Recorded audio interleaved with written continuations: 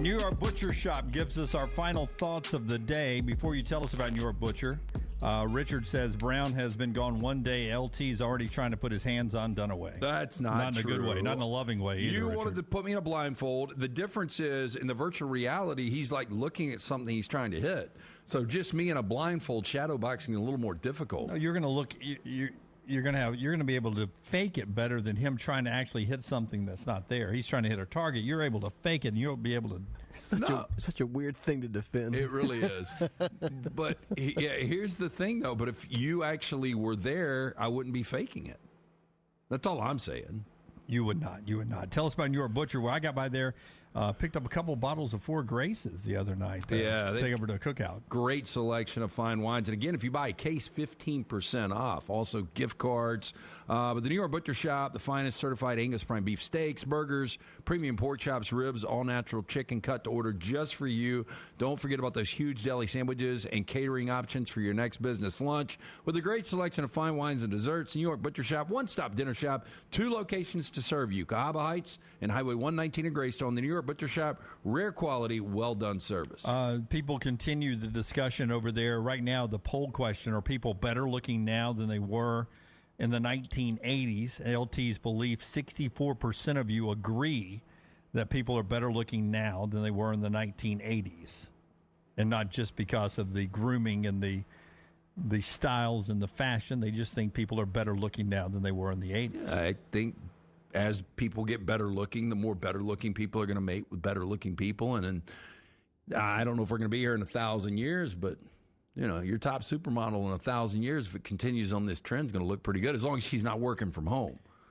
That gets us to the thing I teased, because we may only have AIs, artificial intelligence, in the future. That may be our supermodels of the future. The Grammys announcing over the weekend that only human creators will be up for the award, the Grammys, and that songs, awards for songwriting have to be mostly written by humans. So they've left it open for some of it to be AI written. How the hell do you verify that? I don't know. I guess you could get somebody's computer records. Because, again, I brought this up. If I was going to lose the bracket challenge, I threw in country music song, and it wrote one for me in literally 10 seconds. And it wasn't bad. It was better than some of the stuff that's out there. So you did a drive-by on Brown paying off his bracket challenge. You were going to do a 10-second AI song, and that was going to pay off yours? So I was going to be the only one that actually did a legitimate hard penalty? Of course. Yeah. By the way, I was going to have to record the video, sing it in front of somebody, but I actually did the AI after the challenge. So that's when I came in here and talked about the first time I saw, what is the app called? Cat something. What is it? ChatGPT. Yeah. Chase says, ever see pictures of the beaches in 70s and 80s? Now look at Gulf Shore, Alabama today. Compare. Better looking now, says Chase with an AI SE over there. That's our show today. Thanks for being with us. We're back with you at 9 a.m. Central Time on Tuesday. Until next time, God bless you and God bless America.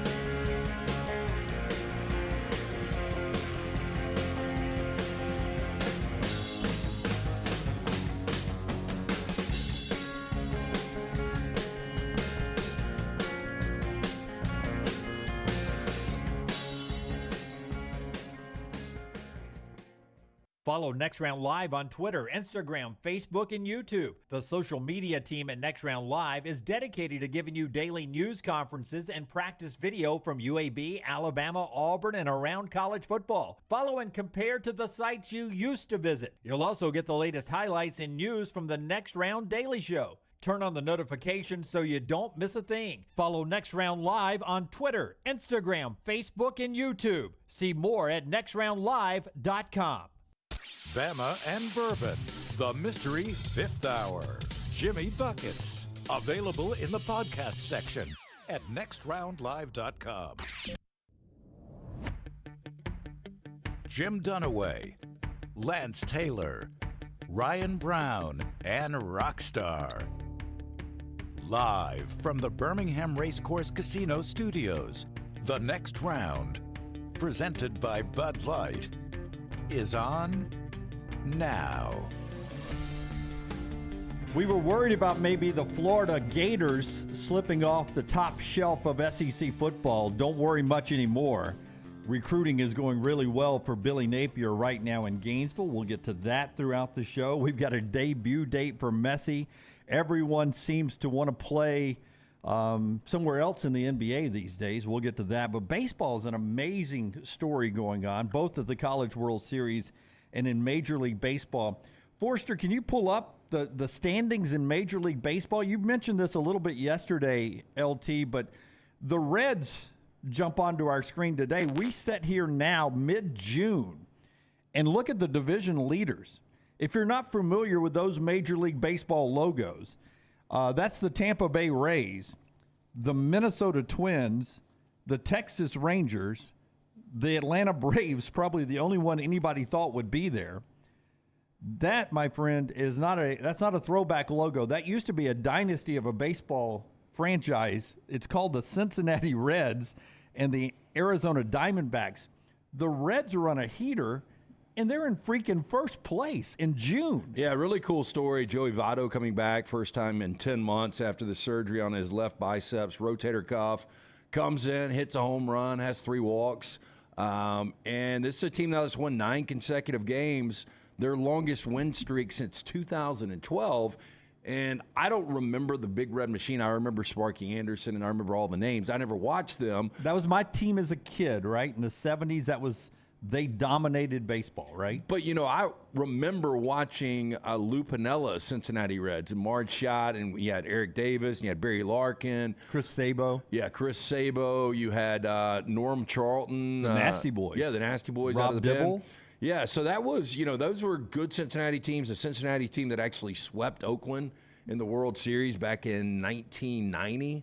And, so Cincinnati's had some great years. They were always that first Tuesday day game to open the Major League Baseball season. I don't know why they ever got away from that. And I know the answer is television and money. That's right. That's right. It's always the answer. Yeah, but it was a great tradition. But this is pretty neat. You've got a team that is in first place that is minus 18 in run differential. Yeah. So although they're in first place, it's not like it's a great team. Well, it's in that division. And, if you're a Cubs fan, and there are a lot of them all over the world, right? But the Cubs, they've won 8 of their last 10. They're in the mix in that division. Did you know the Cubs are the only team in that division, the 5-team division, that has a plus run differential? How about that? So they're trending in a good direction. So although they're right there. They're in fourth place, but only 3.5 back. You just assume eventually it'll be the Cardinals or the Brewers. That seems to who it always ends up being. It ain't going right? to be the Cardinals this year. Not going to be the Cardinals this year.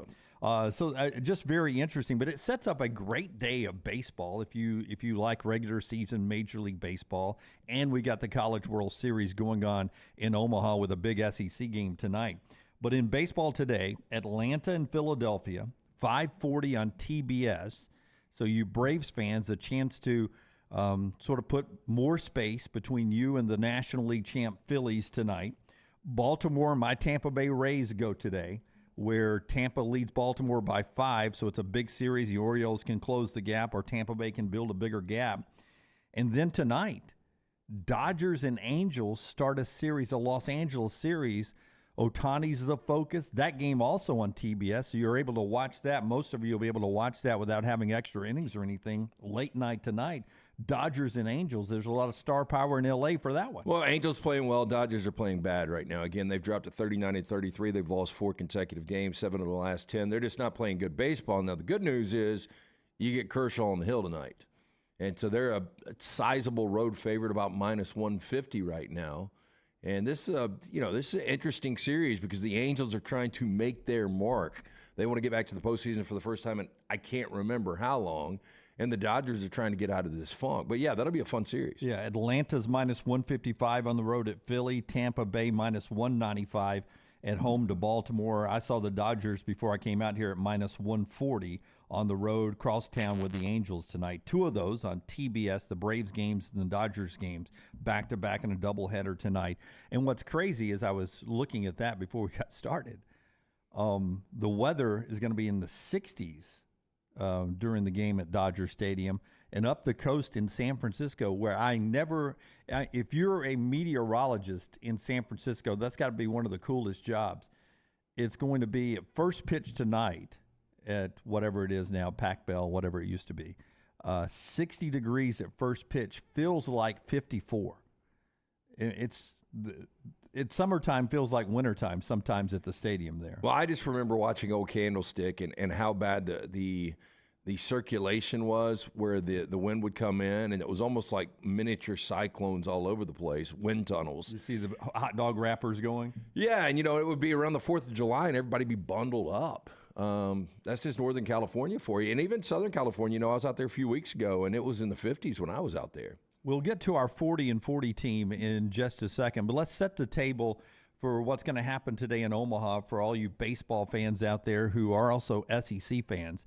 We'll jump into that conversation as well. Brought to you by our friends at Redmont Vodka, Redmont Distilling. That's Charles Barkley's company, and we'll tell you what's ahead on the show right after LT tells you about our friends at Redmont. Yeah, again, as you mentioned, Dunaway, it is locally owned, locally operated. Pick up a bottle, ask for it by name. Again, it's available in 22 states right now. Their aim, clarity and taste, color and smell. It's vodka perfection. Redmont vodka made from corn, which not only makes it gluten-free, also provides that smooth finish, no harsh aftertaste, 8 times distilled, available at your local package and ABC stores. Again, ask for it by name, Redmont vodka. Okay, so at the College World Series yesterday in Omaha, let's go first with the big one last night, Wake Forest and LSU, where Wake Forest rallies to beat LSU 3-2. First of all, this Wake Forest team, number 1 overall, if you're watching this, just a great baseball game. But Wake Forest becomes only the 3rd team in the history of the College World Series to trail going into the 8th inning and win their first 2 games. It's only been done by 2013 Mississippi State and 1971 Southern Illinois. Pretty crazy. They come back and win it again, 3-2, another 1-run game at the College World Series. And if you watch the play at the plate from Bennett Lee to scoop up and get the tag down and what would have been the go-ahead run for LSU was just a great defensive play. It was, picking up that relay and able to pick it, not only pick it, but also apply the tag. It was really close. I thought ultimately it was probably out. I had actually LSU plus 145. I've said that LSU was going to win this College World Series, and I think last night's winner is ultimately who's going to win this thing, which is Wake Forest. Now, I've been on Florida since the beginning. Yeah, well, and Florida's right there. Obviously, they're going to be in the winner's bracket or in the winner's bracket now. Wake is just a team, they don't panic. And again, the most balanced team in the College World Series, obviously the number 1 overall seed. But they're 7-0 now in the tournament. Yeah, 7-0. Some wins over Alabama eliminated them, and now a big win over LSU. But, LSU's not out yet. Jay Johnson on what he's told his team last night after the loss.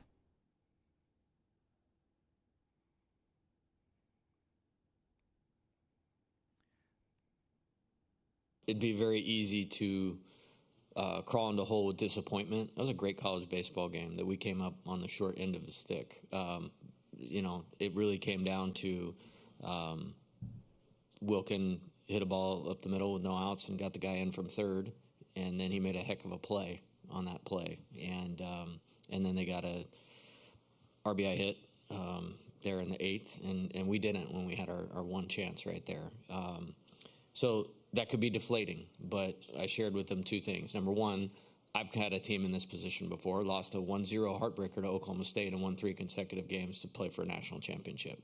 Then the very next year, this program did the same thing, and they beat probably one of the best teams in modern college baseball history twice to get that opportunity.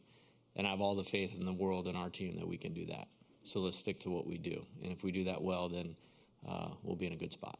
Okay, Rockstar first, can you freeze it and put that back up, Forrester? What a good-looking baseball hat that is. No, LSU is one of the iconic baseball lids out there. I mean, I think it goes back to how good they've been for a long time. But, I've always liked the purple scheme Yeah. of LSU. Love their football and home uniforms, the whites. Oh, the whites are the best. But, Ty Floyd was so good for the first 5 innings. Strikes out a career-high 10, only gave up 2 hits, and then he lost his command. Walks 3 consecutive batters. They have to yank him, and then he mentioned Wilkins sent the one up the middle. And I don't know, it just kind of fell apart on LSU. Yeah, fell apart on LSU because Bennett Lee made the play at the plate as the catcher, and as oftentimes happens in baseball, not all the time, but often, he gets up and drives in the game-winning run. 3-2, Wake Forest wins it, which sets up elimination game tonight. LSU and Tennessee, 6 o'clock ESPN. So the first SEC, 3 teams out there. The first one heads back to the house tonight after the game. The Vols are a minus 125 favorite in the game tonight. If you're betting at mybookie.ag, minus 125. The Vols are the favorite over LSU. Tennessee rallied. They were down 4-0. And they came back and eliminated Stanford 6-4 to set up the day. Early on, TCU and Oral Roberts, 1 o'clock on ESPN as well. Lunsford said, just need America's team to win, a.k.a. Oral Roberts. So elimination game there, TCU and Oral Roberts, 1 o'clock ESPN. Did you realize so I had Tennessee too yesterday, ended up splitting on the College World Series, but they were down 4-0 before you could blink. And I didn't realize with them coming back winning that game, that tied a 4-run deficit, the biggest comeback in College World Series history. That only 4 runs? It doesn't seem weird. Well, especially back in, when was it, the 90s when they had some 21-17 games? Yeah, I found that hard to believe. But yeah, I saw that, and I saw it a couple of times. But, Chase Burns coming in and just completely shutting everything down. Yeah. I mean, that was the difference. Stanford could do nothing against him. I'm trying to see where I saw that. It is hard to come back from 4-0, but to do that. But again, another 1-run game. That 6-4 game was only the second game at the World Series this year that wasn't a one-run game. So 8 games have been played, 6 have been 1-run games. Elimination games today at both places. Florida and Wake Forest are waiting to go tomorrow, and they'll have to be beaten twice to be knocked out and not be in the championship series. So that's the college baseball table set for you today. A lot of interesting viewing baseball-wise tonight. You have the 2 World Series games, and you got a fleet of great Major League Baseball that we've set the table for there. Our friends at Bud Light bringing you the show. Easy to drink, easy to enjoy. On the show today, we'll talk to Connor O'Gara, who is a new father, and he is back at work this week. He joins us in the next segment. We can't wait to catch up with Connor. Clay Travis is with us at 10 Central to start hour 2. In the final hour, Joel Klatt is on the show with us at 12 noon. Klatt dropped his one-on-one interview with Nick Saban yesterday. It's getting a lot of headlines. We'll get into that a couple of times throughout the show, including when Klatt joins us at 12 noon. And finally, at 12:25 today, Justin Hokanson joins us from On3 Sports Auburn Live to talk a little Auburn football. That's because, as LT tells us about Urology Centers of Alabama, we're about to unveil our 29th team in the ratings in our preseason rankings, voted on by you guys. And all of us on the panel up here, 67 voters, gets us to number 29. We'll unveil our UCA team right after you tell us about our friends at Urology Centers of Alabama. Yeah, June is Men's Health Month. Men's Health Month serves as a reminder that prioritizing our well-being is not just a luxury but a necessity. It's time to focus on these specific health concerns that impact men. Beautiful new Men's Health Center. Check it out, helping men with a wide range of sensitive male issues in a comfortable environment. Visit UrologyCentersAlabama.com. Schedule that appointment with one of their many urologists today. All right, Forrester, let's do it, man. Yesterday, number 30, UTSA, coming in at 29, 91 votes total. There's the Auburn Tigers in at 29. As we get ready for SEC Media Days in 27 days, probably be the next time we hear from Hugh Freeze, but there's Auburn at 29. About where you would have them? You had them. I had them in my poll at the bottom. Did you have them in your poll at the bottom? I did. I think I had Auburn at number 25. So I think this is, close. When you look at this, the scoring's going to get better. They were 11th in the SEC in scoring last year, 24.8 points per game. Just bringing in Hugh Freeze and bringing in what seems to be a capable quarterback in Peyton Thorne. I think those are going to be difference makers. The offense was 119th nationally passing. The quarterback play was poor last year. It's going to be improved. And you look at the 2022 defense, they allow the third most points in program history. They give up almost 30 points per game. And that's, two things you've always been able to count on with Auburn: defense and special teams. Special teams is not going to be a problem this year. You've got Alex McPherson, the younger brother of Evan McPherson, is going to be kicking. Oscar Chapman was one of the best punters in college football last year. And Brian Batty comes in, who's a return specialist All-American from South Florida. So special teams should be good. Defense should be improved. Offense should be improved. Record's going to be improved. 5-7 last year. I think Auburn could be favored in up to 8 games this year. I think they're 7 wins worst case, 9 wins best case. So we're going to talk about Auburn a couple of times throughout the show with them at 29, but favored in 8 games. Now, you don't always win, as you will hear when we talk about Nick Saban and Joel Klatt's interview. You don't always win when you're favored, and that's not always an indicator of winning the games. But being favored in 8 games this year is a different feeling than going into last year, where the roster, and you've said this a couple of times, I've said it a couple of times, it's pretty common knowledge, that roster last year in Brian Harson's last year, the one Hugh Freeze was inheriting, was not very SEC-like. It had fallen down near, the bottom half of the league. So that's something Hugh Freeze inherited. We had a chance to talk to Hugh in our Have a Coke with segments out at the Regions Tradition this year at Greystone. And here is what Hugh Freeze said about rebuilding the roster and his role in helping change the landscape of the portal this year and rebuilding the roster through high school recruiting starting in 2024. Here's Hugh Freeze. You get labeled as a guy who loves to recruit. Like, people tell me stories like he'll be walking by me and he'll grab the phone out of my hand to talk to a recruit. Why do you like it so much? I don't know that I truthfully like being on the phone all the time. I just know that for us to get where everyone wants us to get and I want us to get, that I think I have to do more in my chair than Kirby and Nick, and I feel like that, and thus I don't mind taking the lead and doing that, and I want to be a part. I want our staff to see that. I want them to feel that, and hopefully it spurs them on to be pretty persistent in their efforts also. If I asked you, and by the way, Taylor's about to resend that entire interview out, our conversation with Hugh Freeze in our Coca-Cola studios out at the Regions Tradition, so you can go to our feeds, specifically on Twitter and on YouTube, at Next Round Live always. Like, subscribe, and give us a thumbs up. If you had to choose one or the other, better X's and O coach or better recruiter? Because if I said that about Nick Saban, to me, his approach to, managing his program and what he did in setting up a recruiting machine and sort of overseeing that, I almost go more recruiting for Nick Saban than even X's and O's. And I think people feel like that when it comes to Nick Saban. I mean, they obviously think he's a great coach. Yeah. But recruiting is what he's known for best. If you could give me a great recruiter with good coordinators, then I would take that. I would take the recruiting slightly over the X's and O's. Oh, no, I'm asking you about Hugh. Which do you perceive him as better? Is he a better and you can, like Nick Saban, you can be good at both. You can be good at both, but if you had to pick one that you think he's a little bit better than the other at, I think Nick Saban, what he does in recruiting, is slightly better than maybe X's and O's. I see what you're saying now. And I think I would go that way with Hugh, too. Yeah, I think I would go that way with Hugh as well. This just seems like a perfect fit. Again, they're coming off a disaster. Brian Harsin, I thought it was going to be disastrous. 11-14 in the SEC the last 2 years. This seems like a perfect fit.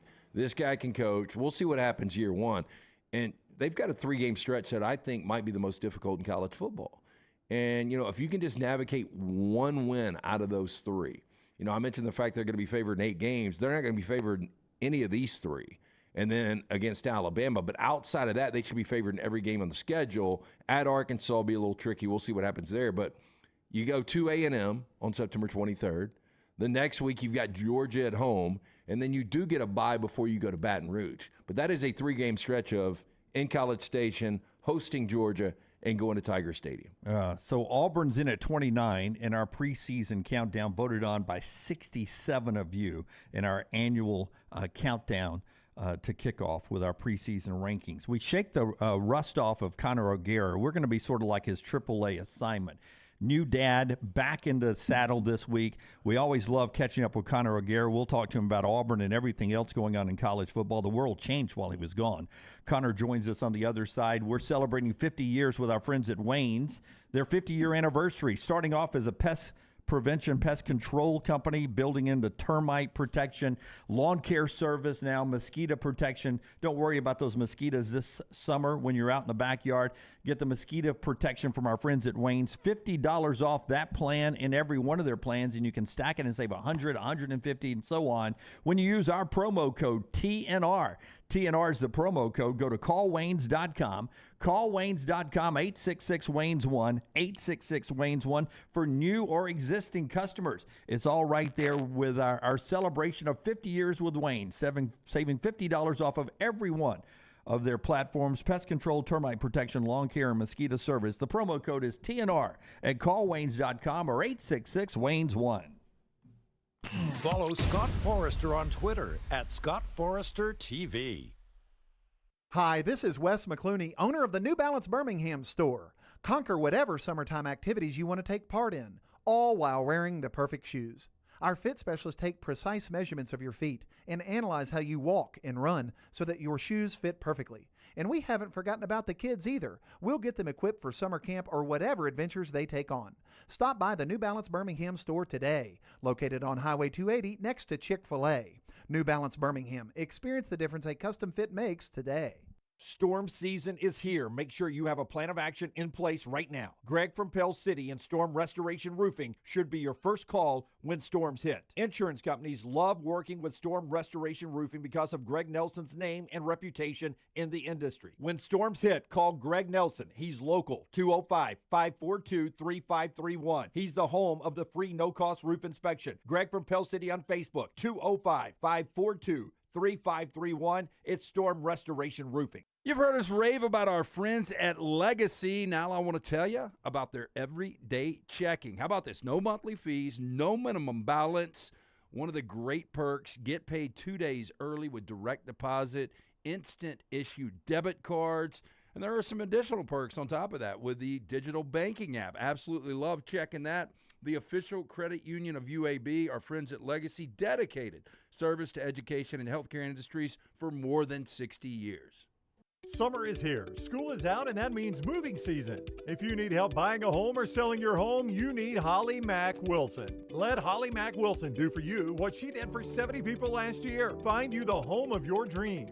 She is a professional who helps you with every step of the buying and selling process. Holly Mack Wilson will help you find a home, negotiate the best price, and help you get your home ready to sell. She helps you get the most out of the house you are selling and helps you get into the home of your dreams at the best possible price. Holly Mack Wilson can help you find a home anywhere in Alabama, from Huntsville to Mobile. So call Holly Mack Wilson today, 205-901-9446, or check her out online at hollymackhomes.com. Then sit back and enjoy your summer. Who knows, she may even help you plan your summer vacation. That's Holly Mack Wilson at 205-901-9446 or hollymackhomes.com. Holly Mack Wilson, your trusted and professional travel planner and Keller Williams agent. If you're looking for a fun golf atmosphere that is laid back with a peaceful environment, the Meadows Golf Course in Harpersville, right off of Highway 280, is perfect for you. Just a short drive from Birmingham, this 18-hole, 200-acre track with rolling fairways and ample greens is the definition of peacefulness of the country just miles from the city. Enjoy a great lunch before your round and a cocktail on the wraparound porch after 18. Come see us today. The Meadows Golf Course in Harpersville, right off of Highway 280.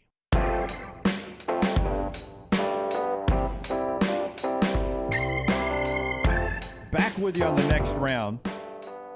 I don't know if he fully accepts that he's part of our family yet, Connor O'Gara, but we love to celebrate things in life.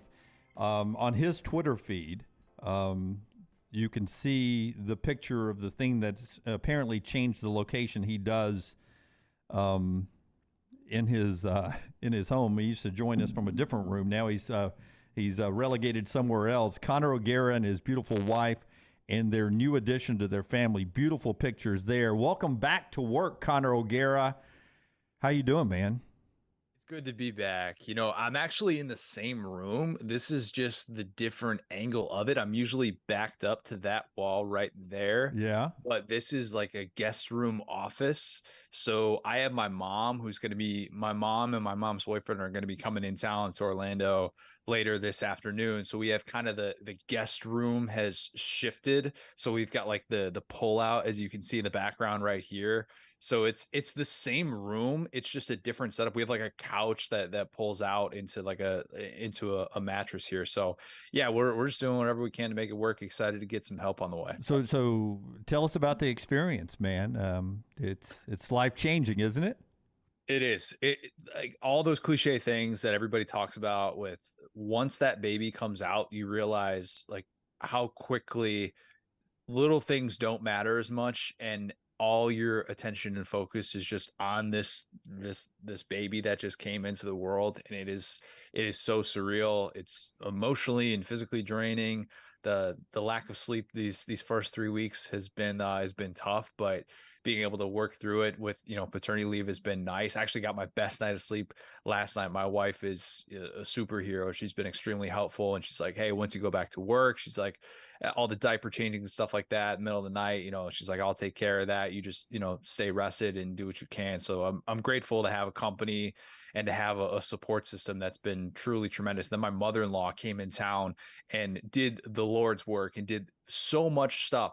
Guys, I don't even have enough time to describe to you how much stuff she did around our house, that like projects we've been putting off and everything in like 4 days. I'm convinced more than ever that my mother-in-law is not actually a human being and that she's just a machine. Lean on the in-laws. Before we get into your wheelhouse, college football, it's funny, I was going to ask you about your shirt. You can't see this, obviously, but your monitor underneath right now on MLB, they're talking Seattle Mariners. But I was going to ask you about because all I could see was Mariners. I assumed it was Griffey Jr. Yes, that's a Griffey rookie card shirt right there. Would you give me this? Because I know you're a baseball guy as well. Dunaway and Brown think Willie Mays is the greatest of all time. You can make that debate. If that guy never gets hurt, I think he's the best of all time. Easily. And there is no doubt in my mind whatsoever that if he stays healthy, his career is the way that we talk about Barry Bonds, but without the steroids. Like that's it to me. The coolest player of my lifetime. I remember being 9 years old, going into New Age Sporting Goods and getting a pack of baseball cards and opening it up and being like, this card is like 6 or 7 cards thick. And the guy, I'm like, I got gypped. I was supposed to get like 10 cards in this pack. And it's a Ken Griffey Jr. game used glove. And I'm like, oh my God, this just changed my life. It was worth like $200. And when you're 9 years old, that's like $1 million. I have loved Griffey as somebody who hit from the left side of the plate. Sweetest swing in the history of baseball, in my opinion. Yes, if Griffey stays healthy, he is the greatest player of all time. So you hit from the left side of the plate. So when you played wiffle ball in the backyard and you had to hit the opposite hand, that was always a rule in our backyard. We'd have to hit opposite hand. You would go to the right-handed side. Did they believe you that you were a left-hander, or they thought you were just, sort of fudging? Yeah, no, that definitely was a thing. I actually I had a moment, I think I was in like 8th grade or high school. I played high school baseball and did that whole thing. And I had a moment where I was like taking a couple of cuts in the backyard, and my mom looks at me. She's like, are you a lefty? And I'm like, Mom, you've been driving me to games my entire life, and you did not realize I hit from the left side of the plate. I used to actually imitate Mark McGwire when I would go to the right side of the plate. My dad was a switch hitter playing softball. He tried to teach me how to hit from the right side. So I got a little bit good at that, but no, I still try to just go from the left side. That's where I'm most comfortable. All right. Connor O'Gara, Saturday Down South, the official introduction. He's on the JohnsonRVCenter.com hotline. As we get into our football conversation, our preseason ranking, we do a 40 and 40 every year, and we're at 29 today, one team every day on the show until we get to the AP poll release this year. And Auburn's at 29. If I said Auburn, the 29th best team in the country when it's all said and done, you think we got them too high, too low, or right on spot right now with what Hugh Freeze is building down on the plains? A little too high, but could they end there? Yes, absolutely. I think there's a world in which, as we talk about the release of the 2024 schedule, and you think you have every team sort of figured out, Auburn is the team that I wonder about if we're going to look back on, if we're going to look a year from now and say, man, that game's a lot different than what we thought it was, because maybe, just maybe, there's a world in which they can go 8-4 and beat one of those teams that they're not supposed to beat. I know LT was talking about how difficult that stretch is, that 3-game stretch. And if they win even one of those games, I think we'll be saying like, okay, Auburn's at a different place than what we thought. And they're at a different place because of everything that Hugh Freeze has done in the transfer portal. Now, it doesn't guarantee that they're going to have that type of early success, and they could really struggle from a lack of depth despite all of the roster moves that they've been able to make, especially shoring up that offensive line. But to me, I still kind of look at that and go, well, I can't put them there just yet because of the aforementioned struggles against SEC competition. Really, with Brian Harsin throughout his entire year and a half, year and 3/4, whatever it really was.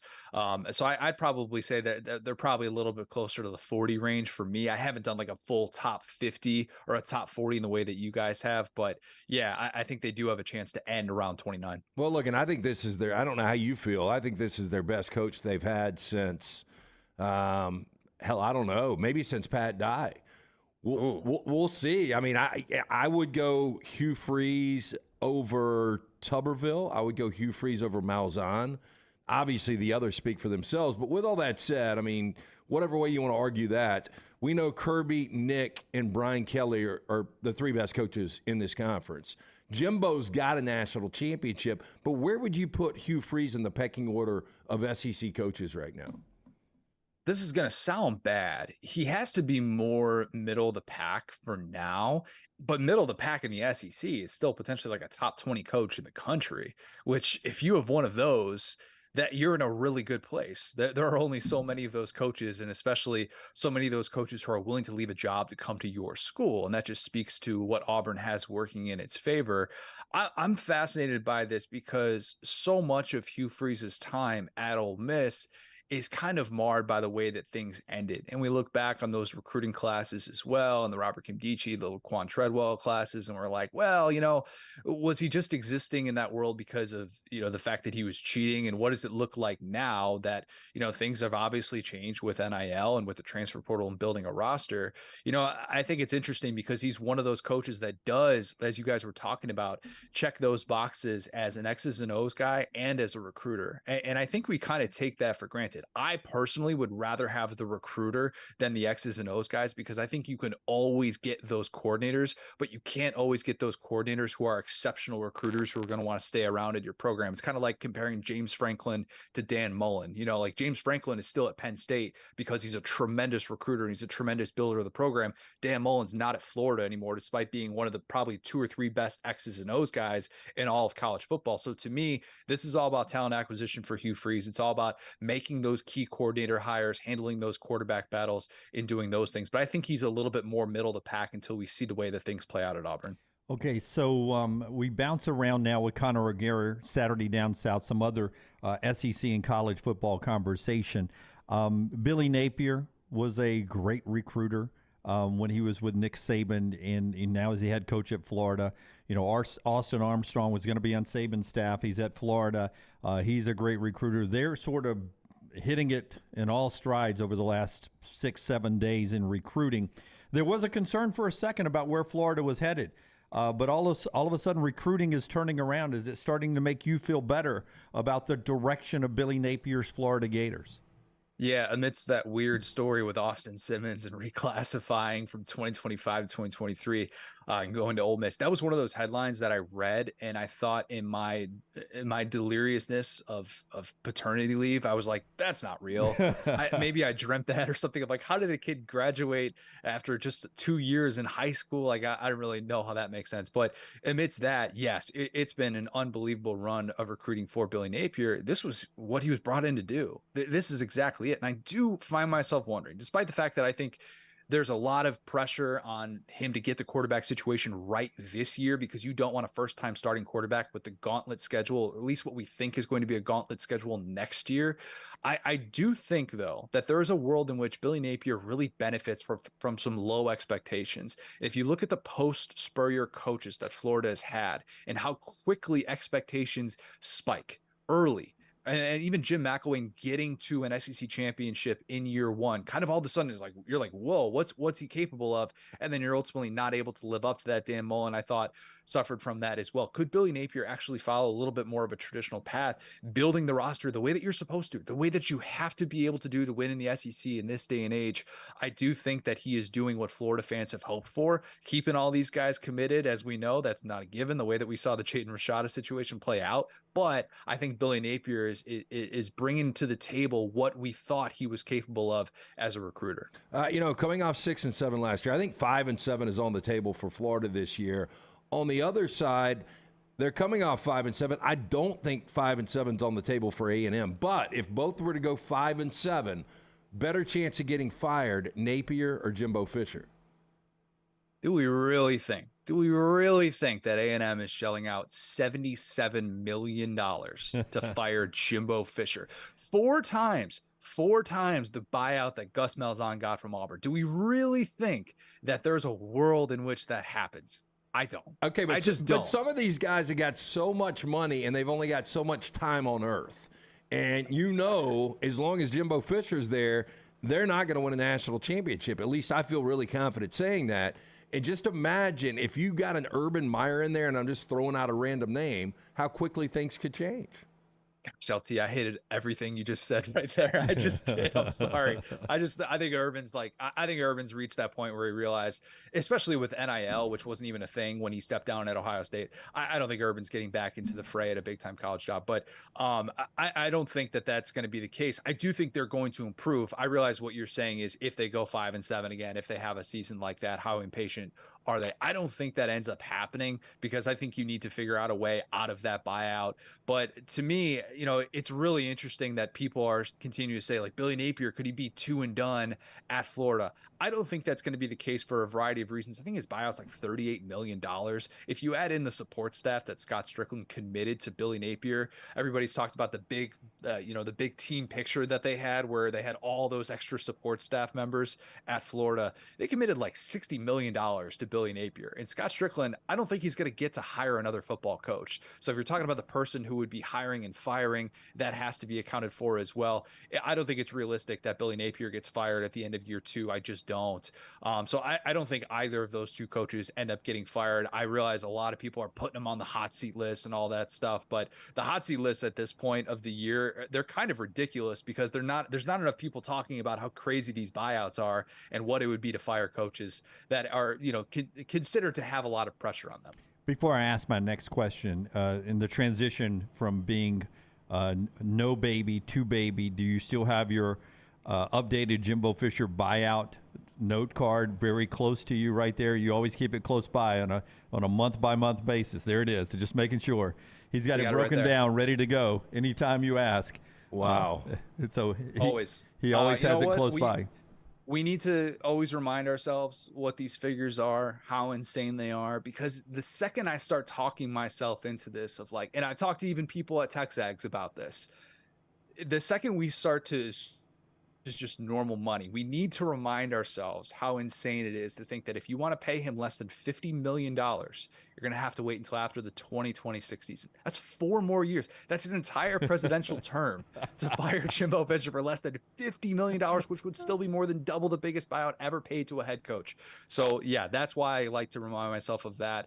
Baby, no baby, we could have 12 kids running around here and I would still have that at the ready to go at my desk right here. You need to laminate that thing, man. I mean, that's going to go in the Saturday Down South Hall of Fame someday, that famous little scribbling note that you made somewhere along the way. Okay, before you go, I want to ask you, you were out when it all went down. So I want your just reaction to the 2024 schedule release or the opponent's release. The one-off schedule, where we are on that. Just give me a Conor O'Gara hot take on what we talked about and scheduling came up with while you were gone. I was dead wrong. I thought they were going to go to the 9-game conference schedule. I don't think enough people are talking about the ESPN side of this, of why they're kind of in this stalemate with the SEC and why the ESPN is basically saying, look, we got you for 10 years in this contract. We don't have to pay you more money. And we know that you guys are going to watch no matter what, because it's the SEC. It does just mean more. I am bummed that they didn't go to the 9-game conference schedule, but I think that once the schedule release came out last week and everybody's looking at this with Texas and Oklahoma in the mix, we're kind of like, oh man, this is incredible. This is so fun to see. I am still a little bit more of a traditionalist, and I think if you're a team like Auburn or Tennessee that has to face both Alabama and Georgia, you are in a really, really tough spot, as opposed to the likes of A&M and Arkansas, who get to miss both of those teams. I love the fact that Texas and Oklahoma, everybody that's in the SEC currently is going to face either one of those teams. I think that's tremendous. I cannot wait for Texas A&M. I don't care if those teams are 3-9. That is going to be a college game day game. I am so fired up to see that rivalry renewed. And yeah, it's a bummer that there are certain games that we're not going to get. Even A&M, Alabama, we're not going to get, just as that rivalry is kind of getting good. But yeah, I think that it's okay to feel a lot of different things. I'm still holding out hope that they go to the 9-game conference schedule in 2025.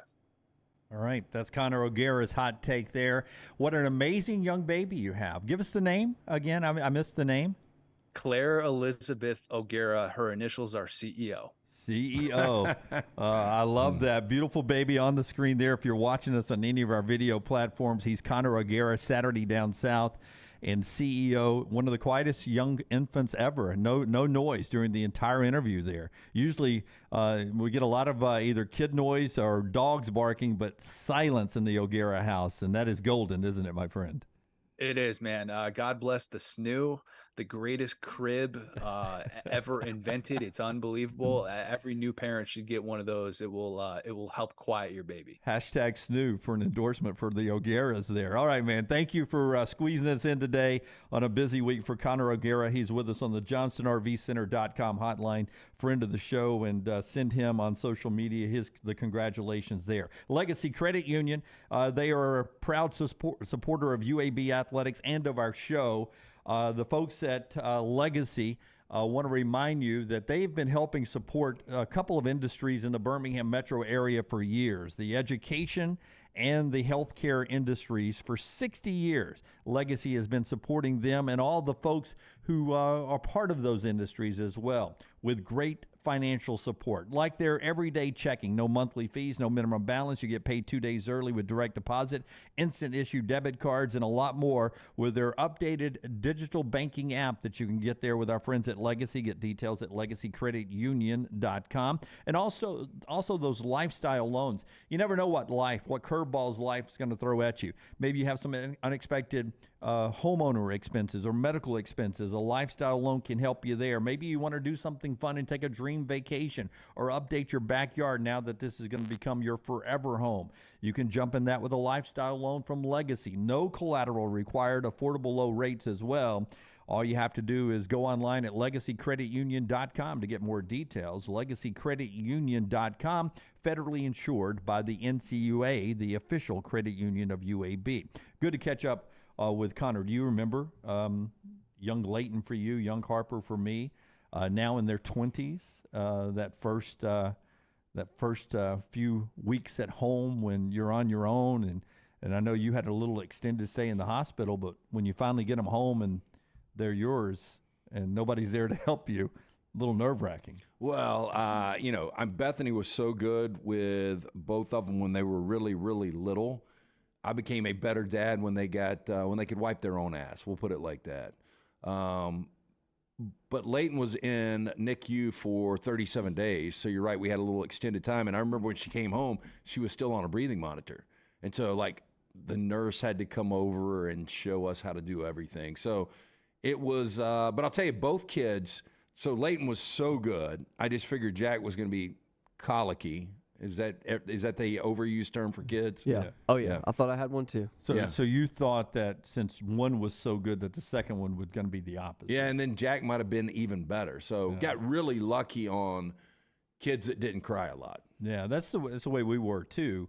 Rockstar, it's been more recent for you, but my goodness, Cord has grown so fast. Yeah, but the scariest part for us, or for me, I don't know if Nancy ever was that drive home from the hospital, going like, that's when you cut the cord, literally cut the cord. Like this, it's us now. No, I tell you though, remember that? Awful. Did you guys have to spend the night in the hospital with the kid before you brought it home? Yeah, we were there for, and the new thing is the baby stays with you the whole time. They don't put it in a thing anymore. Like it's just with you, and the nurses come in and take care of it. The only time they took him was when they snipped him, but we had to sleep with him for I think 3 nights. Like, I think she had him on a Monday. We got out on.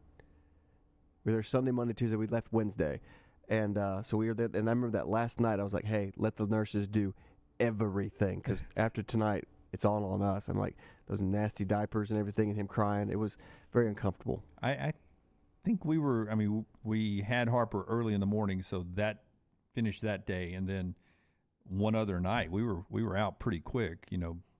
A blessing. And when I hear y'all's stories, but it didn't seem, even in the old days when Harper was born 22 years ago, we were home pretty quick. We were home quick and was just coming to be induced on Sunday, baby on Monday, home on Wednesday. So I think and no major problems. We had some breathing problems later on, but then I always say the first 3 months, I can't remember them. I just remember it was hell. The first 3 months was hell. I know it's a little more for the mom, but just every car ride. We all become better parents once they're able to start moving around a little bit. Yeah, but if you're able to have a kid like you guys did and be able to have it healthy and home in a couple of days, I mean, that's pretty amazing, because not only Leighton was in 37 days, Jack was in 53 days because he had collapsed lungs when he was born.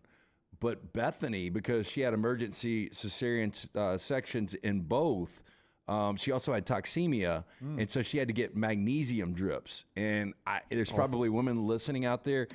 It is supposed to be the worst thing in the world. So I just remember her getting the mag drip, not knowing what it was with Leighton, and then 4 years later having to get it with Jack, and how upset she was, them telling her, you've got to have this. And they give you that where you don't stroke out. Well, thankful that we've all experienced those, and truthfully that those first few days are behind us. Excited for the O'Garas there. Excited for LT's new birth on his head as well. Dr. B, tell us about the hair growth as well. Dr. B offering Sensus Transdermal Infuser. This enables Dr. B to get various medicines and therapies into the scalp where the hair follicles are without using any injections. This is revolutionary, as Dr. B can pinpoint delivery of a patient's genetically specific products without any needles. T3hair.net. Call Dr. B today, 205-319-0316. For more than 20 years, women and men have turned to Dr. Beckenstein for a range of cosmetic and reconstructive procedures. He will use that experience, his advanced training in genetic testing, to help his patients fully understand the procedures they are considering.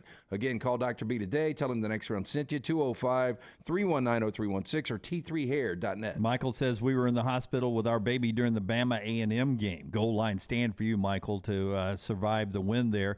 Kevin says, my daughter was born on Thanksgiving. The next day, the comeback happened. I was just walking around the hospital pissed, LOL. Tying our babies to college football, 67 days away, right here on the Next Round. Take the Next Round anywhere you go with official Next Round gear. Buy yours today at nextround.store. Hey, Lance Taylor from the Next Round to tell you about one of our favorite places for breakfast, lunch, and dinner. That is Hamburger Heaven since 1982. Hamburger Heaven has been serving Birmingham's best hamburgers, cheeseburgers, French fries, hand-spun milkshakes, and sandwiches made fresh to order. All of their ingredients are fresh and prepared daily. This includes their beef, always fresh, never frozen, hand-pattied each and every day. For breakfast, lunch, or dinner, visit any of the 4 locations, Highway 280, Irondale, Gardendale, and Homewood. It's the spring sales event at Alfa Romeo of Birmingham. Now you can get $10,000 off, plus rates as low as 4.7% on new 2022 Alfa Romeo Stelvios and new 2022 Alfa Romeo Giulias. Come see the team at Alfa Romeo of Birmingham, exit 27 just off I-459 on Grants Mill Road, or visit them online at alfaromeousaofbirmingham.com. Hurry down before they're all gone. All incentives applied, in stock units only with approved credit. Alfa Romeo USA of Birmingham.com. If you have water or fire damage to your home or business, DryTech is here to help. They work for the customer, not the insurance company. They respond quickly, within 20 minutes when you call 205-637-0143. They have 5 crews ready to go 24/7, built to go on the job when it happens.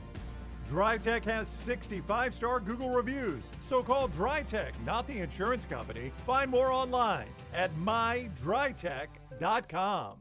Hey, there's nothing worse than waking up to a plumbing problem. Don't get caught in a flooded house. Call the guys at Hemp Hill Services. Adam, Chad, and the team at Hemp Hill are the only ones I trust to fix it and fix it right the first time. Hemp Hill Services does it right and always at a fair price. For all of your plumbing, cooling, and heating needs, trust the name that Birmingham has trusted since 1954. That is Hemp Hill Services. Call now, 205-229-2090. That's 205-229-2090. You want to look great while supporting your favorite show? You know the place to go is the official Next Round store at nextround.store. Yes, there are .store domains, and we have one. From shirts to hoodies to hats and all kinds of fun stuff, you can rep the Next Round anywhere you go. At the beach, Next Round hats to block out that sun. Up north in the winter, get you a comfy Next Round hoodie. Just need something to put your $20 beer in at a game? Get you a Next Round koozie and throw that thing in your pocket. You never know what stuff Jim's going to make me put in there next. Check it out. It's the Next Round store at nextround.store. For 50 years, our friends at Wayne's have been doing things around your house that you don't have time to do. Warm weather is coming. You want that lawn looking great. You want mosquitoes not around. Our friends at Wayne's, they can help you out. Right now, they will do $50 off for each of those services to continue to celebrate their 50th anniversary. Again, our friends at Wayne's, they take care of all of us here on the Next Round. You don't want those mosquitoes. You want the lawn looking great. Call them today, 866-WAYNES1 or call waynes.com.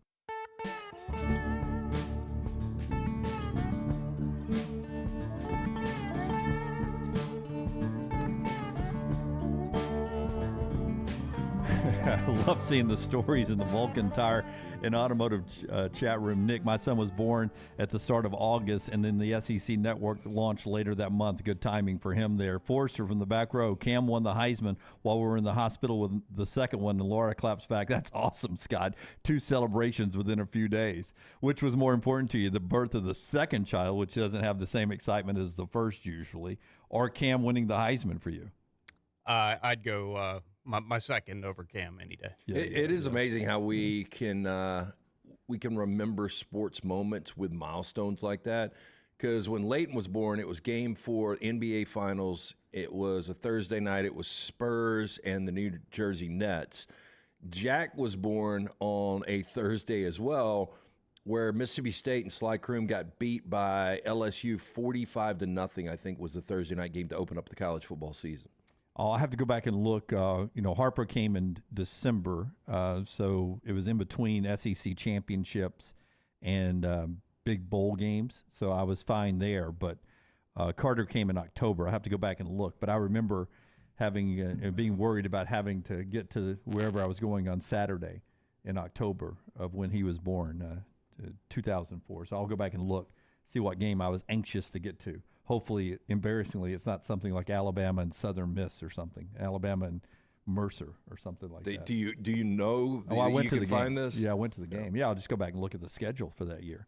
NAAU fan, is there a TNR code for Hemp Hill? I got a leaky pipe I need fixed. Just tell them you heard about it with us here, right, LT? And they've got right now a great rate, and they'll get to you to put you on a list and get out there quickly for you. Yeah, they're offering 0% for 60 months for qualified customers, plus free 10-year labor warranty when you mention the Next Round. They're going to take care of you. Trust me. I had the guys out last week. Spoke to Andrew yesterday. Just fantastic. They'll have you taken care of quickly. Yeah, our friends at the University of Montevallo as well. If you got a son or daughter, we were talking about kids being born quickly. They're off to school. And if you're a parent like me, a dad like me, you're looking for a great price point, great education, but also something I can afford in the budget. Montevallo is something right there that you need to check out. Just look at it. Montevallo.edu, Montevallo.edu. 23 Division II fully funded scholarship sports. Check those out if your kid wants to continue to play. Great campus life, fraternity, sorority, beautiful campus. It's all at Montevallo, montevallo.edu. In the discussion about Jimbo Fisher, which comes up often on this show with big buyouts, it's not Jimbo specific. It can be anybody with big buyouts. You've seen in the past that maybe you create a little controversy around the coach, a little friendly fire, if you will. And that's the way you can avoid a buyout sometimes. I don't think that works often. Like, I think you're seeing Tennessee and Jeremy Pruitt sort of battle this a little bit. Jeremy wants all of his money. Tennessee doesn't want to pay any of it, fired with cause. And probably they'll meet some settlement out of court. But right now, Jeremy's trying to get all of his money, and Tennessee's not wanting to pay any of it. And that seemed like it was self-inflicted. Yeah, it did. If I'm one of these coaches with a nice buyout, boy, I am walking the line and doing nothing to get in trouble. Well, usually that's how you end up needing to be bought out if you're not doing anything in the gray area. Yeah, no, yeah. You know what I mean? I know what you mean, but I'm talking about anything, for Jimbo now with NIL, for him to get fired with calls, I mean, he would have to embarrass the university, and that's more so what I'm talking about. Yeah, and so that does, like losing to App State more than that as embarrassing the university. Yeah, I'm talking about some kind of scandal. Yeah, I mean, when do they put that into contracts? At some point, you can't lose to out of conference. I think for 5 teams. Yeah, for certain. Yeah, and that's what it should be for certain programs where they are right now. There should never be an excuse for that. Clay Travis coming up at the top of the hour. NBA draft later this week. We'll talk about that a little bit later on. Brandon Miller is a big focal point there. But a big commitment for Florida. We talked about what Florida is doing recruiting. Jamonte Waller is a 5-star defensive end from Picayune is the way I'm going to say it, Mississippi, but he's from over in Mississippi. Is that correct? I got that right? Yeah. Lunsford? Wow. Picayune is correct? I think you know the Picayune Times. Yeah, but I just never thought I'd said it right. I've never said it out loud. But Jamonte Waller, 5-star defensive end, he picks Florida over Auburn and Penn State. Auburn's our team today. There were some Auburn folks I think thought they were going to get Jamonte Waller there. Would have been a big get. 5-star defensive end, great pass rusher. He picks Florida over Auburn and Penn State. Austin Armstrong, one of the big recruiters there, one-time Southern Miss guy. Apparently, Waller says the fact that Austin has been recruiting him along the way at different stops, one of the reasons. And their recruiting has flipped in just the past few days. Pretty big get there for Florida, and a big win on the recruiting trail there. All right, when we come back, Clay will join the show. We'll talk to him about a variety of things going on. Still getting tweets and comments about ghost stories in our conversation with Clay last week, which was really interesting. JohnsonRVCenter.com.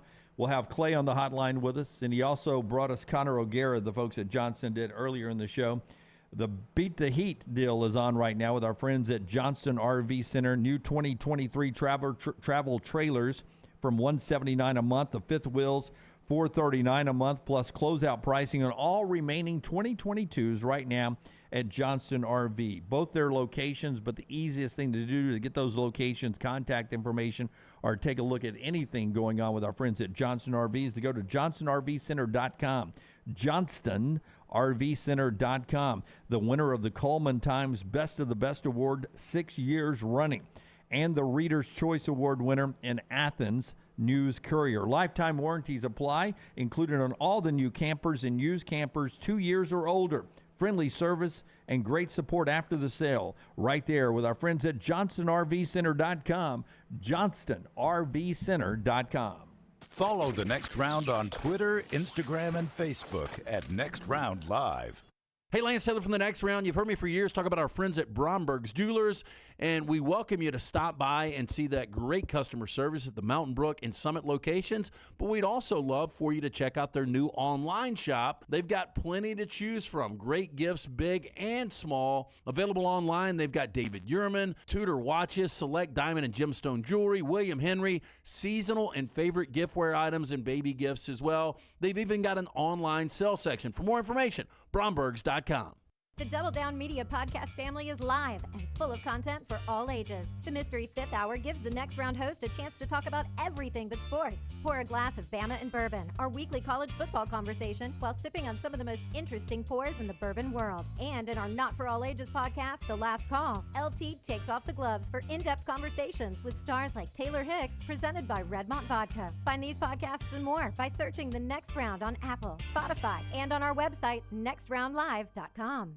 Storm season is here. Make sure you have a plan of action in place right now. Greg from Pell City and Storm Restoration Roofing should be your first call when storms hit. Insurance companies love working with Storm Restoration Roofing because of Greg Nelson's name and reputation in the industry. When storms hit, call Greg Nelson. He's local, 205-542-3531. He's the home of the free no-cost roof inspection. Greg from Pell City on Facebook, 205-542-3531. It's Storm Restoration Roofing. Hey, let me tell you about our friends at Urology Centers of Alabama. Compassionate and comprehensive urological care with 35 physicians, 17 locations across Alabama. Their patient-centered approach to all of your urological needs. Remember, they've got that new men's health center. It is beautiful, helping men with a wide range of sensitive male issues in a comfortable environment. You can always go online, visit urologycentersalabama.com, schedule an appointment with one of their many urologists today.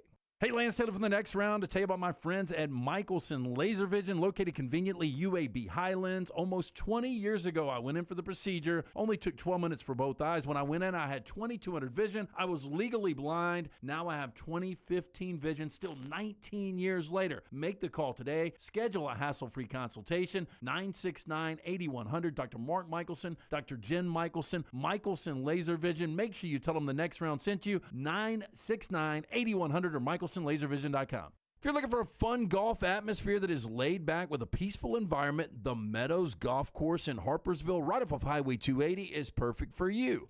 Just a short drive from Birmingham, this 18-hole, 200-acre track with rolling fairways and ample greens is the definition of peacefulness of the country just miles from the city.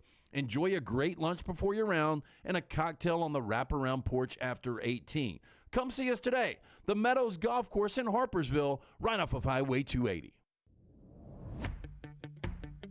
Jim Dunaway, Lance Taylor, Ryan Brown, and Rockstar. Live from the Birmingham Racecourse Casino Studios, The Next Round, presented by Bud Light, is on now. Clay Travis standing by. We'll get right to him after LT tells us about our friends at Precision Sports, bringing you part of this hour on The Next Round. Yeah, again, maybe you injured that elbow shooting hoop in the driveway, banged the knee up getting up from the couch at halftime.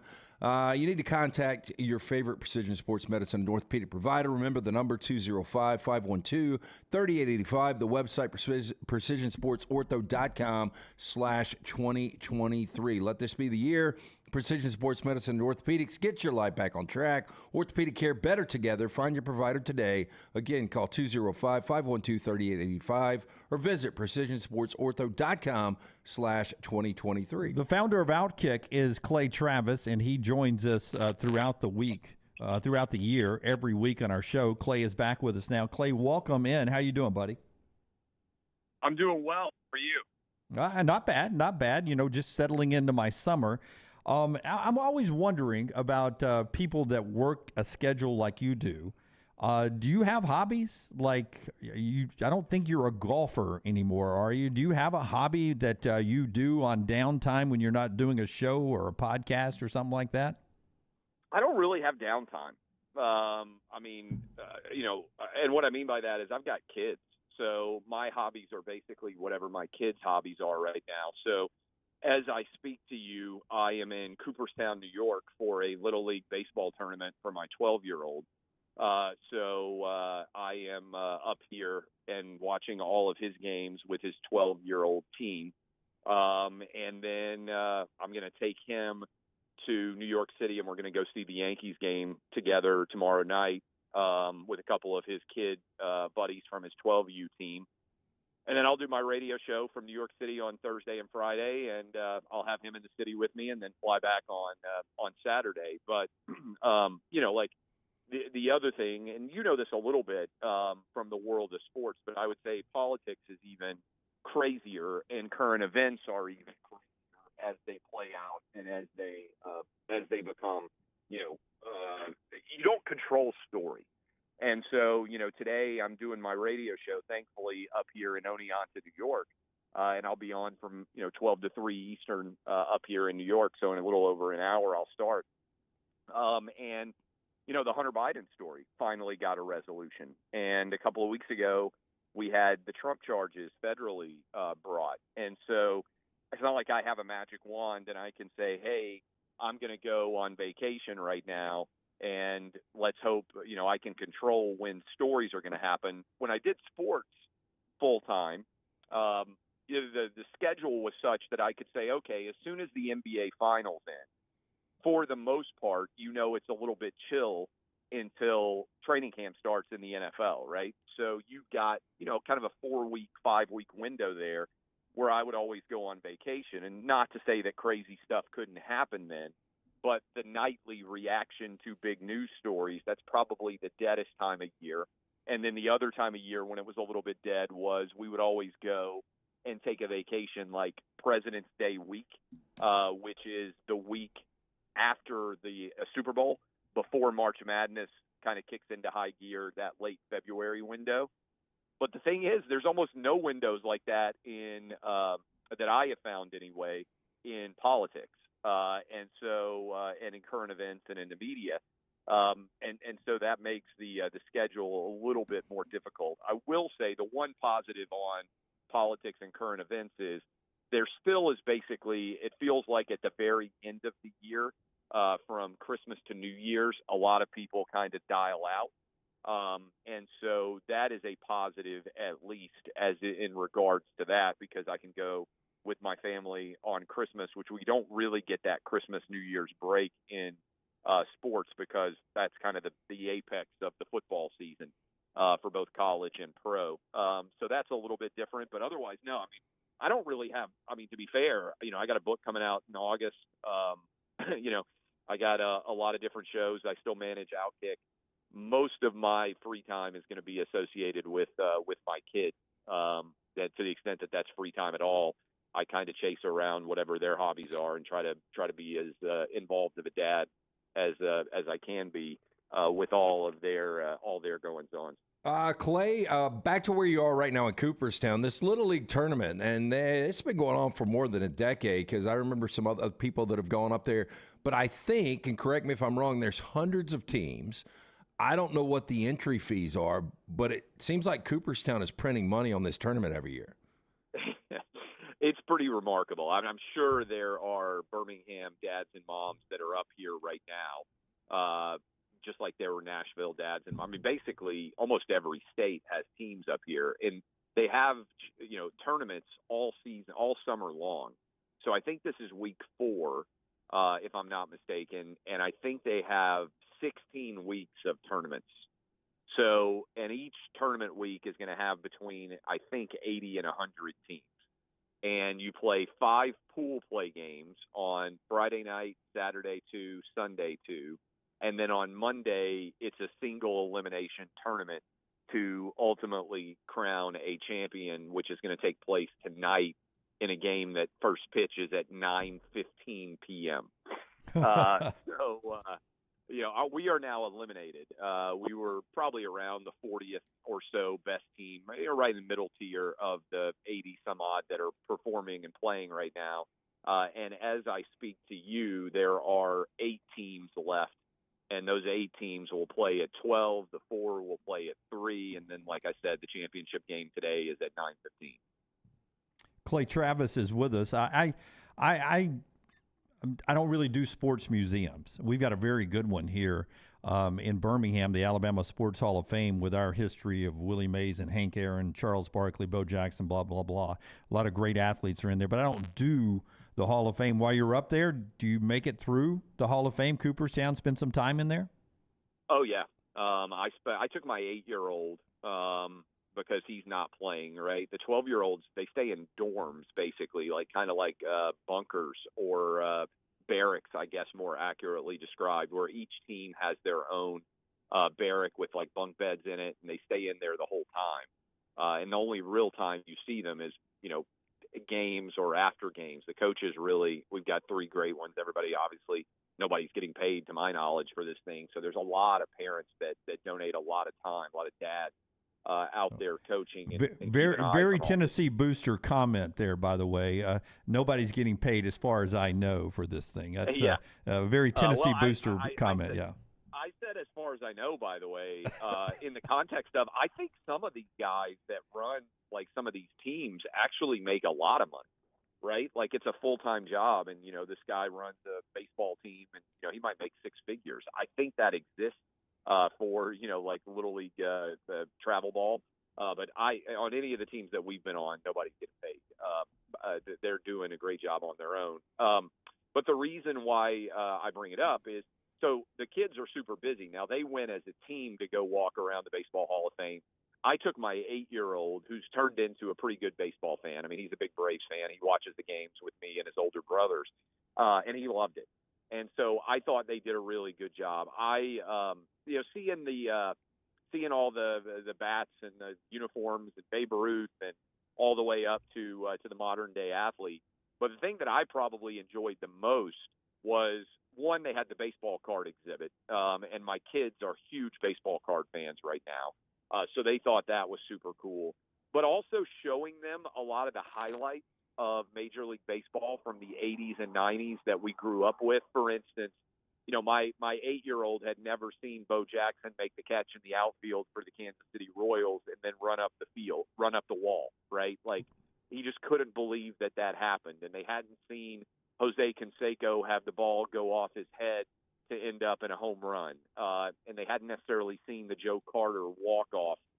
Anyway, so all of these kind of iconic moments from our childhood, even like you guys may remember when Paul O'Neill couldn't field the ball and then kicked it in, like punted the ball in, and it actually kept a run from scoring. Like all these moments that were viral before YouTube would have ever existed, that you watched and saw on kind of, what was the guy's name? Mel Allen. In baseball? Mel Allen. And if you were at a game, like they'd put it on the Jumbotron, or you'd see it, early in the morning somewhere, they would carry that as a syndicated show. That was really awesome. So I thought the Hall of Fame did a fabulous job telling the story of baseball. Cooperstown is this tiny little town, man. I mean, it's just like 3 streets.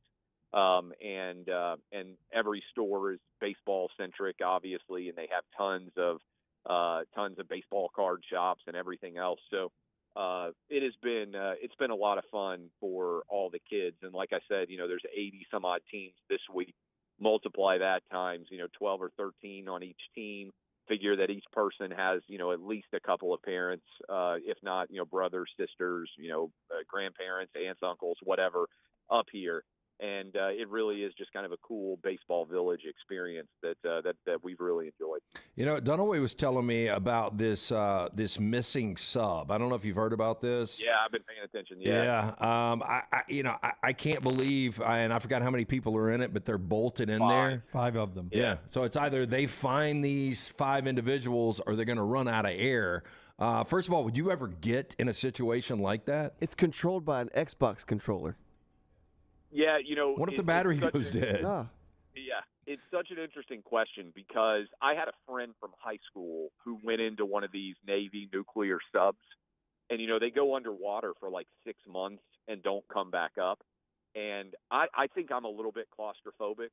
I think I would lose my mind if you told me that I was going underwater and I wasn't allowed to come back up for 6 months. And I'll just say this, like, I get nervous on cruise ships. Right? Like, I'm not really a ocean person. I like land. Like, I want to be able to walk around. I want to be able to go from one place to another. Like, even on a cruise ship. And it's not like I was on a Disney cruise. I mean, you got as much food and drink as you want. I get kind of claustrophobic being on the boat and not being able to get off. I like being on the islands. I have no issue with that. But, like one day the seas were too rough and we couldn't dock. and they were like, so we'll be at sea for the next 2 days. And I was like, man, if they had a helicopter on this thing, I would get on and leave right now, no questions asked, and go back to land. So I don't like the idea of seeing the Titanic is really pretty cool, but I would want to test how I would do in this thing, this submersible at like 10 feet of water, right? Like, can I even stay in when you're only going 10 feet under? Because I think I'd get nervous. I don't even like, you ever get on a crowded elevator and think to yourself, oh man, what if this elevator got stuck? Like how quickly things would come undone in a crowded elevator, even with the fact that you're, probably going to be okay, but you just can't leave and it's hot, you're in close proximity to other people and you're hungry or you have to go to the bathroom or whatever else. I cannot imagine how awful it would be. And I feel bad. I mean, the one guy's there with his son, right? Because I also think, if I suggested this to my wife, I mean, I can't even imagine if I took one of the boys with me in a submersible and I was like, oh, it's going to be fine. There's no issues with it at all. And then, like the thing gets lost and, your family is like, I don't know that I would survive either way. I think my wife might murder me if they eventually saved us and brought me back to the surface for taking our son down there in the first place. But I can't imagine. I mean, it's the size of a van. I can't imagine how awful it is. And it's $250,000 ticket. Oh, it costs $250,000. I wouldn't pay. But let me be clear. I wouldn't pay $250,000 to go. But I can see a scenario where we're in media and they're like, "Hey, we want to advertise this. We'll let you go down and see the Titanic yourself."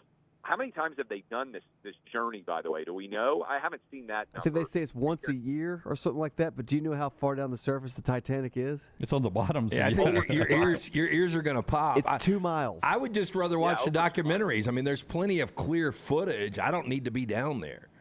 Yeah, that's kind of my question on the space thing, too. Like, I understand people are like, oh, I went to space and I saw Earth and I feel so differently about it. Why would you feel that much different about it than watching all the videos of space? Does that make sense? Yeah, to me it does.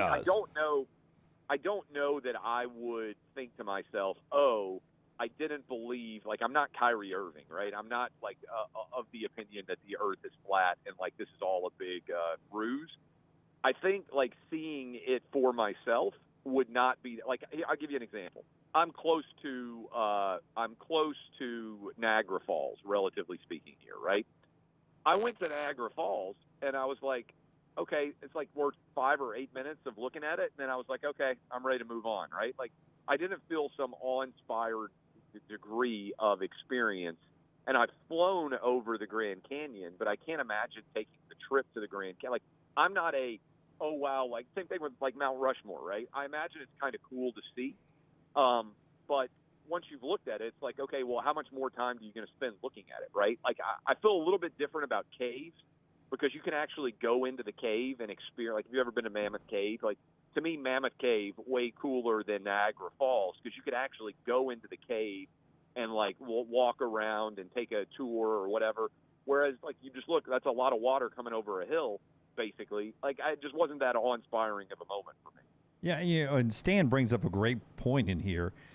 Because of the pressure and everything, basically you're just riding down to look at the wreckage basically through little monitors inside the sub anyway. Why not just sit in your house and watch it on a 70-inch television? Basically, the HD quality yes. of the footage that we already have from Titanic. Like, again, I don't dispute that the Titanic is there, right? If I were in a boat and they were like, hey, 15,000 feet down is the wreckage of the Titanic, and here's the video footage of it, I'd be like, okay, that's pretty, as a history guy, like that's pretty cool to see. Again, like all this ties in. Like, I loved going to the Masters, right? Because it was cool to walk the grounds of everything that I had seen on television. But I would rather watch the Masters on television because you can't have a cell phone. You're stuck at one hole. You're watching whatever happens on like the big scoreboard that they put up there. You might miss all of the great shots and all of the cool results from the Masters. They do a compelling job of bringing it to you on television.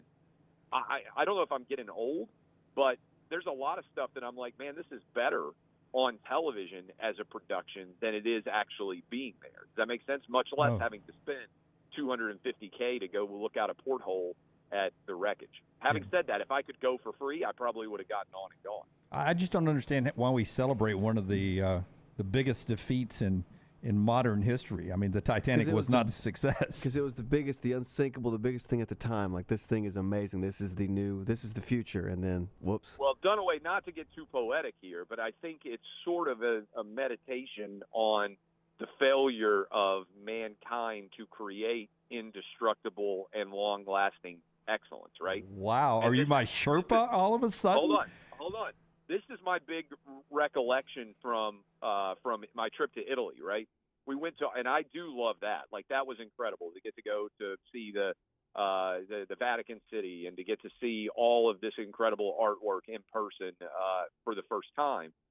But let me just say this, and this is going to leave people with a sobering thought. One of my big takeaways was this stuff that they built was so beautiful, right? Like, you might spend your whole life working on one incredibly beautiful piece of art that will exist in this cathedral forever, right?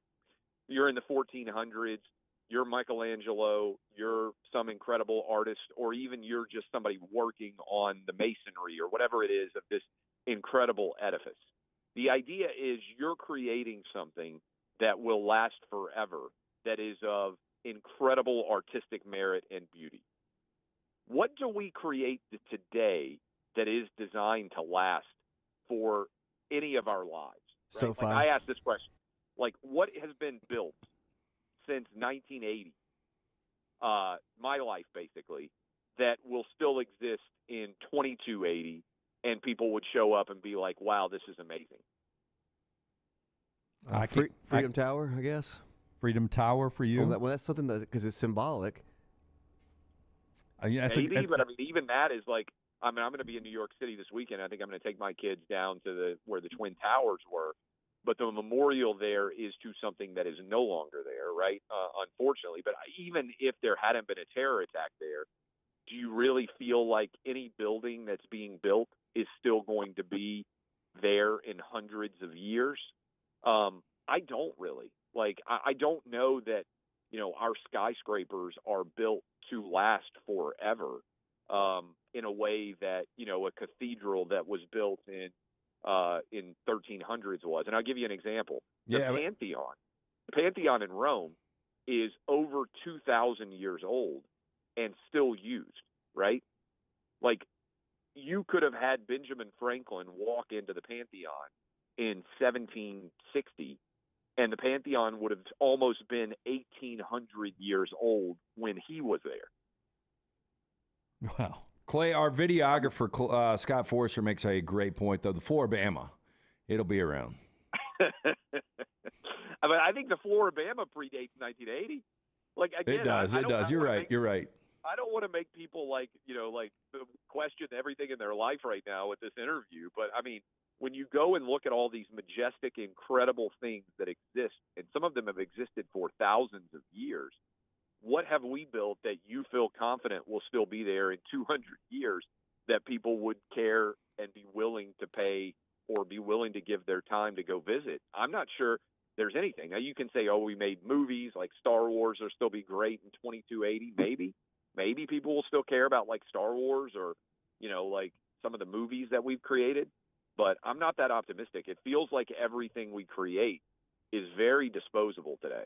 Yeah.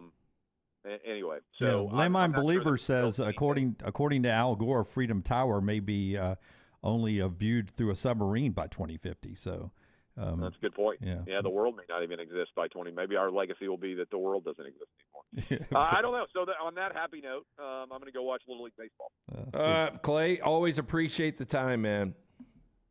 Yeah, good stuff. I'll see you guys. That's Clay Travis, Outkick, Fox. Good stuff. That is interesting to think about. Yeah, because he brings up a great point because, like the great cathedrals, even in our country, were built before 1980. Well, the Mayan ruins. Have you ever seen the movie Against All Odds with Jeff Bridges, Rachel Ward, James Woods? Yes. Yeah, so the boys watched that last week or something. They watched Against All Odds? Yeah. That's like a romantic comedy.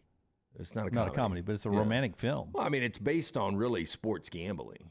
And then he's got to go find the bookmakers, the owner's daughter in Mexican City. Is there a Rams logo or Dodgers logo? No, he played Terry Brogan did play for the LA team, but it was a mythical Los Angeles franchise. But anyway, my point was going to be, they're standing in these Mayan ruins, and they're talking about centuries and centuries ago. People played to the death on these fields, and those structures are still out there, and they will be until the end of time. And Clay's right, man. You look around. I mean, really, what is built to sustain? Rockstar joked SoFi. SoFi's not going to be around in 200 years. That's we're running out of room. They had a lot of room back then, and we just build and destroy and rebuild like we're going to destroy SoFi and make something bigger. Yeah, 30 years from now, SoFi, such an old stadium. We need that space. Let's tear this thing down. Harbin's Outdoors, though. Why? Before you want to tear it down, they'll make your backyard look beautiful. Maybe you want a pool or whatever. Built to last for sure. Our friends at Harbin's Outdoors. Yeah, Harbin's Outdoors, award-winning landscape company specializing in installing custom fiberglass pools, landscaping, hardscaping.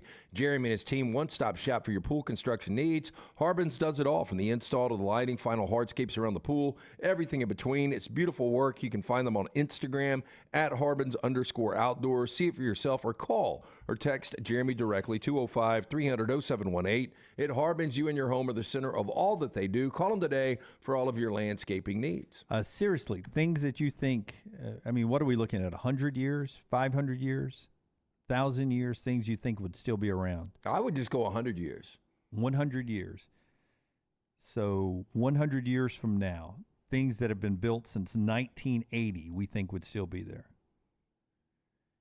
And again, I am. I'm not the most optimistic on us being around 100 years, the way everything's going.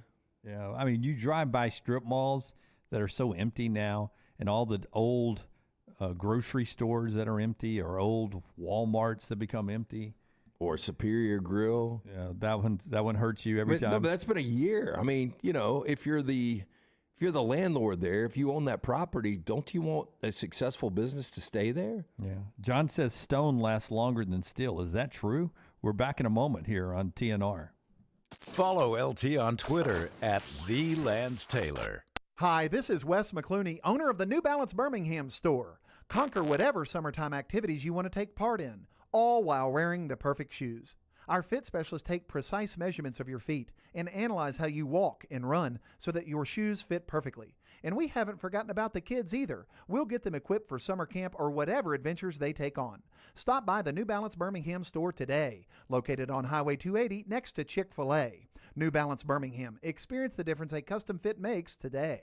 Hey, let me tell you about our friends at Urology Centers of Alabama. Compassionate and comprehensive urological care with 35 physicians, 17 locations across Alabama. Their patient-centered approach to all of your urological needs. Remember, they've got that new men's health center. It is beautiful, helping men with a wide range of sensitive male issues in a comfortable environment. You can always go online, visit urologycentersalabama.com, schedule an appointment with one of their many urologists today. The Next Round is so much more than the show you get from 9 to 1 each day. So make sure to head to our official YouTube channel at Next Round Live and subscribe to get all of our latest content. We, of course, have plenty of specialty content and shorts based all around the sports in the heart of the SEC. But we also talk pro sports, gambling, lifestyle and entertainment, and so much more. It's the Next Round YouTube channel, where you never know what you're going to find next. Subscribe now to see the latest content and get notifications when we go live. That's at Next Round Live on YouTube. Hey, Lance Taylor from The Next Round. You've heard me for years talk about our friends at Bromberg's Jewelers, and we welcome you to stop by and see that great customer service at the Mountain Brook and Summit locations. But we'd also love for you to check out their new online shop. They've got plenty to choose from. Great gifts, big and small. Available online, they've got David Yurman, Tudor watches, select diamond and gemstone jewelry, William Henry, seasonal and favorite giftware items, and baby gifts as well. They've even got an online sale section. For more information, Brombergs.com. It's the spring sales event at Alfa Romeo of Birmingham. Now you can get $10,000 off, plus rates as low as 4.7% on new 2022 Alfa Romeo Stelvios and new 2022 Alfa Romeo Giulias. Come see the team at Alfa Romeo of Birmingham, exit 27 just off I-459 on Grants Mill Road, or visit them online at alfaromeousaofbirmingham.com. Hurry down before they're all gone. All incentives applied, in stock units only with approved credit. alfaromeousaofbirmingham.com. Are you faced with unexpected medical expenses? You want to update your backyard? Or you just want that dream vacation? Ryan Brown here from The Next Round. Legacy Credit Union can help with lifestyle loans. Legacy Lifestyle loans do not require collateral, and they have affordable low rates. See more about Legacy Lifestyle loans online at legacycreditunion.com, or simply stop by one of the 9 branches in the greater Birmingham area. Legacy, the official credit union of UAB.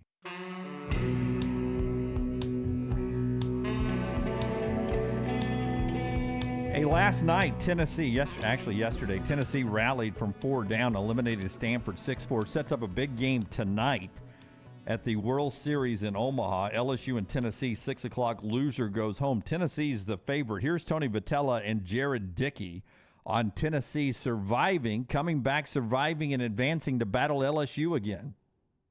I think now is an opportunity just to play. Like yesterday's off day was a little frustrating because we lost. We wanted to bounce back and play again. Well, be careful what you ask for, because now it's like Little League. You get your uni muddy, or you just keep playing. And unfortunately, we have the arms to keep going. We've kind of shortchanged some of those guys by taking them out of games early, but it might benefit us in the long run. And we just know we're never out of the fight. We've got a really special group of guys that have been through a lot this year. And we kind of huddled together before the game and told each other, like, let's not let today be our last day. And I think everybody kind of just took that and ran with it. Just coming together at the right time. And it's super special what we've done. It's Winter Go Home Day in Omaha, and we'll set up Final Four tomorrow out in Omaha. So it's TCU and Oral Roberts at 1 on ESPN, LSU and Tennessee tonight, 6 o'clock on ESPN. And surprising to me, Tennessee a slight favorite in that game over LSU happening tonight. Storm Restoration Roofing bringing you that update. A couple of folks in the chat room said, no doubt, roofs built by Greg from Pell City will still be around in 100 years.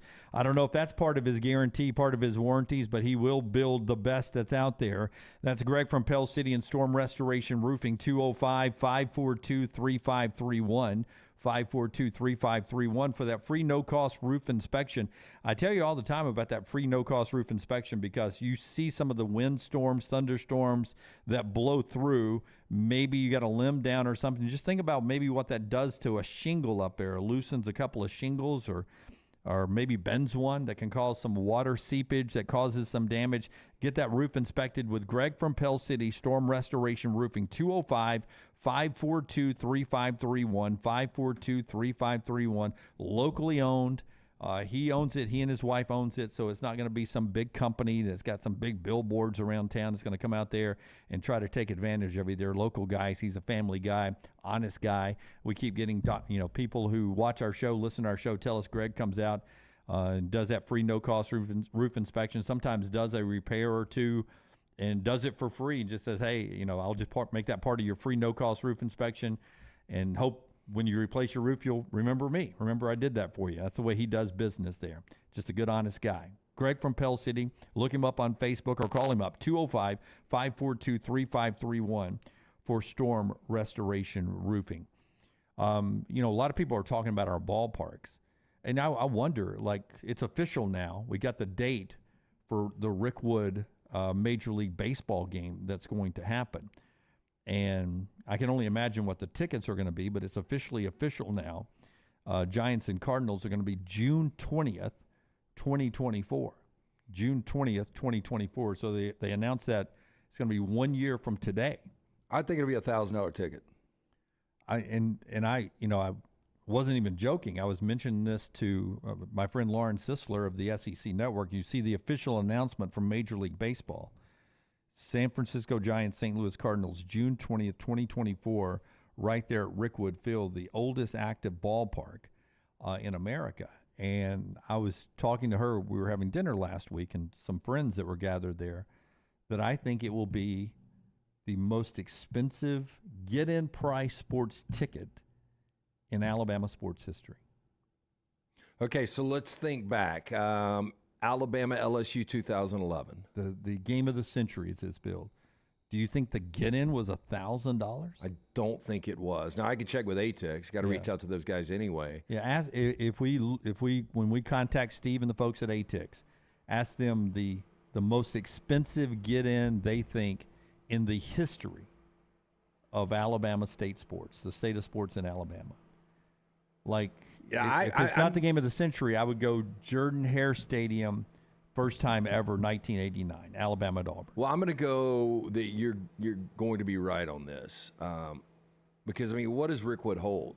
4,000? It seats just over 10,000. I don't know if they'll bring in any extra seats, because one thing they don't want to do is change they don't want to modernize it, right? Not at all. They want it to look old, but I can see them bringing in some temporary seating just to get a few more people in there. But they're not going to want to change it up a ton. And even if you go back and look at some old pictures at Rickwood from back in the day, they had some big events like regular season games, or I think they played a Dixie Classic against another, league team back in the day. Both champions would play each other in sort of a minor league World Series, that they would actually put people on the warning tracks and rope it off, or on the field down the foul lines and rope it off, just to get more people in the place back in the old days. Yeah. I don't know. I don't know how tough that ticket will be, but I mean, I'd love to go. I'm not spending $1,000 to go though. Well, I just can't fathom in that part of town now Parking? Forget the parking, just the traffic getting in and out. I can't remember. I'm going to say it's probably been 25 years since I've been to Rickwood. I mean, it was a tough in and out, tough parking and everything when it was Beach Boys night back in the old Birmingham A's days. Yeah. I just can't imagine.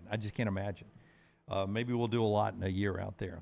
Jack says a lot of great concerts at Rickwood in the 70s. I don't remember that. Do you? I don't, because I was a kid in the 70s. You weren't alive. So I will pull up artists that played at Rickwood Field and jump into that conversation, because I'd love to hear what those are.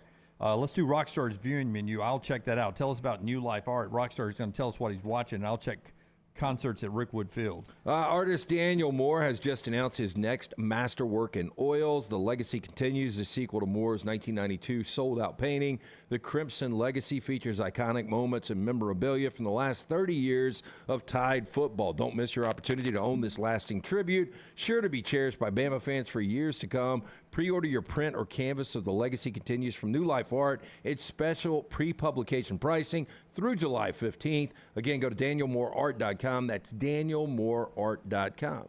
6 p.m. on Access TV, you got a top 10 revealed, and this is an interesting one. Top 10 songs with the color black. Painted Black. Was one. Black Hole Sun. Okay. Fade to Black. Okay. Back in Black. Back in Black. What is the Pearl Jam's Black, but it won't make the list. Yeah, what's the Creedence Clearwater?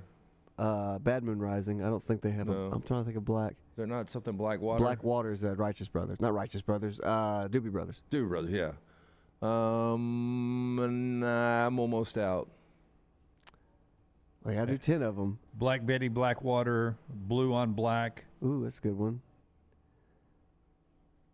Well, that's the tonight. 10 of those. And then 9:30 on Star's Edge. Lance, I'll give you 2 actors you fill in the role. Sean Penn, Michael Douglas. Sean Penn, Michael Douglas is going to be The Game. David Fincher's The Game. It's a great film. It is a great film. Tell me the place I was the only time I watched that. Butterfly Gap. That's exactly right. Yeah. Butterfly Gap. LT gave it to me on DVD to take up there. You own it, right? Yeah, didn't you? You didn't like it, right? I loved it. Brown turned it off. Yeah, So it didn't entertain. He turned it off, shut it down. So I loved it. I just had to get out of the hot tub because the water had stopped circulating. We didn't know how to extend the timer. Yeah. So I was going to stream Sling Blade the other night. It's not available anywhere on streaming, and I've got it on DVD. So I watched it last night, and there are laugh out loud parts that you shouldn't probably laugh at. Doyle Hargraves, played by Dwight Yoakam, should have been nominated for Best Supporting Actor. But I'm wondering if it's so politically incorrect, is that why they don't have it available on streaming? No, there's just some things where they just encourage you to go to Amazon and just buy it. But there are I'll look for movies that are like, is this streaming anywhere? Because there's an app you can find called Just Watch where you can type in a movie and it'll say what streaming services this is on, and some will say not available for streaming. Yeah, just see if you can find Sling Blade, because watching it last night, I was like, hey, they've pulled this thing out of circulation. Have you ever seen Sling Blade? Billy Bob Thornton? I have. I don't remember it all. And him in that role, he looks like somebody we know. I'm not going to say it on the air, but I'll get Rockstar to look at it in break, and you can check it out. It's not available. I watched it on.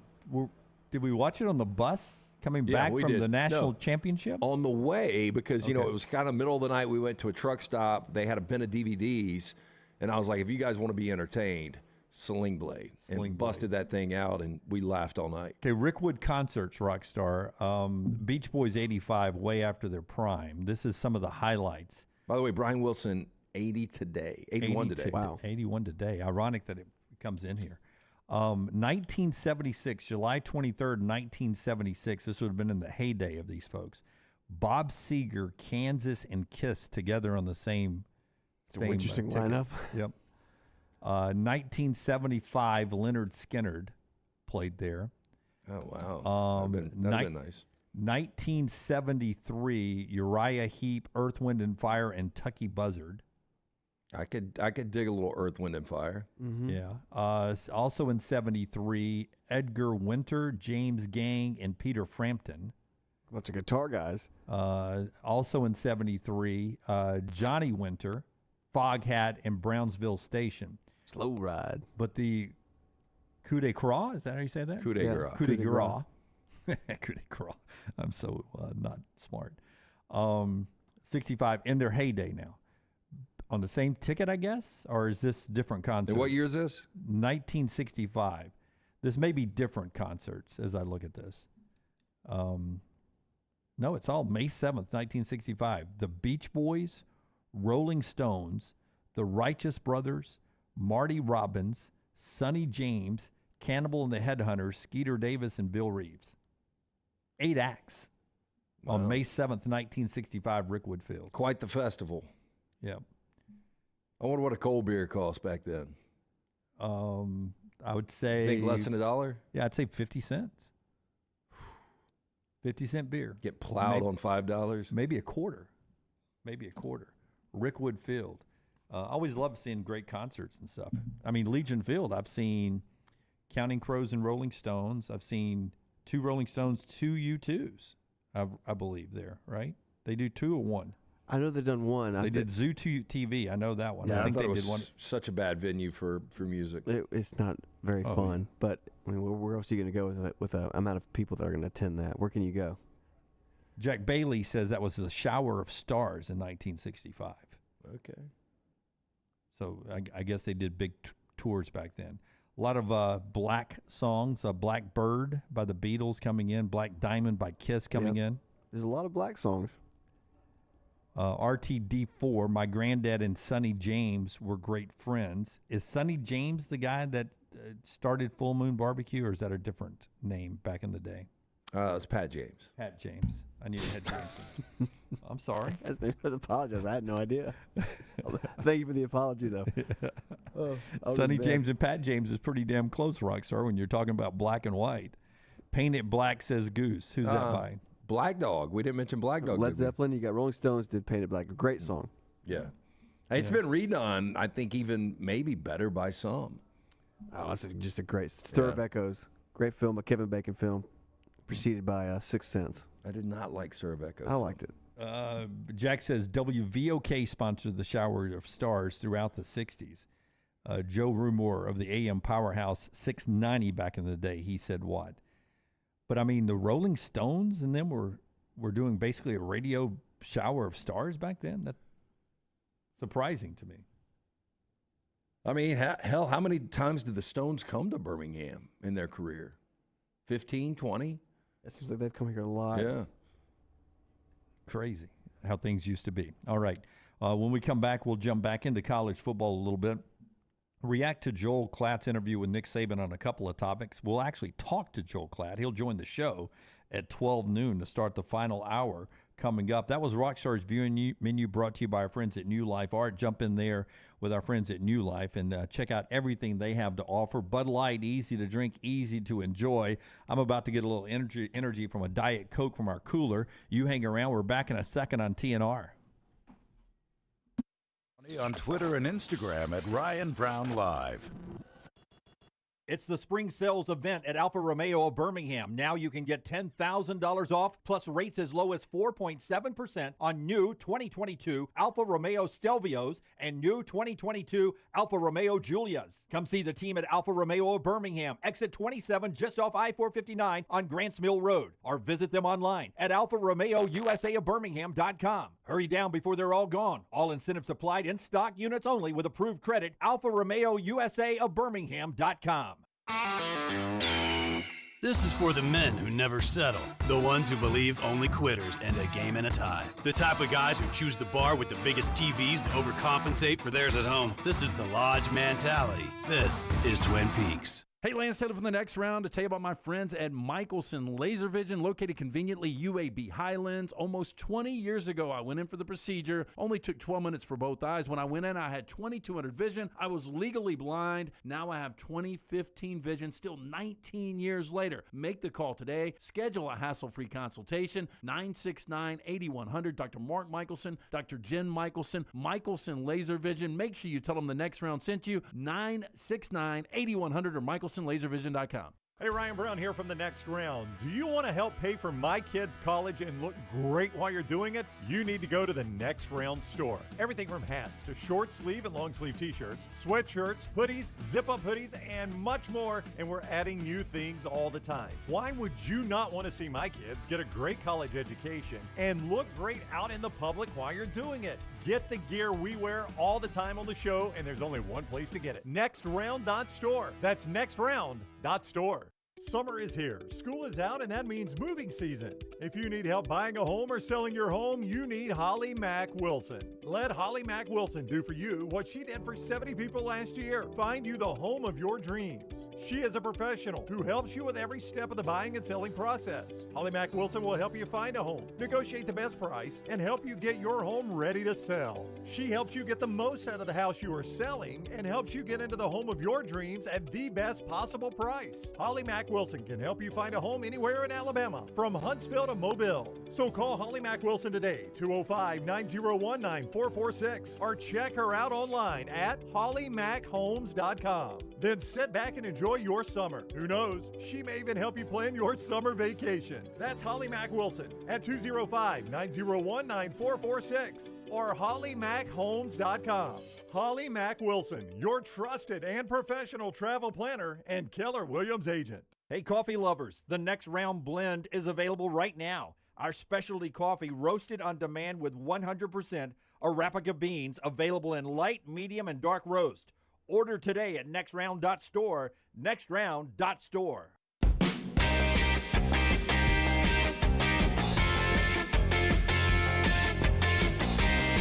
Okay, can you do trifectas in baseball? No, I mean, you can do a parlay. You can't do a trifecta. You can do a three-team parlay. So a parlay? Yeah. Would you do that on money lines? You could do it on money lines. I mean, that's how people actually make a lot of money on long shot bets. I like tonight to be upset night in Major League Baseball. I like the Phillies, the Orioles, and the Angels on a little three-team parlay. Is that how you say it? Yeah. Parlay are for winners, right? Gambling? Is gambling? No. Parlay's hard to do. Parlays are hard to do, but you know what? There's a place you can do it if you want. Yeah, mybookie.ag. Mybookie.ag will get you in as the Major League Baseball season kicks off. But three big games tonight where you've got Atlanta minus 155 on the road at Philadelphia, 540 on TBS. Tampa Bay minus 195. At home, those lines are live and changing at mybookie.ag. Baltimore and Tampa Bay there. and the Dodgers and the Angels, 9:07 on TBS tonight, where the Dodgers are minus 140 on the road at the Angels. I like the underdogs tonight. If you want to fade Dunaway tonight, I like the Phillies, I like the Orioles, and I like the Angels all tonight. Keep up with that, but go to mybookie.ag, and look into the futures of your favorite club there, but also you can jump in and sign up today with mybookie.ag and use the promo code NEXTROUND to secure a first deposit bonus of up to $1,000. It's simple. Deposit $200 and play with $300 instantly. Just use the promo code next round to claim your bonus. That's the promo code. Whether you're a diehard or a casual fan, simply put, there's never been a better time to start exploring the world of online sports betting than with mybookie.ag right now. Bet anything, anytime, anywhere with our promo code next round with mybookie.ag. Mybookie.ag. Never play the parlays though, right? I mean, you can play them sometimes. I mean, if you're just having to have a little fun, don't expect to win. How about that? Don't expect to win. Don't expect to win. But you have some friends who like to throw a little amount of money on a parlay so they win.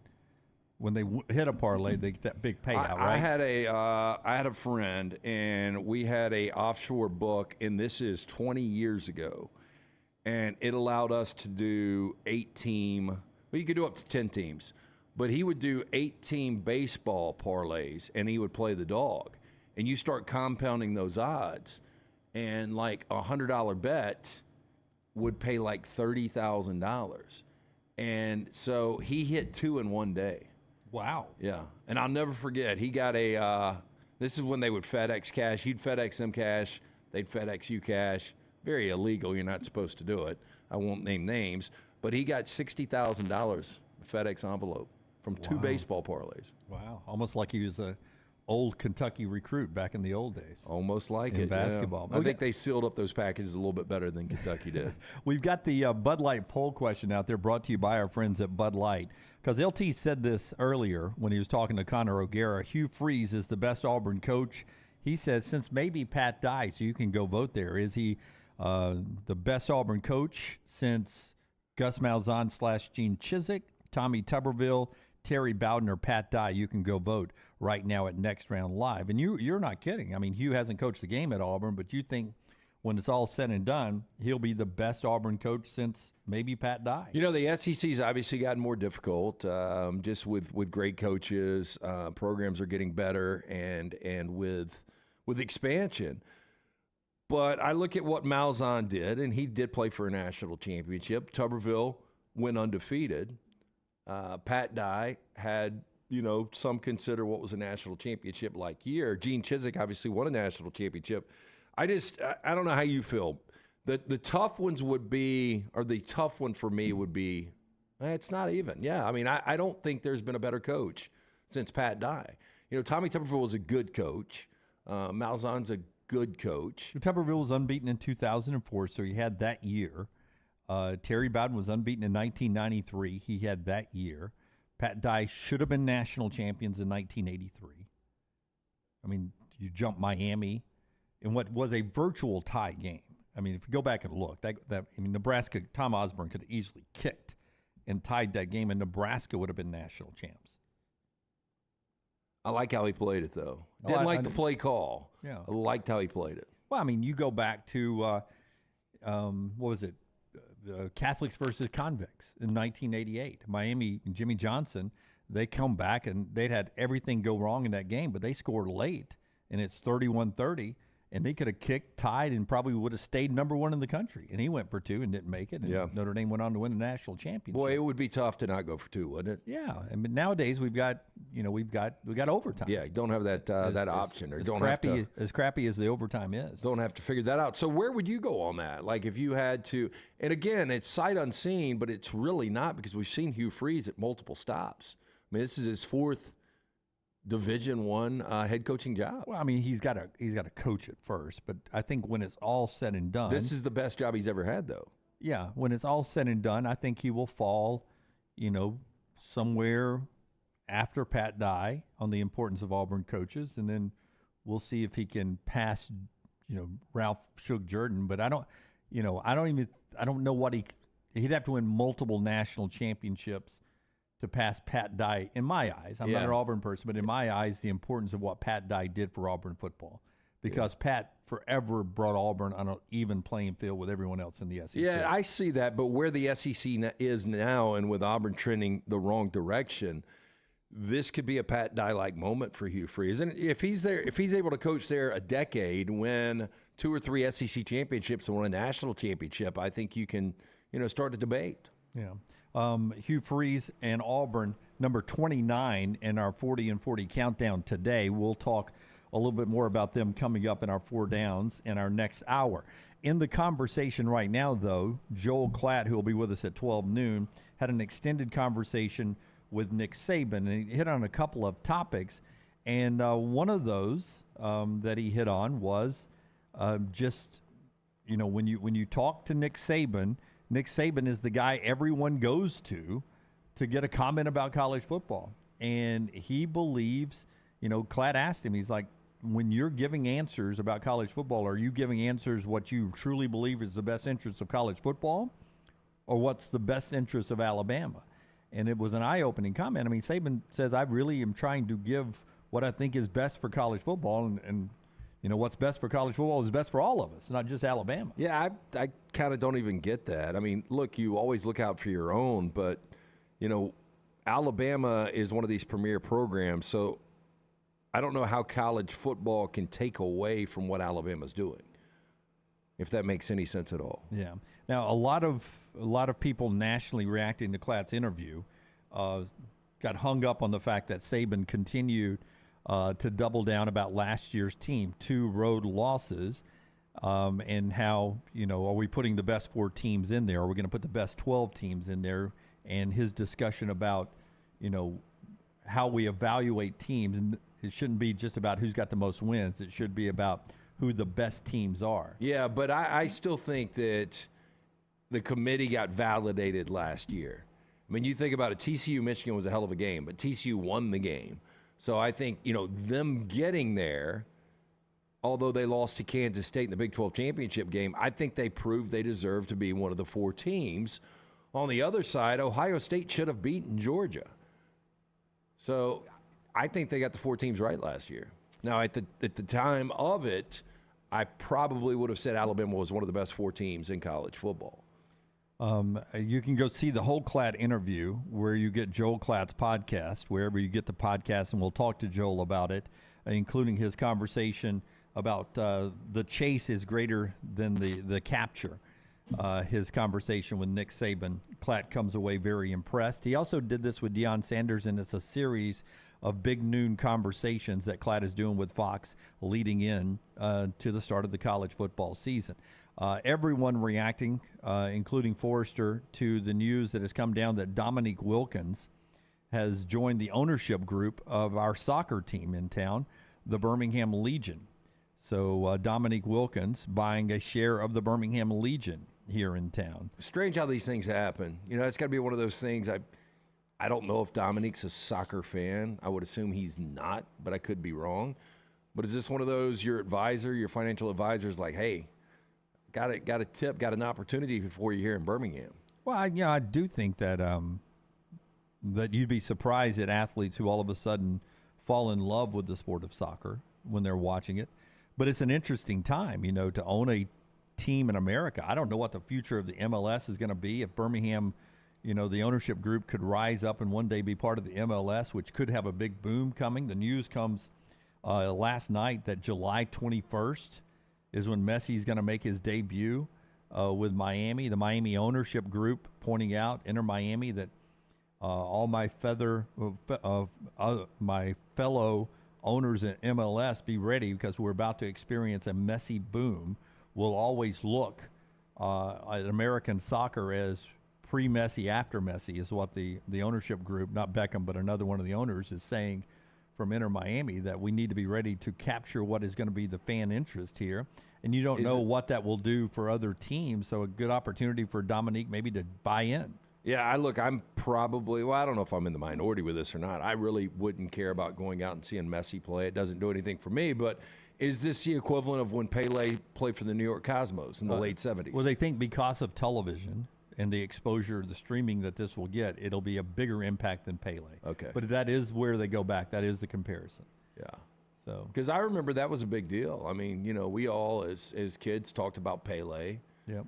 Everybody wanted to, if you were playing soccer, you wanted to emulate what Pele was doing. And that was the NASL, and they got a television deal out of it. I think they broadcast their games. They did on ABC. No, those were if you pull like New York Cosmos. I think they played in East Rutherford. I mean, some of the crowds. Yeah. I mean, they would sell it out. Tampa Bay Rowdies. The maybe? Rowdies. Yep. Yep. I don't know any other names. One of them was the earthquake out in California. Would it have been the Los Angeles earthquake or Could the have been. San Jose or San Francisco earthquake or something? Oh, NASL. That'd be a good T-shirt. Oakland earthquake would have been good. Oakland earthquake would have been good until they moved to Vegas. Top of the hour, we'll get LT's Four Downs when we come back. That has a little Auburn flavor to it today. And we will talk to Joel Klatt and Justin Hokanson, who will join us the final hour to talk even more Auburn. They're at 29 today in our countdown, brought to you by our friends at UCA. We'll get back to that. But Odie's is where all these guys are going to be Wednesday night. Yeah, tomorrow night we'll be out there for Odie's Team Trivia. Please join us. Always a ton of fun. Get there a little early, inside or outside on the patio. We'll have College World Series action, Major League Baseball, and, of course, great food from Rodney Davis. He's been doing it for 3 decades. The award-winning wings, delicious burgers, my personal favorite, the Diablo sandwich. It's a Birmingham institution, Odie's Tavern, Crestline Village. Follow Dunaway on Twitter and Instagram at Jim Dunaway. Let's face it, a home is one of the most powerful assets you can have, and our friends at Mortgage Right want to help you build wealth through home ownership. Mortgage Right is all about providing competitive rates, a variety of loan products, and a multitude of resources for a seamless home buying experience. They treat their borrowers like family and are always looking to bring more happy homeowners under their roof. See more by visiting mortgageright.com/TNR today and start living. That's mortgageright.com/TNR. NMLS 2239, Equal Housing Lender. If you have water or fire damage to your home or business, DryTech is here to help. They work for the customer, not the insurance company. They respond quickly, within 20 minutes when you call 205-637-0143. They have 5 crews ready to go 24/7, built to go on the job when it happens. DryTech has 65-star Google reviews, so call DryTech, not the insurance company. Find more online at mydrytech.com. Make sure to start your day at nextroundlive.com. Get caught up on the latest podcasts and videos from the live daily show, plus specialty shows such as the Mystery Fifth Hour. You can also learn more about the whole staff at Double Down Media, find all of our social media feeds, see the latest videos from our YouTube channel and gaming channel, plus find other ways to consume the show like the Next Round mobile app, which you can download direct from the site via your iOS and Android device. Make nextroundlive.com your homepage and stay up to date with everything from us here at the Next Round. Stop by the New York Butcher Shop and pick up the finest in certified Angus prime beef steaks and burgers, premium pork chops, ribs, and all-natural chicken cut to order just for you. Their chef-prepared entrees and side dishes are the perfect dinner-to-go choice for your family and are ready to heat at home. With a great selection of fine wines and desserts, the New York Butcher Shop is your one-stop dinner shop. 2 locations to serve you, Cahaba Heights and on Highway 119 in Greystone, the New York Butcher Shop. Rare quality, well-done service. Hey, if you're looking for Birmingham's best pizza, you need to stop in and see our friends at Slice Pizza and Brew. It's as local as you can get, from the ingredients that go into every pizza to the beer on tap. For a great lunch or dinner, go see our friends today, Vestavia or Lakeview at Slice. Want more of the show? Download the app or visit nextroundlive.com for the latest podcast, The Mystery Fifth Hour, our Not For All Ages podcast, The Last Call, and the entire Double Down Media podcast family. All at nextroundlive.com and on the Next Round app. You've heard us rave about our friends at Legacy. Now I want to tell you about their everyday checking. How about this? No monthly fees, no minimum balance. One of the great perks, get paid 2 days early with direct deposit, instant issue debit cards, and there are some additional perks on top of that with the digital banking app. Absolutely love checking that. The official credit union of UAB, our friends at Legacy, dedicated service to education and healthcare industries for more than 60 years. Jim Dunaway, Lance Taylor, Ryan Brown, and Rockstar. Live from the Birmingham Racecourse Casino Studios, The next round, presented by Bud Light, is on now. We'll get to LT's Four Downs coming up here in just a second as we reset the headlines for you here. Brought to you by our friends at Champy's World Famous Fried Chicken on Highway 119 in Alabaster. Great place to go out there and grab some lunch today. Sterling and his crew down there enjoying a summer. Nothing better than some good Southern fried chicken, a little comfort food.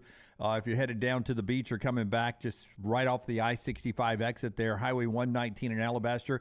And if you're in the area, great date night, great destination lunch place. Dine in, take out, it doesn't matter. Southern fried chicken, cooked to order, piping hot when it comes out, great sides. Hand-cut chicken fingers, the best you'll ever taste. Also, the po' boys, and top it off with a little caramel cake made specifically for Sterling and the folks at Champy's. But they're known in the area for their Mississippi Delta recipe tamales as well, if that's something that sort of tempts your fancy right there. It's at Champy's World Famous Fried Chicken, Highway 119 in Alabaster. Wake Forest beat LSU last night 3-2 at the College World Series. Wake Forest didn't lead going to the 8th. They haven't yet since they've been in Omaha. They're waiting in the winner's bracket with Florida. Both those teams still unbeaten. They'll have to be beaten twice to keep from not being in the championship series against each other. Tennessee rallied to stay alive from 4 down to eliminate Stanford. So today, both elimination games, TCU and Oral Roberts at 1 on ESPN, LSU and Tennessee at 6 on ESPN. Auburn's our team today at 29 in our countdown. Other than that, you're really caught up on all the headlines that are going on. Before we jump into the conversation that we're going to have about Auburn, Colin Cowherd had this discussion at the end of last week. And I wanted to get Lance's thoughts on this. He said Nebraska is the last major power that sort of has been wiped off of being considered a major power. And it really, the end of them being a major power was sort of finalized when they left their region and joined the Big Ten. That since they joined the Big Ten, irrelevant. And he was sending that as a warning shot to Oklahoma, that Oklahoma should be very cautious as they join the SEC, that they could become the next Nebraska. Do you foresee possibly that Oklahoma's joining the SEC as a mistake, like Cowherd is hinting at there, that they're going to a region of the country where it's not their recruiting strong points? They're going to a tougher conference like Nebraska did, sort of leaving their roots there, and that Oklahoma could follow the same path that Nebraska football ended up following? You know, I look at Oklahoma. If they weren't coming off a 6-7 year one with Brent Venables, if Lincoln Riley was still the coach there and they were coming off 10-3, I don't really think this would be a conversation. Oklahoma has lived on Texas recruits. That recruiting probably gets a little more fertile now that they're in the SEC. It's more appealing for players to come to the SEC. So I think Oklahoma, much like the footprint that they're in now, they will have that footprint for recruiting. I think we talked about this the other day. I think they'll be able to recruit into Louisiana and into Florida. But don't you think that when Nebraska was making that move, that they thought us being in the Big Ten is going to help our recruiting, and it really hasn't turned into wins yet? It hasn't helped them. Or do you think that's just because that region of the country is having to come south to get a lot of their good recruits too, that, you know, we continue to migrate more south than we do in the Midwest? Yeah, and I still think, you know, Nebraska, they were able to get those offensive linemen. I don't think the high school football is as good in Nebraska as it is in Oklahoma. Not that you're getting a ton from Oklahoma. It's an interesting, you know, at least theory. Again, and I could see it go south for a couple of years because of Venables. He's an unknown. But would you agree if this was Bob Stoops or Lincoln Riley? I just don't think there's much drop-off. I don't, but, you know, as a Bama guy 46, he's the one that, you know, sent that to me in a DM and reminding me to bring it up on the show, and I penciled it in right here before we got back to Auburn, that, you know, in my childhood in the 70s, Nebraska, you just wondered if they were going to lose a game or not. You never thought of them losing 2 games. And then in the 90s, they had those national championships. They had a little mini dynasty there in the 90s as well. They were very consistent. For my entire life, Nebraska football was good. I just don't think they've got coaching right either. I think the job has become more difficult. But you go back to Bo Pelini, and that's been, 15 years now. But that guy was consistently winning 9 or 10 games. Frank Solich, when he took over the program, played for a national championship. I know that's been 20 years ago. Bill Callahan was not the right fit. We thought Scott Frost was going to be that guy. It just didn't work out. I think Matt Rule's going to dial him back in a little bit. I don't know if he can never win a championship again at Nebraska. But could Brent Venables be their Bill Callahan? Yeah, well, that's what I'm saying. Yeah, I mean, because Callahan sort of came in to change the way Nebraska does football, right? He came in to make it NFL-like. Is Venables coming there to play defensive football, and that sort of broke Oklahoma? Yeah, well, you go back to, Stoops early on, it was defense, but then they had both. And that's when, Stoops was able to win a national championship and play for multiple national championships. I don't know, man. Last year was weird for Brent Venables because it's not like, the Big 12, although TCU played for a national championship and Kansas State won the conference, it always seems wide open. It should be Oklahoma or Texas every year. Texas hasn't won one since 2009. And it's been a few years for Oklahoma. I think it's been 3 or 4 years since Oklahoma's won conference championship. And I'd love to ask the chat room as well.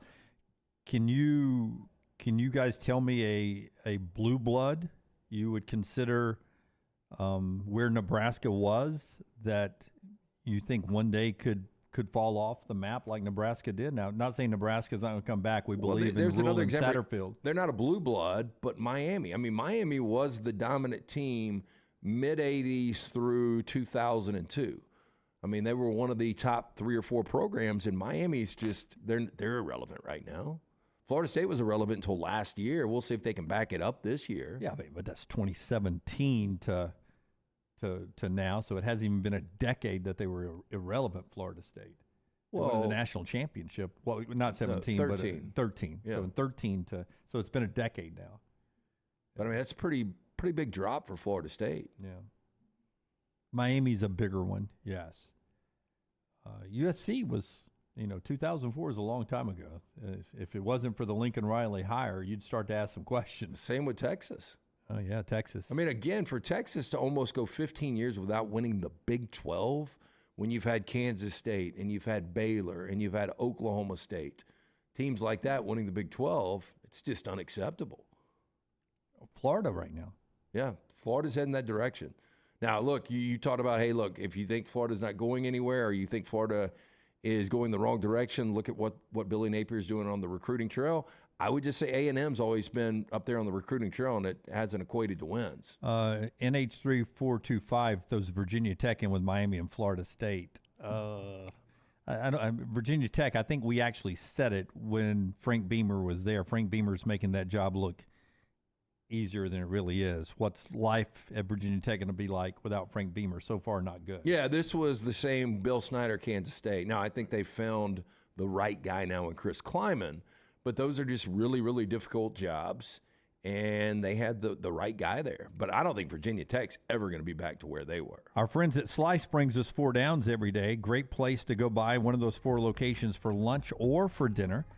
Easy take home as well with those to-go pies, but also the slice or 2 slices and a salad is a great value at lunch with our friends at Slice. Yeah, local pizza, local ingredients. You mentioned 4 locations, the original in Lakeview, one in Vestavia, one in Montevallo, and now Crestline Park. Get in, try the Hot Mama, the Soul Pie, the Bajaya Special. Just fantastic pizza. In my opinion, the best pizza out there. For more information, go online, slicebirmingham.com. First down. Okay, SEC championship game first. Hugh Freeze or Josh Heupel?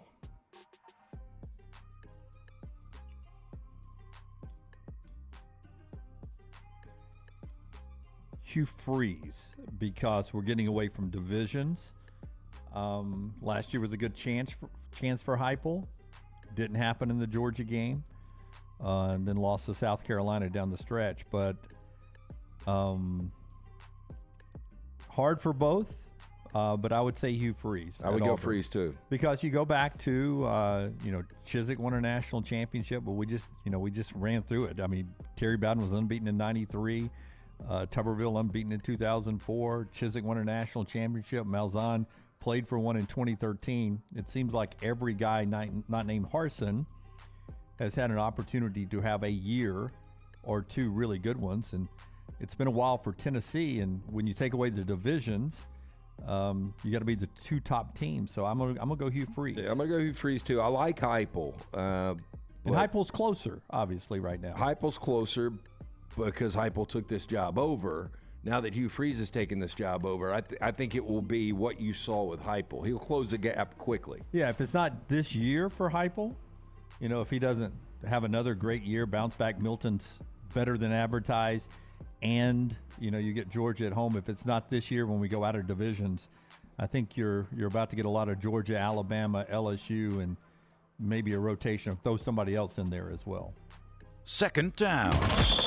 More rushing yards in 2023. Jarquez Hunter or Alabama's leading rusher? Well, we're waiting to see when Jarquez is eligible. That is the wild card here. Now, I think, personally, I think he'll be eligible by the time camp opens in August. I do too. But, I just saw our buddy Justin Hokanson, who joins us in a little over an hour, bringing that up the other day. It changes that running back room tremendously. They got some young talent in there, but Hunter is a dog. It's Hunter and who? Alabama's leading rusher. I'm going to go with Alabama's leading rusher this year. Now, Hugh can run the football, but I think Alabama's going to get back to, now, who's that going to be? I don't know. Yeah. And that could be a big problem, too, is that you could have 2 or 3 guys. 2 or 3 guys. That's a good point. I'll go back to Hunter. Good point. Yeah, I think I would go Hunter because you look at this guy, when he was on the field, he averages 6.5 yards per carry for his career. I mean, he's a guy that is explosive. If he is eligible and stays healthy, I would go Hunter. Yeah, I'd go Hunter too, just because of the maybe, the course of running backs Alabama will throw at him. Let's do third down. Third down. I'll let Foister answer this one. More total touchdowns, Peyton Thorne or Desmond Ridder? Ooh. Ritter's got better receivers, no doubt. Forrester's a Falcons fan and an Auburn grad, which is why this is tough for Forrester. I think it's Ridder. Got more games. I just, is Ridder going to be the guy all 17, though? It doesn't feel like it. But who else is on that roster? No, nothing. Mariota's gone, so I think it's Ridder. I think I would go Ridder. I mean, I don't know if are we going to get 2021 Peyton Thorne. We're going to get 2022 Peyton Thorne. Well, you've got Hugh Freeze as the greatest coach since Pat Dye at Auburn, so you better be getting 2021. Well, look, Peyton Thorne was the guy that he had to settle on. I think there were other quarterbacks he would have rather had. But I am going to agree with Forrester back there. I'm going to go Desmond Ridder. Yeah, I'll go Ridder as well. Bobby making a point before we do fourth down. That he thinks Heupel gets to the SEC championship game in the next 2 years. It'll be a little longer for Hugh, he thinks, maybe 2025 down at Auburn. I mean, if Heupel gets there, so that means he either wins the East this year or he's one of the top 2 teams next year. That's continuing the role that Heupel's flipped Tennessee around on. Let's do fourth down. Fourth down. Big names here. Lionel Richie, 74 today. Nicole Kidman, 56. Fast, you better career. Lionel Richie. What is Nicole Kidman's signature? The Hours, whatever it's called. Did she win Best Actress for that? Yep. She won Best Actress for that. She's been nominated for multiple Academy Awards. She's won multiple Golden Globes. Yeah, I mean, she's got production points. That HBO series that Reese Witherspoon produced. What's it called? Grant, and is it ever coming back, or was that it? I can't remember. I heard it's coming back. I only saw one episode. She is super talented. I mean, everything she does, from where she began, small Australian actress in movies like Dead Calm, which was really, really good. Did you ever see the BMX movie she was in? I did not see that one. I know Dunaway has seen Eyes Wide Shut. Eyes Wide Shut. Yeah. But also Days of Thunder. That was Thunder. A very young Nicole Kidman. Yeah, that does seem like that's the first time I ever noticed her. Good, NASCAR instruction on her thigh there from Tom Cruise. Look at that. Look at that hair. Wow. Now what is that? BMX Bandits. There was 3 kids she was a BMX rider. I've never seen it when I was a kid. She was probably 22 there. Yeah. She looks better now, much better. She looks better with Julie Louis-Dreyfus. Looks better with age. Yeah, this is another example of money making people look better. I saw an interview with Luis. Say it for me. Dreyfus. Julia Louis-Dreyfus. Yeah. So I saw an interview with her, and she was contractually obligated to a big company, and that had given her a big advance when she got the Seinfeld script and the opportunity to get on Seinfeld. But she had a clause that if she didn't have anything that movie company or production company that she liked, she could get out of the contract and take another project. So she did that, and they threatened to sue her. And she got advice from the industry to some lawyers that said they're just trying to bully you. Stand up, and they'll all back down. And it was like Warner Brothers, I think. Yeah, she's like, I'm nobody, and so I'm standing up to Warner Brothers because they're bullying me. And I end up I bark back one time, and they go away, and I'm able to take the Seinfeld road. That's one of those. Almost, it wasn't her playing that role on Seinfeld. I know Megan Mullally was when she auditioned for it. She almost got it, but they chose Julia Louis-Dreyfus before. Who was a nobody at the time, Yeah, right? I think both of them were. Yeah. I don't know. I mean, this is back to the question. This is one of the more difficult ones I've thrown out there, I think. Because Lionel Richie, obviously, I mean, a Commodore. He is. I always say I don't think I love Lionel Richie's music. You always say that? Yeah, I mean, he's got some good stuff, but like Dancing on the Ceiling, stuff like that is I don't awful. like that. Oh, I love Easy, man. That's a good tune. Easy's great. Yeah, but that's Commodores, right? Yeah, but it's Lionel Richie. Yeah, Easy like Sunday Morning. I like that Easy. Now he's still cashing Brick big House. checks with American Idol. Right. He doesn't age. What's his best? But I mean, Hello, Jason Collier. Jason says over there, hello. Yeah, All Night Long, All Night Stuck Long. on You, Endless Love, Say You, Say Me, Dancing on the Ceiling. But am I wrong? Hello, Say Truly. You, Say Me, Endless Love, all those same ones there, Rockstar. Are they not all just sort of the same song? I mean, you say Yeah, that but about. still, I mean, you can say about Taylor Swift. Yeah, that's the same thing with like a lot of artists are Morgan Wallen. Every song sounds the same, but if it's a good song, until you burn out, people still buy it. I am going to go Nicole Kidman. Sell Final On answer. is a good ballad with the Commodores, right? Yeah. I get confused what Lionel Richie's solo and like I know like Dancing on the Ceiling and Stuck on You, that stuff. Commodore's five most popular songs are Easy, Brick House, Night Shift, Three Times a Lady, and Still. Oh, Three Times a Lady. Three Times a Lady. Night Shift, man. Little Marvin Gaye. Yeah. Yeah, Cold Mountain was a really good movie with Nicole Kidman. Did you ever see that with Jude Law? I haven't seen that one. No. Oh, Great yeah. ending. Yeah, and who was the beat up friend? The beat up friend was She's really good Renee looking. Zellweger. Yeah. Well, she's not now. Have you seen her lately? She's not good looking now. No, I mean she's completely different. Like she got so much plastic surgery done. It's kind of like Jennifer Grey from where she was in Dirty Dancing to where Jennifer Grey is now. Zellweger, I don't think you wouldn't recognize her if you ran into her at like a Ralph's out west. Yeah. By the way, Bobby with a great point. It's the Commodores edition that separates Lionel Richie over Nicole Kidman. Look at that. Oh, wow. Wait, It's like Jennifer Lawrence got stung by a bee. Give me the earlier one though. I mean, so that is Renee Zellweger now. That looks absolutely nothing like even that first one on the left. Like her in the Tom Cruise movie, Show Me the Jerry Money. Maguire. Jerry Maguire. I mean, it's not the same person. Yeah. She looks like she just kissed a lemon. Yeah. I'm not a She got permanent sun face. I'm not a big plastic surgery guy. You're not? Yeah. Well, some people go overboard with it. I think some people address You that. don't think you'll ever get your nuts tucked? Well, You can't do it twice. That'd be the first place I'd go, Yeah. LT. Is that just the dress or something wrong with that picture, or is her shoulder bone that pointy at the right shoulder? It's holding that strap up. Yeah, it's holding the strap up. The dress is cut lower on the left side. Wow. All right, that is our 4 downs today, brought to you by our friends at Slice. They all start to look kind of like that's Robin Wright Penn a little bit. You know, I mean, I don't know. I guess they've all got the same plastic surgery. Yeah, plastic surgery. Guy that's doing their Botox. So it all looks alike at a while. A little bit. 4 locations created by the late Jeff Bajaya. Just a great, great dude. Really miss him. And he had a vision for Slice, and it started with 1 location in Lakeview. Now it has grown to 4. His brothers, Chris and Jason continue the legacy. Get in, see the Bajaga brothers at any of those 4 locations for lunch or dinner. Make sure you tell them the Next Round sent you. For more information and to check out that menu, go online, slicebirmingham.com. All right, the Cubs have won 8 of 10. San Francisco's won 8 straight.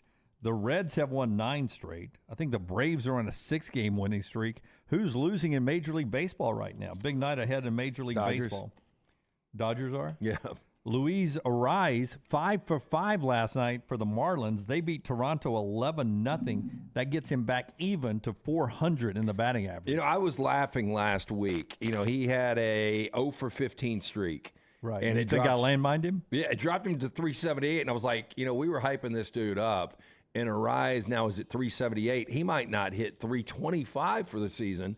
And now in the last 3 days, he's had 2 different multiple 5-hit games. He's got an opportunity to become one of 5 players in Major League Baseball history.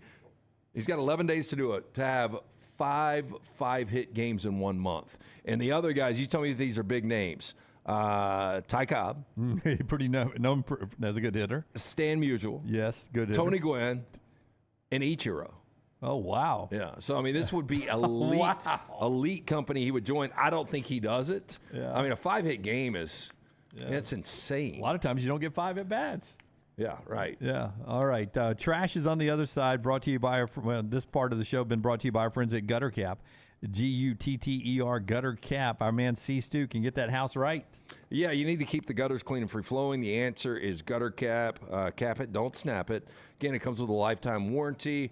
It's just aluminum panel system. It fits over most existing gutters. They'll come out. They'll clean the gutters one final time. They'll pop that on. You'll never have to clean the gutters again. It's got a lifetime warranty. Cap it, don't snap it. 205-823-2212 or guttercapbirmingham.com. Call the Next Round now at 205-734-0923.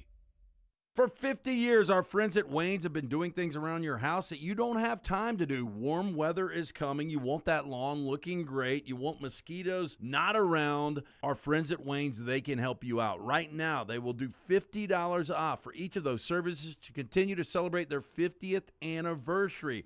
Again, our friends at Wayne's, they take care of all of us here on the Next Round. You don't want those mosquitoes. You want the lawn looking great. Call them today, 866-WAYNES1 or call Waynes.com. If renting is putting a dent in your bank account, here's your sign from the universe that it's time to buy a new home. And who better to help you through the ins and outs of home buying than our friends at Mortgage Right. With Mortgage Right, you don't have to worry about becoming a short notice mortgage expert because they do all the heavy lifting for you. They're trusted mortgage professionals and they'll help you choose the right mortgage option and stand by your side every step of the way. Visit mortgageright.com/TNR to buy before renting runs you dry. That's mortgageright.com/TNR. NMLS 2239 Equal Housing Lender. Want more of The Next Round? Download the app or visit nextroundlive.com for the latest podcast. The Mystery Fifth Hour, our Not For All Ages podcast, The Last Call, and the entire Double Down Media podcast family. All at nextroundlive.com and on the Next Round app. Stop by the New York Butcher Shop and pick up the finest in certified Angus prime beef steaks and burgers, premium pork chops, ribs, and all-natural chicken cut to order just for you. Their chef-prepared entrees and side dishes are the perfect dinner-to-go choice for your family and are ready to heat at home.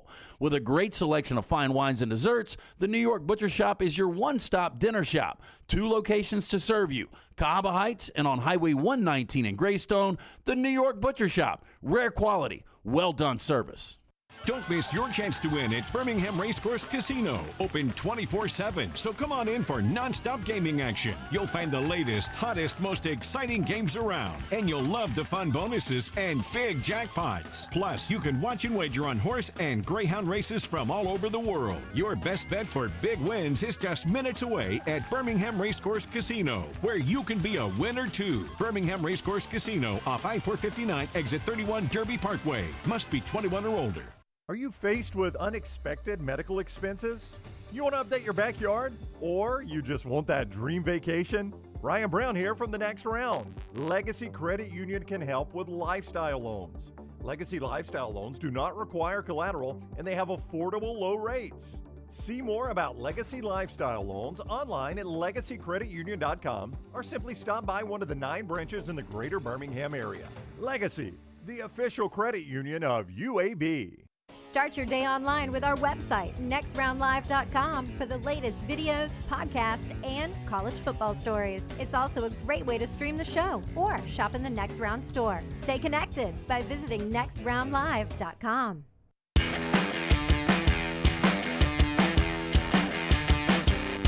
Back with you on the next round.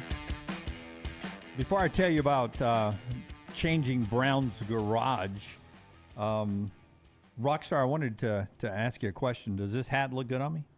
Do you like this hat? It doesn't look good. It looks great. Looks great. Yeah. It's one of the newer items we have in our store, nextround.store, nextround.store. Go by there and check out everything. T-shirts, hats, hoodies, and all of that. You can do that. If you're a golfer, we recommend you go to roback.com and use our promo code TNR20, and you can go save money there with our friends at roback.com, TNR20. Get some great gear there. The hoodies that LT has on today. And Rockstar, if you'll show me the Rockstar camera, he's got his Roback hoodie on today. You get 20% off with the code TNR20 right there at roback.com. Hey, can I give let me read this text I got about Roback from one of our listeners. And this will show you how good the gear is. I mean, huge fan. I'd never had a piece of it till they actually came on to the show with us.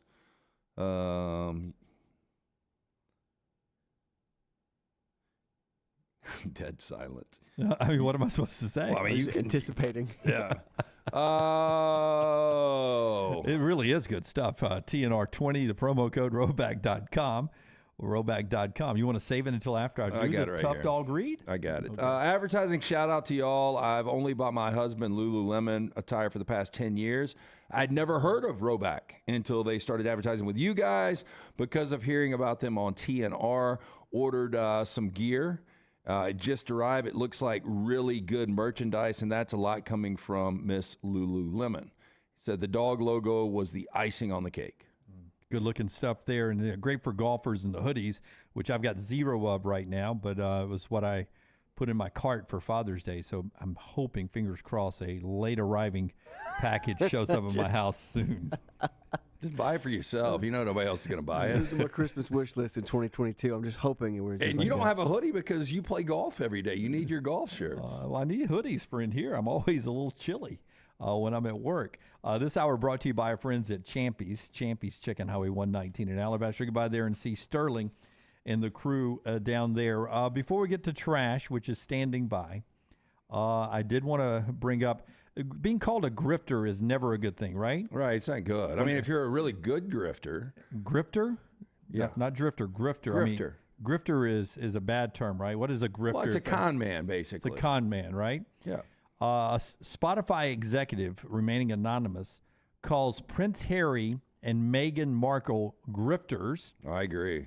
After the couple's $20 million multi-year partnership with a streaming service was dissolved last week. Sources say that the alleged couple failed to produce the required amount of podcast content.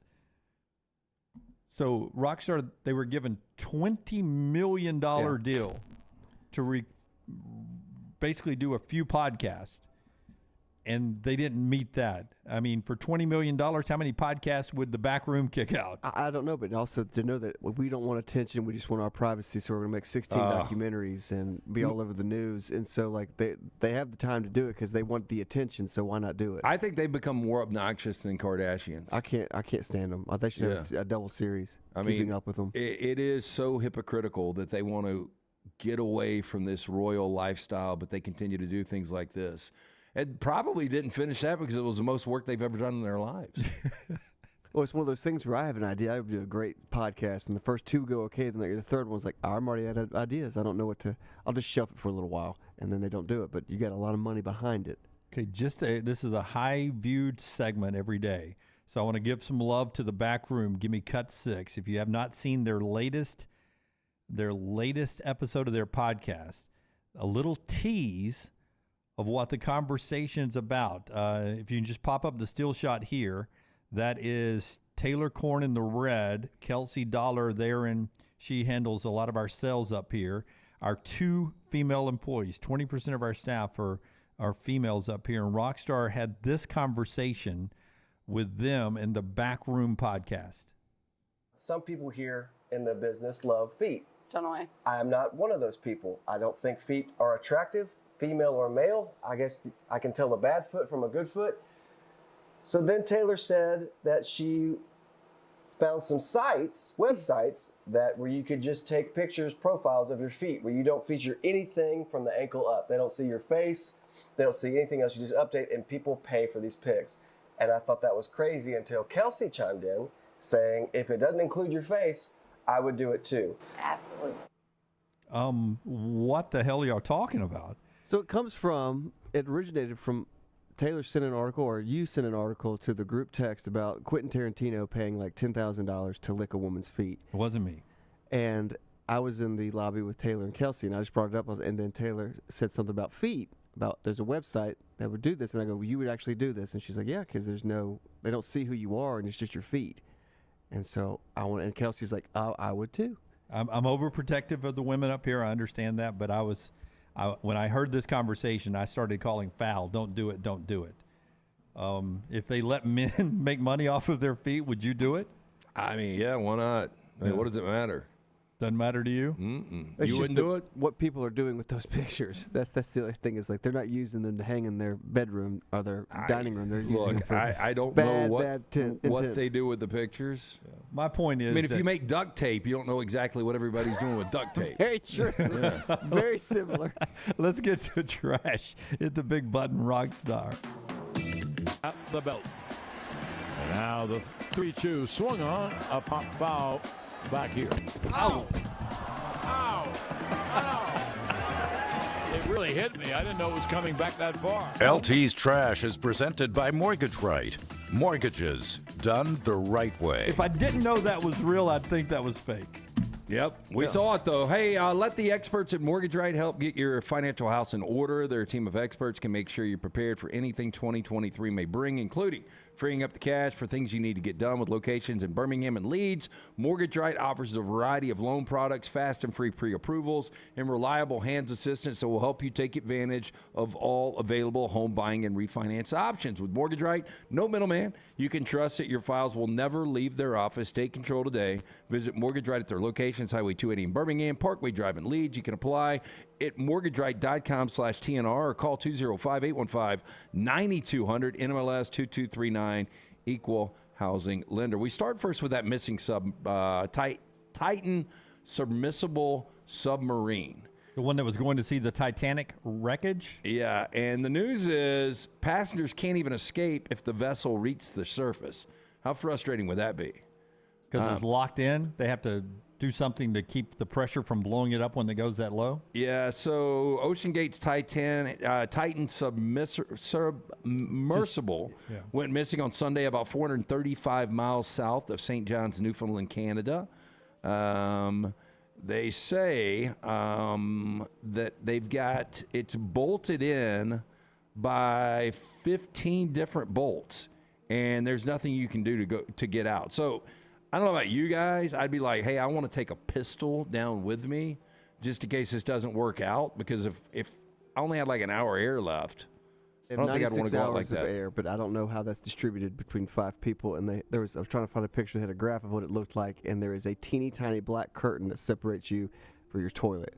There's a little toilet, and you have a little black curtain. So there's 5 of you, and they say there's no seats. I'm guessing, I don't know how they're sitting. That's just an example, and you have to be barefoot. Why? I don't know. Okay, so a couple of questions here. So it's 70 to 96 hours of air. Do you think they already know something is wrong?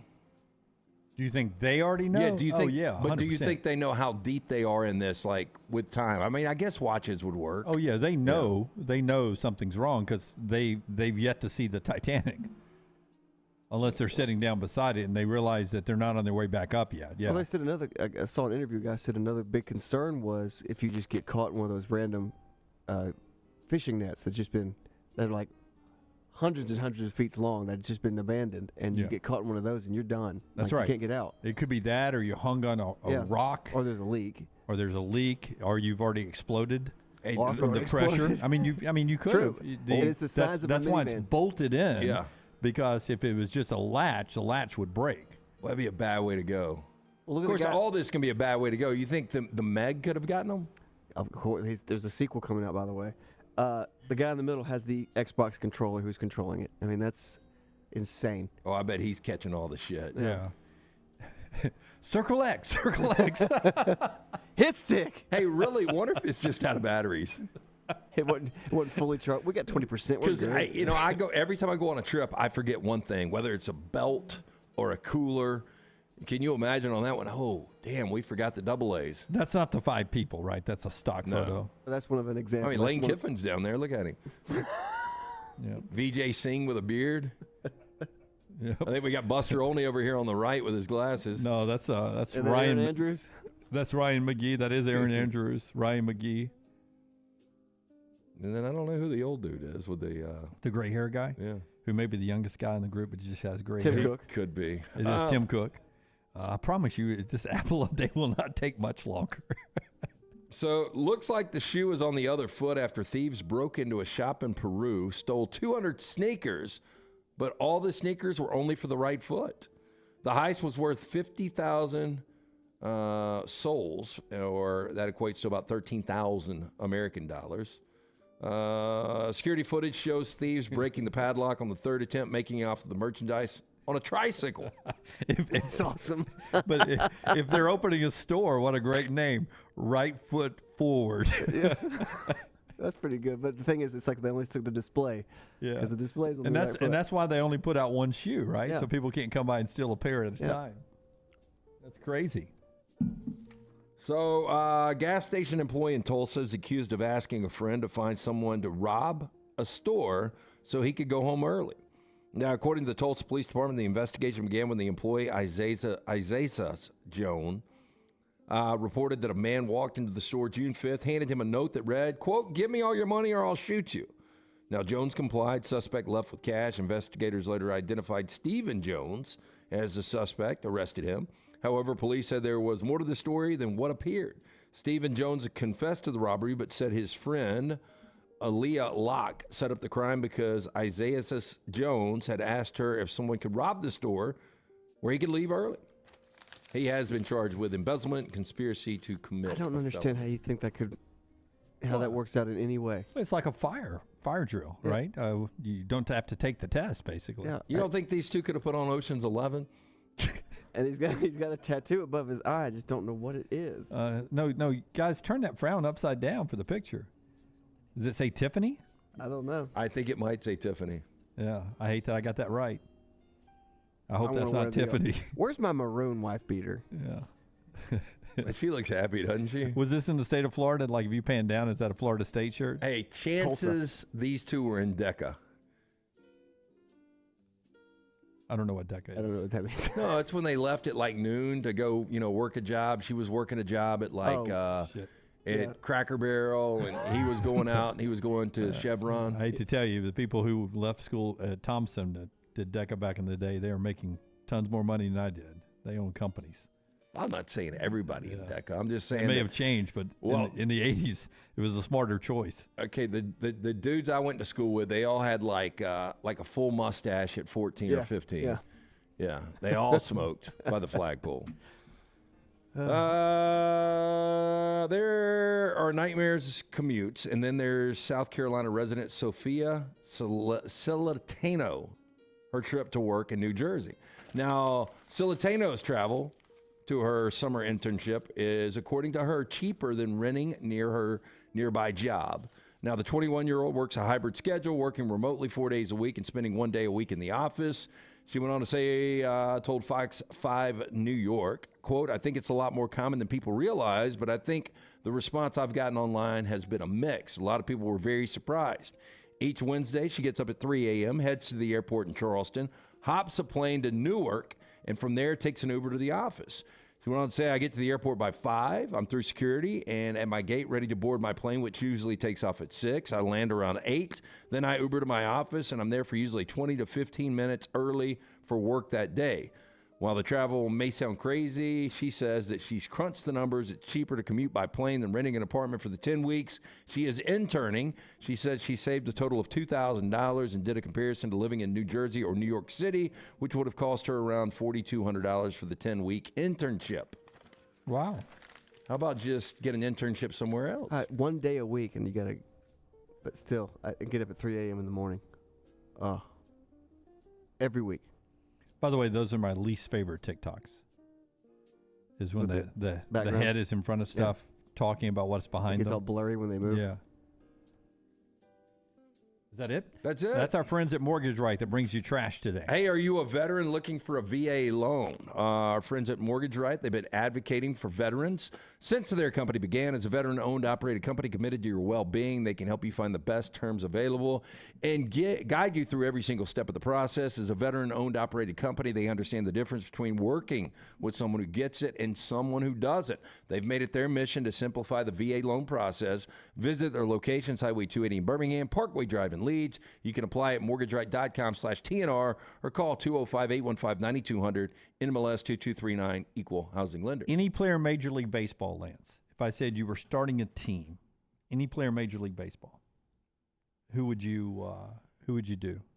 Now, it would be one of two players, but I think the easy answer right now is Shohei Ohtani. The players poll that was done by The Athletic, they do one every year. Ronald Acuna. No, it's Shohei Ohtani. Okay.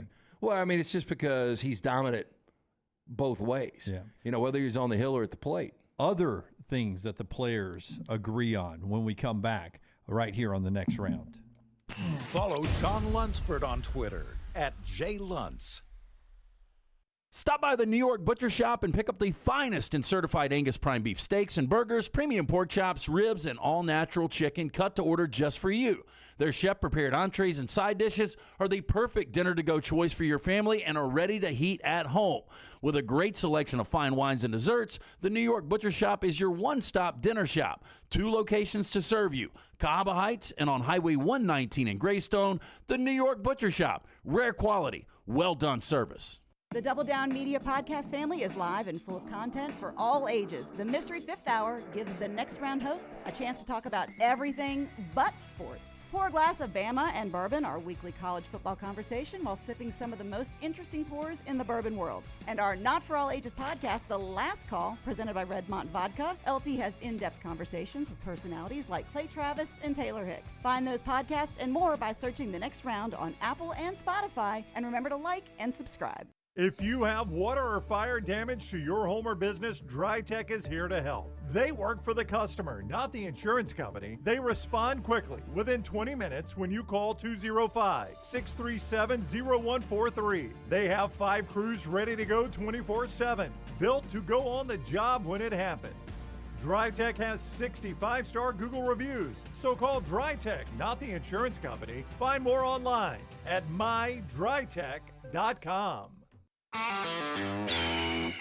This is for the men who never settle, the ones who miss the fairway all day and still pull out the big stick, the type of guys who will always prefer to be behind the grill than in front of the camera, and the men who never let their friends forget about a high school nickname. This is the Lodge mentality. This is Twin Peaks.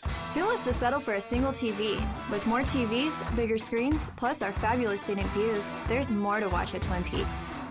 Hey, there's nothing worse than waking up to a plumbing problem. Don't get caught in a flooded house. Call the guys at Hemp Hill Services. Adam, Chad, and the team at Hemp Hill are the only ones I trust to fix it and fix it right the first time. Hemp Hill Services does it right and always at a fair price. For all of your plumbing, cooling, and heating needs, trust the name that Birmingham has trusted since 1954. That is Hemp Hill Services. Call now, 205-229-2090. That's 205-229-2090. The Double Down Media podcast family is live and full of content for all ages. The Mystery Fifth Hour gives the next round host a chance to talk about everything but sports. Pour a glass of Bama and bourbon, our weekly college football conversation while sipping some of the most interesting pours in the bourbon world. And our Not For All Ages podcast, The Last Call. LT takes off the gloves for an in-depth conversation with stars like Taylor Hicks, presented by Redmont Vodka. Find those podcasts and more by searching The Next Round on Apple, Spotify, and on our website, nextroundlive.com.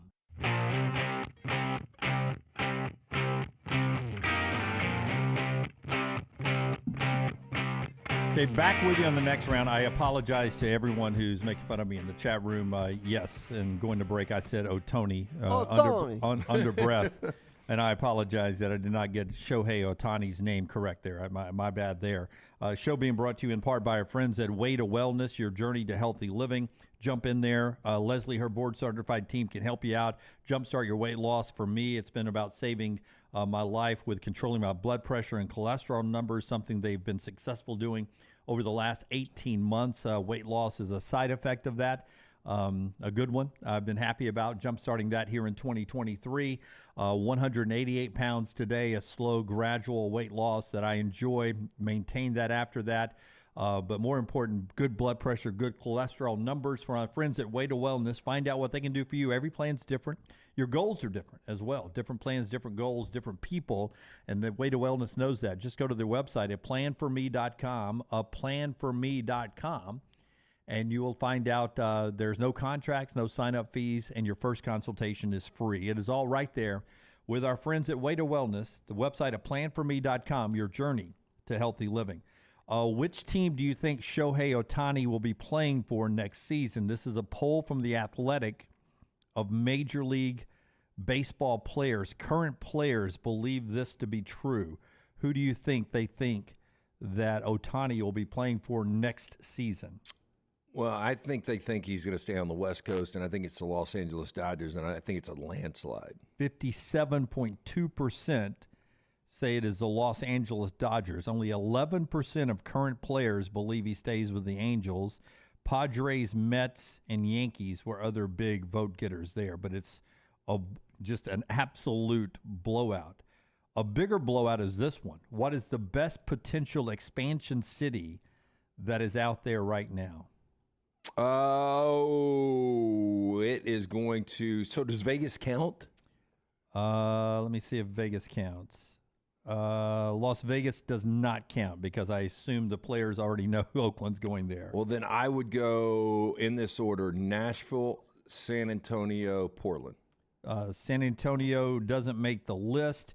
Number one is Nashville, a bigger stretch. 69% of Major League Baseball players, some I'm sure, either played in the SEC and went to Nashville or came through AAA and probably played against the Nashville Sounder for them. Oh, but Major League Baseball players would love Nashville as one of the towns on the rotation. Montreal is actually the second biggest vote getter, going back to Montreal, 10%, which back in the day when strip clubs were a thing, didn't that have the didn't Playboy poll one time, was Montreal bigger or was it Toronto? One of them, yeah, I don't know, was pretty huge as a favorite destination on the road for Major League Baseball players. Charlotte at 5%, Austin at 5%, Portland was 4%, Vancouver 2%, and Salt Lake City was 2% there. I mean, do you feel like we're going to get quickly into that?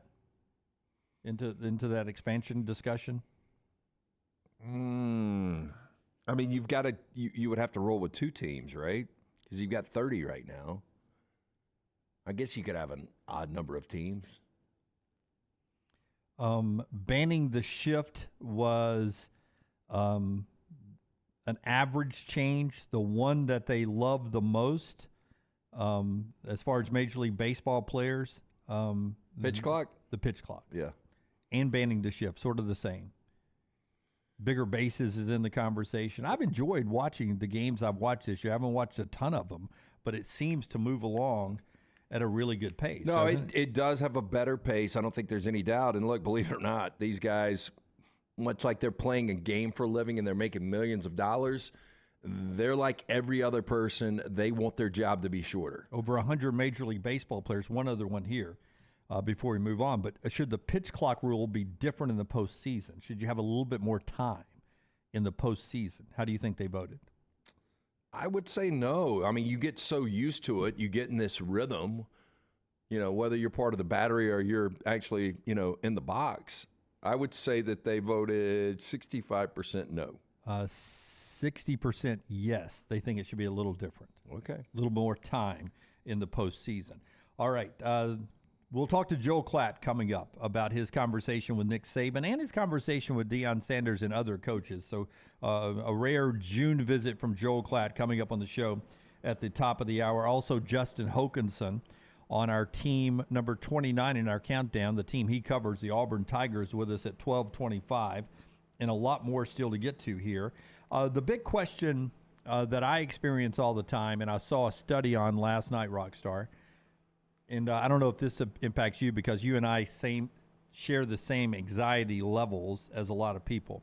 Now, Lance is a guy who, I think I'm right about this, Lance, you forget, like I do sometimes, that you've made plans a week in advance, and then that when it gets to that day, it's like, oh crap, I've got to do this tonight. I forgot I got to do this for lunch or something. Yeah, believe it or not, when I used to have a hard calendar on my desk, I never forgot things because I would always look at it. But now that I've got it in my phone, it's not the same. It doesn't pop up.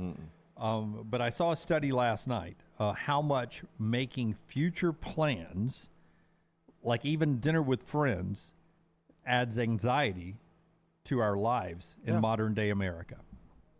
Well, every night it's with us. If we don't cook is where we're going, and that anxiety, but it's also you looking forward to it throughout the day. But yes, and then the check at the end when you say like, no, I got it. No,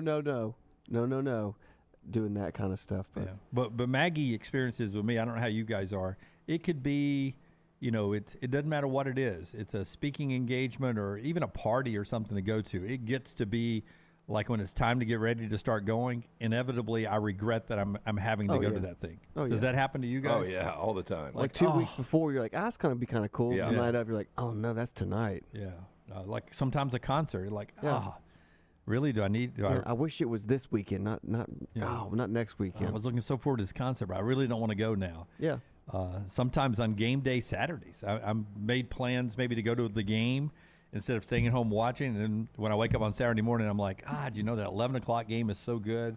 The night games are so good, I won't be back in time. That's why I agree with Brown's opinion. We're like, once I get home from somewhere, from work or something, it's really hard to get me back out unless it's something I have to do. For the fall, though, like I feel like I know what I'm doing all the time. And that's pretty much the show 5 days and then the couch for 2 days. You shut it down, right? And so, like this summer, it is driving me insane because I'm OCD on a lot of things. I like to have things organized. I don't like chaos.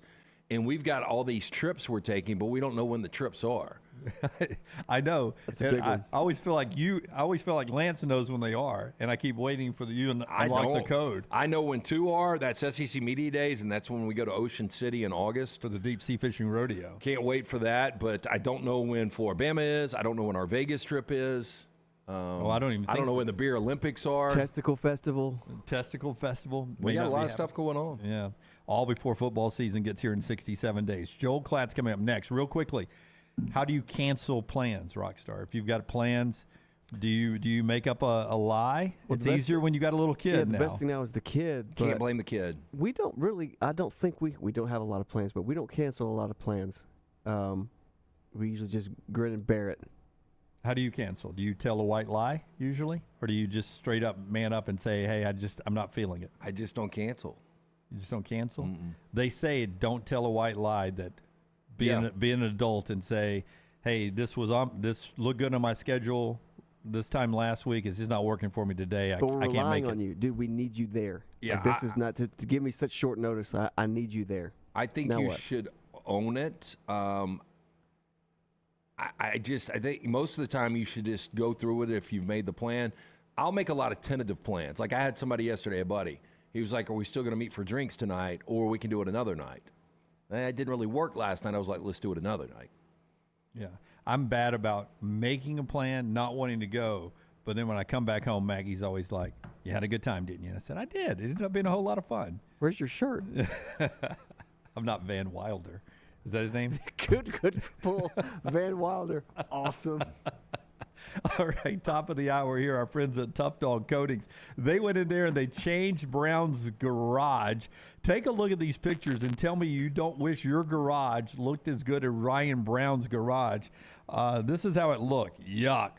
God only see how the Browns even lived there. Then Tough Dog came in and they changed the way it looked. It went from being basically Legion Field to being SoFi Stadium, thanks to our friends at Tough Dog. They give you a 15-year warranty. This is so easy to clean. It looks absolutely amazing. Best part is it doesn't crack or wear out like epoxy does. It won't yellow in the sunlight. It exceeds the OSHA ratings for anti-slip. Here's how you get in touch with our friends at Tough Dog. By the way, locally owned company, and they are good guys who will make sure you're as happy as the Browns are. ToughDogGarageFloors.com. TUFF. You see the logo on the screen. ToughDogGarageFloors.com. It's your forever home, maybe, right? You don't want to move anymore, especially when you get garage floors from our friends at Tough Dog.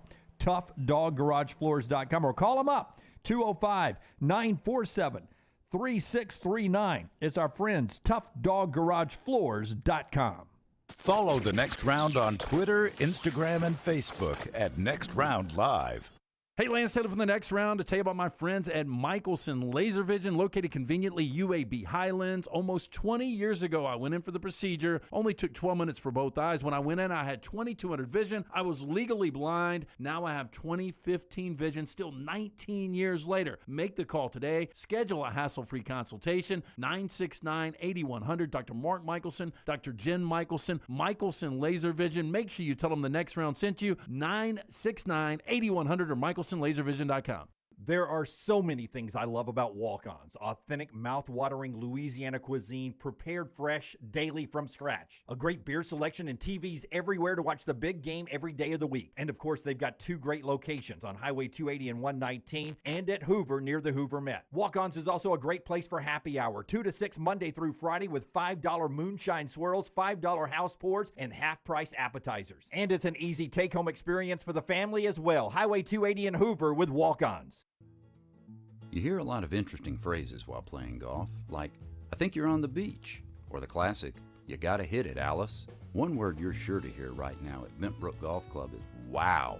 Brand new carts with complimentary GPS, and the bent grass greens are so consistent, you just might drain a few more putts, Alice. Tee it up and find out for yourself. Book around today at bentbrook.com or call 428-1999. It's better at Bent Brook. You want to look great while supporting your favorite show? You know the place to go is the official Next Round store at nextround.store. Yes, there are .store domains, and we have one. From shirts to hoodies to hats and all kinds of fun stuff, you can rep the Next Round anywhere you go. At the beach, Next Round hats to block out that sun. Up north in the winter, get you a comfy Next Round hoodie. Just need something to put your $20 beer in at a game? Get you a Next Round koozie and throw that thing in your pocket. You never know what stuff Jim's going to make me put in there next. Check it out. It's the Next Round store at nextround.store. If you have water or fire damage to your home or business, DryTech is here to help. They work for the customer, not the insurance company. They respond quickly, within 20 minutes when you call 205-637-0143. They have 5 crews ready to go 24/7, built to go on the job when it happens. DryTech has 65-star Google reviews, so call DryTech, not the insurance company. Find more online at mydrytech.com. Hey, let me tell you about our friends at Urology Centers of Alabama. Compassionate and comprehensive urological care with 35 physicians, 17 locations across Alabama. Their patient-centered approach to all of your urological needs. Remember, they've got that new men's health center. It is beautiful, helping men with a wide range of sensitive male issues in a comfortable environment. You can always go online, visit urologycentersalabama.com, schedule an appointment with one of their many urologists today. Jim Dunaway, Lance Taylor, Ryan Brown, and Rockstar. Live from the Birmingham Racecourse Casino Studios, The Next Round, presented by Bud Light, is on now. Joel Klatt coming up in about 5 minutes. MWM Wires 14 over in the chat room. Walk-Ons is really good. It's a place I swing by a lot right afterwards on the golf course and grab a great salad there. Great place to watch the games like the World Series tonight. We'll get to the headlines here. Rockstar, give me cut one real quick. Klatt in about 5 minutes talking college football. We got elimination games at the World Series today. TCU and Oral Roberts at 1, and then LSU and Tennessee at 6. Losers go home. Winners move into the championship. Here's Kevin O'Sullivan, the head coach at Florida. They're sitting good. They're the best-seeded SEC team right now because they've got 0 losses. LSU and Tennessee tonight. One of them is going home, and the other one has to go beat Wake Forest twice to get to the championship. But O'Sullivan and the Gators looking good right now. So you've been out here enough to know that, you know, when you win your first two, it makes life easier. I mean, what would be your approach and just message to these guys the next couple of days? We've got to keep our edge. You know, we haven't done it yet. So, sure, we're one game away from the finals, but we still got to play one more game. So, you know, they've got to stay the course and what we've done the entire year, and don't take anything for granted, and be ready to go on Wednesday. Yeah. So Wednesday, a lot of time off for them as they get ready to get back into action tomorrow. A little advantage for the Gators when it comes to pitching. Baseball tonight, other than the World Series, Braves are at the Phillies, 5:40 on TBS. Baltimore and Tampa Bay start a big series in the battle for the American League East. Dodgers and Angels tonight, late night as well. Those are your big headlines, brought to you by our friends at Bromberg's today. Yeah, again, Bromberg's wants to remind you, the Mountain Brook and Summit locations, they invite you to discover David Yurman's new spring collections.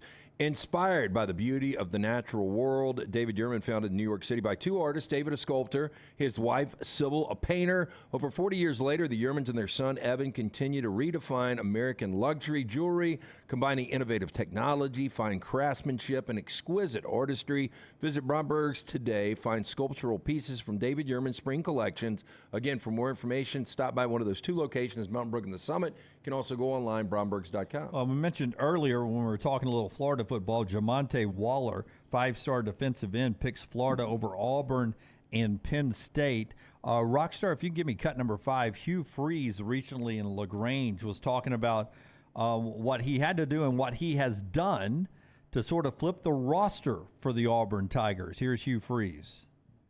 I know there's a lot of excitement right now with what we've done recruiting. And I'm thrilled for that. I'm excited, but also, you know, I think it's too early to tell how much have we closed the gap on the ones we have to close the gap on. The one thing I know, I feel confident in saying, is that we've improved our roster. How much, I don't think we'll know until we play some games. But when I'm watching the film, that's the question for me is, you know, I don't care where they played at, do they improve our roster currently? And if we have a spot and they improve our roster, then we need to go on. That is Hugh Freeze there. Their team 29 today in our 40 and 40 countdown. We'll talk to Justin Hokanson coming up after Joel Klatt. But another big topic before Klatt joins us here is San Diego State, who's on the radar for the Pac-12, loosely on the radar for the Big 12. Word comes out last night that the Mountain West is not going to give them any reprieve at all on leaving their conference. They had wanted an extension by a month to keep the exit fee from doubling. If they let them know by the end of this month, it's only $17 million roughly. They wanted an extension until the end of July because they're waiting to see if something's going to come from the Pac-12 or Big 12. I wonder what the holdup is. I mean, TV contract for the Pac-12. San Diego State looks attractive as hell to me. Well, I would agree. I mean, again, they just played for the national championship. I mean, to make the title game in basketball, they just built a $300 million stadium for football. They've been consistently a 9 or 10 win. Big television market. Program in football. Yeah, it's a big television market. Yeah, there should be a lot of appeal, but I don't blame the Mountain West at all. Look, if you guys want to take your ball and go somewhere else and make more money, then we're going to sit on this $34 million you're going to have to pay to exit. I mean, why would you want your alpha to leave the league right now? They are the alpha, right? They're the best. I mean, when you're looking at the combination of sports, you know, Boise was that team in football for a while, but San Diego State's right there with Boise now. Yeah, very consistent. Not bad in baseball either. That's really interesting stuff there. So Klatt with us in a second to talk about his Nick Saban interview, but he's also doing interviews with other coaches as we get closer to the college football season. And I don't know about you. I love hearing Klatt after he gets the time to spend on camera and off camera with some of these coaches. This off season, and we'll ask Klatt when he gets here, but this off season, does it feel a little different for Nick Saban? Does he seem a little hungrier maybe this off season than he did last off season, 2 off seasons ago? Well, you know, look, so last week, you know, we were talking about scheduling and everything, and I said, look, I'm just going to make a bold prediction. Nick Saban doesn't win another national championship. This would be so Nick Saban to win a national championship this year, because people aren't talking about Alabama in the mix really to win a national championship, which is kind of insane. Yeah, it's not even Georgia, Alabama anymore. It's like Georgia, LSU, Alabama. It's not even just Georgia and Alabama anymore. Yeah, and people would go Ohio State. I mean, I haven't seen, the shortest odds. Georgia's the shortest odds to win it. I would assume Ohio State's going to be behind them. Joel Klatt, Fox Sports, the Joel Klatt podcast, and he's doing the Big Noon Conversations, not just with Nick Saban, a variety of coaches. Deion Sanders is one I saw, and we wanted to talk to Klatt first about Nick Saban and then about Deion and some of the other conversations he'll be dropping until we get ready for football. Klatt, man, welcome back to the show. Thank you for your time. What's I know up? It's a busy time for you.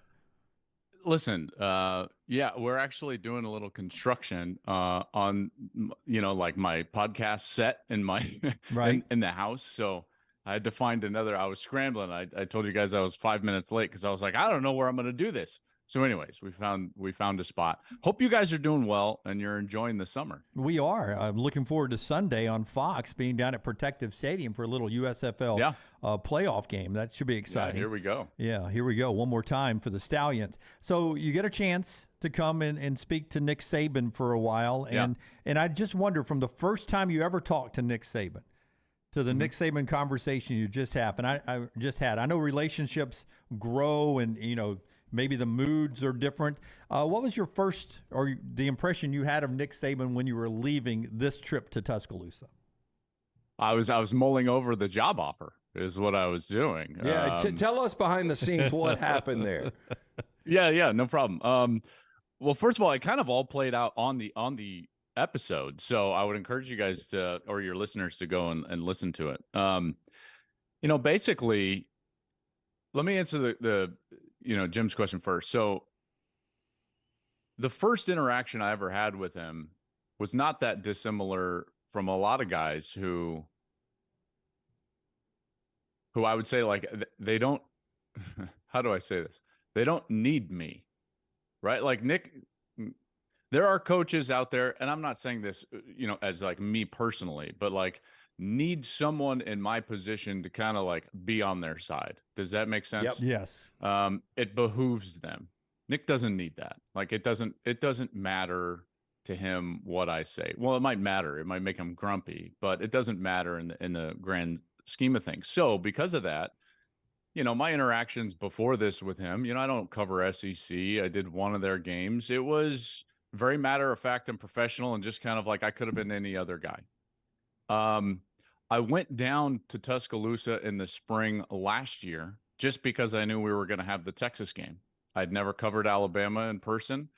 And so the backstory of this is that I went to a spring practice for the sole purpose of just shaking his hand in person and just saying like, hey, I wanted to come here in person just so that, like I'm going to make an effort. I want to make an effort to cover your team, your program the right way in this one game. So I flew down there, went to practice. There was recruits around, and it was, hey, thanks, and we'll see you. And he looked at me and during that interaction, and he was like, so why are you here? And I was like, I just came to say hello. And he looked at me like I was crazy, and he goes, well, hello. And then I said, like, we're going to have your game against Texas. It'll be on Fox. And he was like, oh, yeah, what time is that going to kick? And I was like, 11 a.m. local. And he just grumbled and walked away. Not the answer you wanted. So that was it. That was it. That was the entire interaction. And then we get to the game week. And obviously, we meet with him on Friday in the hotel. And I didn't want to waste his time. There was a bunch of answers that he gave in that meeting that I wanted to expand on. And I just wanted to get him out of that meeting as quickly as possible, because that's all any coach really wants on Friday. They don't want to talk to us, right? And all these broadcasters, they think that this meeting is so important. And I've sat in meetings and these guys opine about like, hey, remember this? And the coaches are like, get me out of here. So my objective is always like, hey, man, here's my 4 really specific questions. Answer them as quickly and as short as you want to, and like, beat it. Like, let's get out of here and not do this. So I think he appreciated that. And then I go back down and schedule this conversation. And, it went from, okay, I'll give you 29 minutes and 30 seconds to you've got 19 minutes and 15 seconds. Like, let's go. And so and I just start rolling off, and you'll notice it's a quick episode. But during the episode, I pushed back just briefly. He gave a bit of he took a shot at broadcasters a little bit, kind of like you guys, nothing matters to you. You just sit there. And I pushed back on him a little bit and told him what the downside is of my industry, which is I love this thing. I still love and long for the camaraderie and the wins and losses in the locker room and all of those things. And I give my all in this profession to go out there and cover the game the best way I possibly can. And then the game's over, and I literally just like go sit on an airplane, and I'm in 3B, and some guy next to me is like, "So you headed home?" And I'm like, "Yeah, I'm heading home. What are you gonna get? Chicken or steak tonight?" And it's just very there's a big letdown on Saturday nights, and I was telling him that, and then we started in on do you know what it takes? He asked me, and I'm like, yes, specifically, which is why I'm not a coach, because I valued, not that he doesn't, but I valued my sons over that. So a long answer to tell you, our relationship has gone from why are you here to, I think, a little bit more of a respect of hey, listen, we both love this sport. We both care for the sport. And that's where at the end, he kind of threw out, he's like, hey, we got a job for you if you're ready, which of course I'm not. Why would I work for Nick Saban? My life's way better than trying to go down and work for Nick Saban. But that's how it all went. Long answer, but it kind of morphed through the last year. No, but Klatt, sticking with that,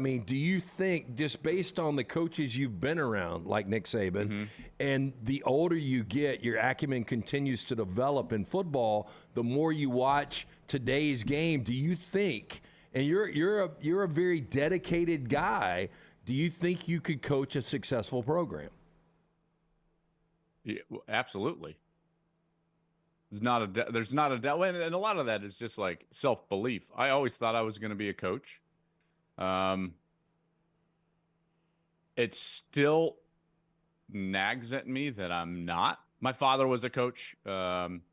He was in Vietnam. First of all, my father, he was a Marine, first lieutenant in the Marine Corps, and was in Vietnam, came back, and it was his time in the Marines leading young men. He's 22, 23, and he's an officer, and he's leading 18, 19-year-olds in war. And it was that experience that led him to be like, hey, man, I don't want to be a banker when I got home. He wanted to be a teacher and a coach and continue to invest in the lives of 18, 19-year-old young men.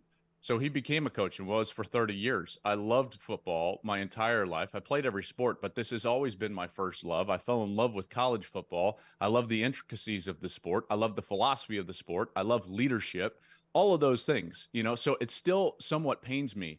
Now, having said that, you have to give up a significant amount, and the sacrifices that these guys make, and more specifically their families make for their career, is profound. And so, I decided a long time ago that okay, this is probably not going to be the route that I go, but there have been plenty of times when I've been, this close to jumping back in. And I think everybody in this industry that, well, not everyone, those of us that really dive into the football, and I think you guys know, that really get it and know it and talk about it. I think it's always in the back of our head. But I'm certainly happy with where I'm at. It's a great question, but yes, I've thought about it, countless times. Well, your dream job would probably be your alma mater, Colorado. You had an opportunity, much like they don't have a natural recruiting base. It's still about wins and losses. Yeah, but you could instill some of these philosophies. You coach those 2 stars up to 5 stars.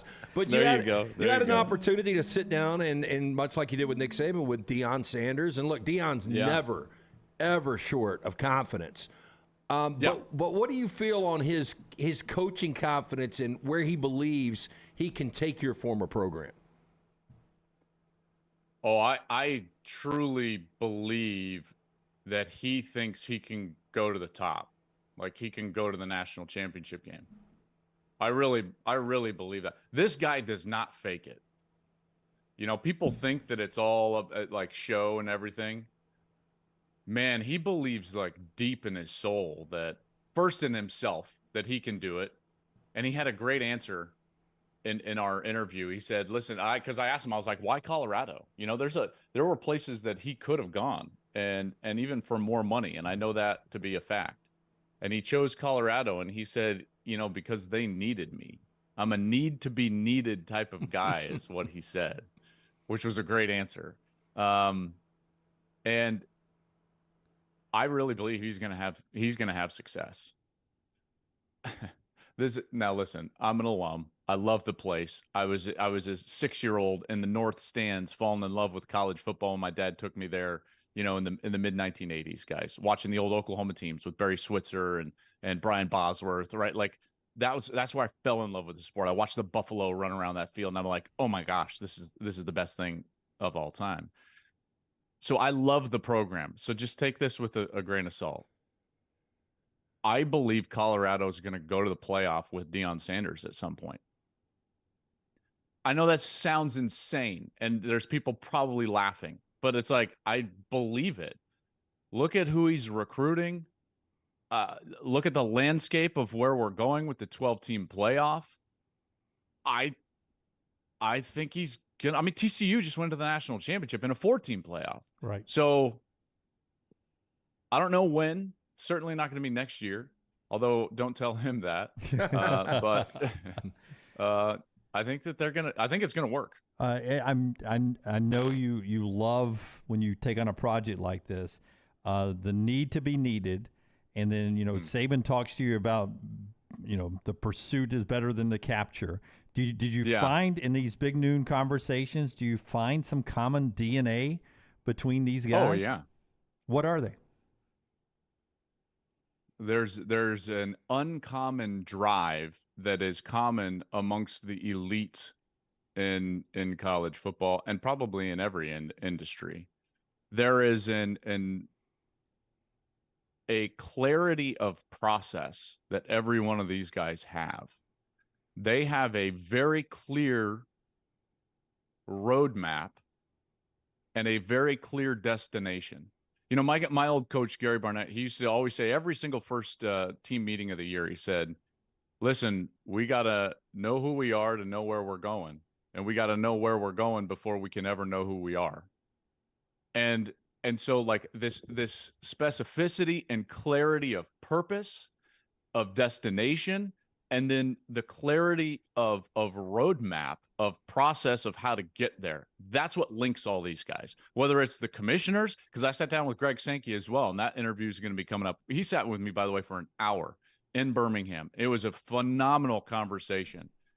Clarity of direction, clarity of roadmap of how that process is going to. I think that's the tie between all these guys, because everybody's style is different. Everyone is driving these roads a little bit differently and in different cars, but they have a clarity of destination and roadmap that I think is uncommon, in particular in today's day and age, when all of us are distracted. Probably 90% of our lives are just lives.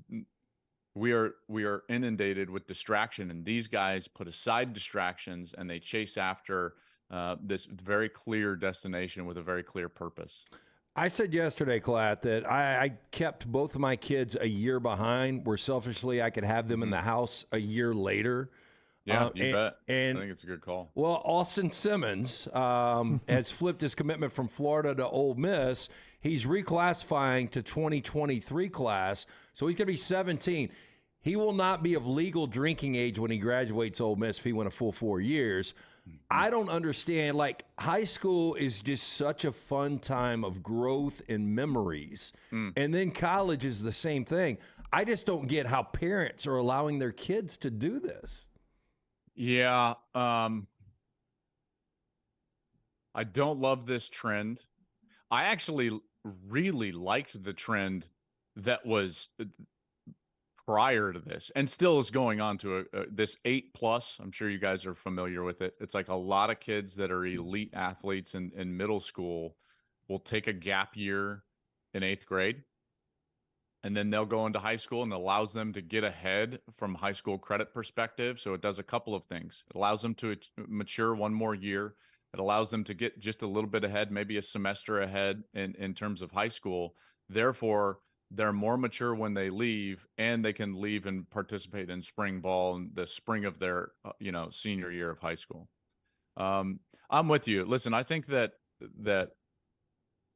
in general, our society has really stolen childhood away from children, and we've pressed upon them more serious conversations and topics, generally speaking. And I believe that we do that in athletics as well. And we put this level of importance on specialization far too early. And they're not allowed to go compete and have fun and find joy in their sport first. Because I will tell you this about elite level athletics. And I'm talking about not just getting to college, but excelling in college and after. People have no idea the level of commitment and the level of sacrifice that it takes to succeed at those levels. And if you don't truly love that craft, and I mean have a deep, burning passion for it, you will burn out, period. Because if you're seeking anything other than the love and joy that comes from the competition within that sport, it ain't happening. So if you're chasing, whether it's, social media accolades or everything that comes with being an athlete, it's always going to fall short. And the specialization at a young age is forcing kids into these universes where they're so self-absorbed and all they want to do and talk about is like that scholarship and what I'm getting and what I'm doing and how many followers I'm having. And what we're losing within this specialization and within this social media age is these players finding joy and a true passion for their sport before they get into this environment in which they're going to have to commit 10,000 hours, the Gladwellian kind of theory of excellence, to go after and chase it at the highest level. I know that's, I don't know, maybe that didn't answer your question or not, but I don't love that trend.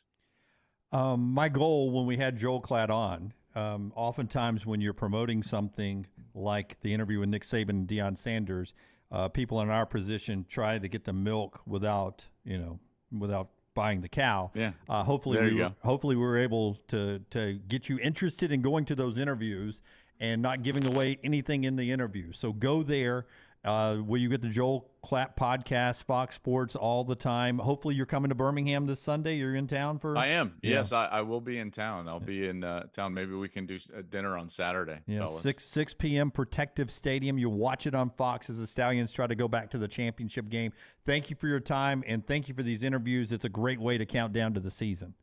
Yeah, man, I can't wait for the season. I can't wait to talk with you guys more. It's going to be a great season, and I really appreciate you, promoting this series. It was one of the most fun things that I've ever done, to be honest with you, is sit with these guys from all walks of college football and talk about the sport globally. So basically every Monday this summer, we're going to have a new big name. It was Saban, obviously. We'll have Greg Sankey. We'll have Ryan Day. We'll have Tony Petitti, the new Big Ten commissioner, Brett Yormark, the Big 12 commissioner, Chip Kelly. Like, there's a lot of these coming, and I think that you'll find them interesting. Oh, you mean Ryan Day on the hot seat at 45-6? You talked to him? Give me a Isn't break. that insane? Isn't that insane? Beat Michigan. What are we doing? What are we doing? Unbelievable. Joel Klatt, one of a kind, man. We appreciate him so much. Thanks for being with us. The show being brought to you by friends at Michelson Laser Vision. 969-8100. That's the number you need to call. The number that I called 2 decades ago. Dr. Mark Michelson, Dr. Jen Michelson, best in the business. If you wear the contacts or the eyeglasses, you're wasting money each and every year. Make the phone call that I made, 969-8100. Ask for Amy. Tell her the next round sent you. They're going to hook you up with a hassle-free consultation, 0 to lose, to find out if LASIK is right for you. Don't procrastinate. Now is the day. Now is the time. 205-969-8100 or michelsonlaservision.com. Take the next round anywhere you go with official Next Round gear. Buy yours today at nextround.store. Did you tweak your shoulder putting up Christmas decorations? Injure your elbow shooting hoops in the backyard? Or hurt your knees getting up from the couch at halftime?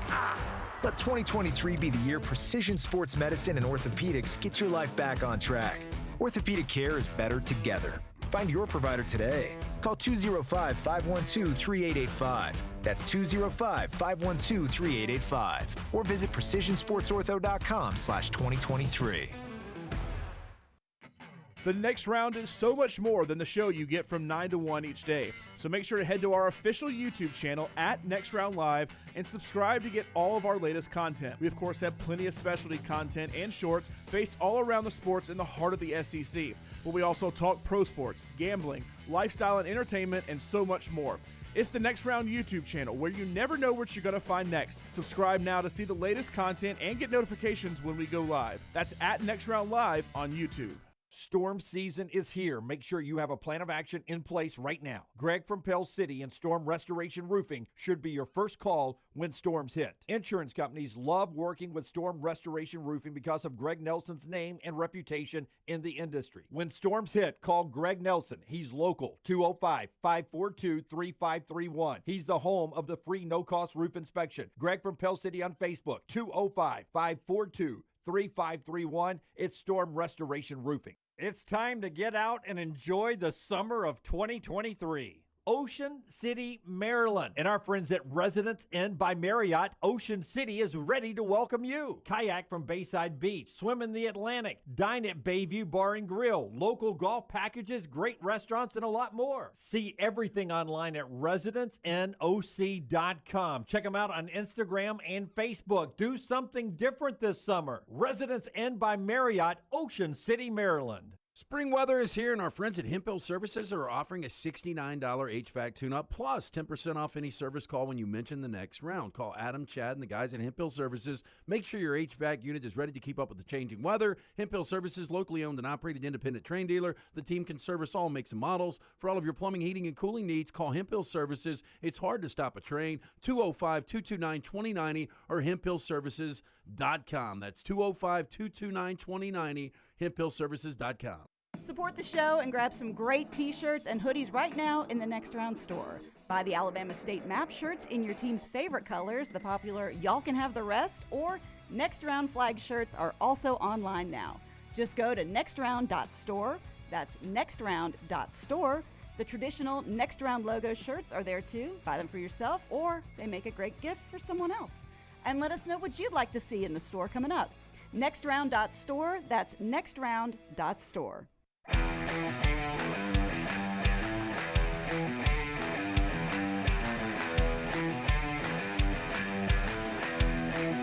I want to remind you, summer weather is here. Our friends at Hemp Hill Services offering that 0% for 60 months for qualified customers, plus free 10-year labor warranty when you mention the Next Round. Call Adam, Chad, Andrew, the guys at Hemp Hill Services. Make sure that HVAC unit ready to keep up with the changing weather.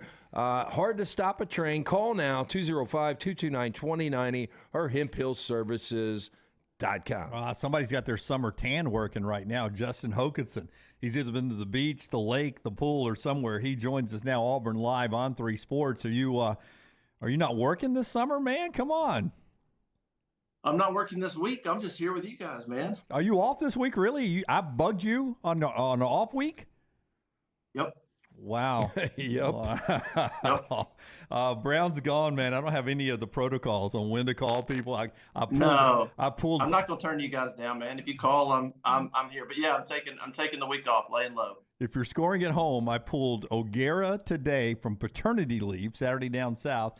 Clay's at Cooperstown with his kid. I pulled him in from Who doesn't have time to travel because he's so busy. And now I've got Hoke. And Klatt was in the middle of a construction project. I am killing it in booking guests this week. Auburn's our team today as we preview teams counting down to our 40 and 40. And we've talked a little bit about the roster and everything, but you were there. You were there with that roster last year for Brian Harsin. That November roster and the one that takes the field in September at Jordan-Hare Stadium. 50% different, 50% better, 100% better? How different is it going to look? Well, I mean, you start at quarterback. That's a huge deal. And if you assume that Peyton Thorne is going to be a serviceable quarterback, then that's going to make a huge difference. I think that with this team, man, I see a lot of the outside noise and the outside talk, whether it's magazines or different talking heads, if you will. And 6-6, 7-5 seems to be the number for Auburn. For a lot of people outside of Auburn, there seems to be a lot more optimism inside Auburn, whether it's fans or the program, on maybe what they can do than outside. I think a lot of pieces are just going to have to come together, starting with Peyton Thorne at quarterback. But you've got some potential at receiver, but it has to come together. You've got some potential at linebacker, but it has to come together. You've got somebody like Justin Rogers coming in from Kentucky, who's got a lot of ability, but he needs to live up to that 5-star billing. You've got an offensive line that's rebuilt that looks like it's in pretty good shape. But again, they've got to mesh and do it in the SEC and do it with a quarterback. So there's some pieces that the potential is there for this team to surprise people, but it has to come together this summer and during fall camp for that to happen. And so I think that's maybe why there's a little bit of a disconnect between optimism inside the program or fans thinking we can win 8 games or maybe 9, and people on the outside going, it's 6 or 7, because there's just that potential gap. It just feels a lot different from a year ago. You know, a year ago, Hoke, it seemed like Hokanson was dead man walking. Who's going to be the next guy? This is just kind of a throwaway season. There just seems to be a lot of excitement talking to Auburn fans on, yeah, this year's an unknown. Like, we don't expect a championship. We could win 6 games, but we could win 8 games and be a lot better than we think we are. Is the feel totally different from last year to this year for you? Oh, yeah, no question. The feel is definitely different. A lot of that has to do with recruiting. That's certainly making people feel like they can get the talent there again. That feels better. And Brian Harsin, they're just, you know, you gave him a year of fans sort of listening to that rhetoric, but then it just started to grow stale. And so when you have new life, new blood, new coach who's done it in the SEC before, there's some belief there, and the recruiting is a big part of it. He's going out there and battling the elite teams for talent. That gives you some confidence too. But this is, I mean, Auburn fans, I mean, every year they're gonna think 8, 9, 10 wins, they can do it. And so yeah, the belief is definitely different. You talk to players inside the program, players kind of always think this is the year, and they're always pretty upbeat. So that's a little hard to tell. I talked to players last year that said things like, we're doing things in the summer and we're working together, and we weren't doing this last summer. Like, I heard things from players last summer and it didn't translate. So you can't always go by what they're saying. But for the fans' perspective, yeah, I mean, there's certainly a different feel. And I think a lot of that goes to recruiting, that you're going and battling the big boys. And there's a lot of belief that, okay, maybe we can get some actual real talent in here and make some things happen. Well, the actual players that are on the field this year, though, the team we're talking about, when the first meaningful game where you know there's a chance you may win, you may lose, do you think the Auburn fans in the stand going, damn, our offensive line is so much better, or damn, it's our wide receivers that are so much better? Not that every Auburn fan cuss. I should go, dang, is our offensive line that much better, or is it our wide receivers that are much better? Which one of those two groups do you think is going to stand out most for the Auburn fan? Probably the offensive line. I would say the offensive line. That unit has just been a struggle really since, I don't know. I mean, 2017 was the last really good Auburn team, honestly. Since then, it's been a struggle, and a lot of it's offensive line, especially when you look at the criticism Bo Nix received. And when he was here, if you remember, is it Bo? Is it the offensive line? Is it the receivers?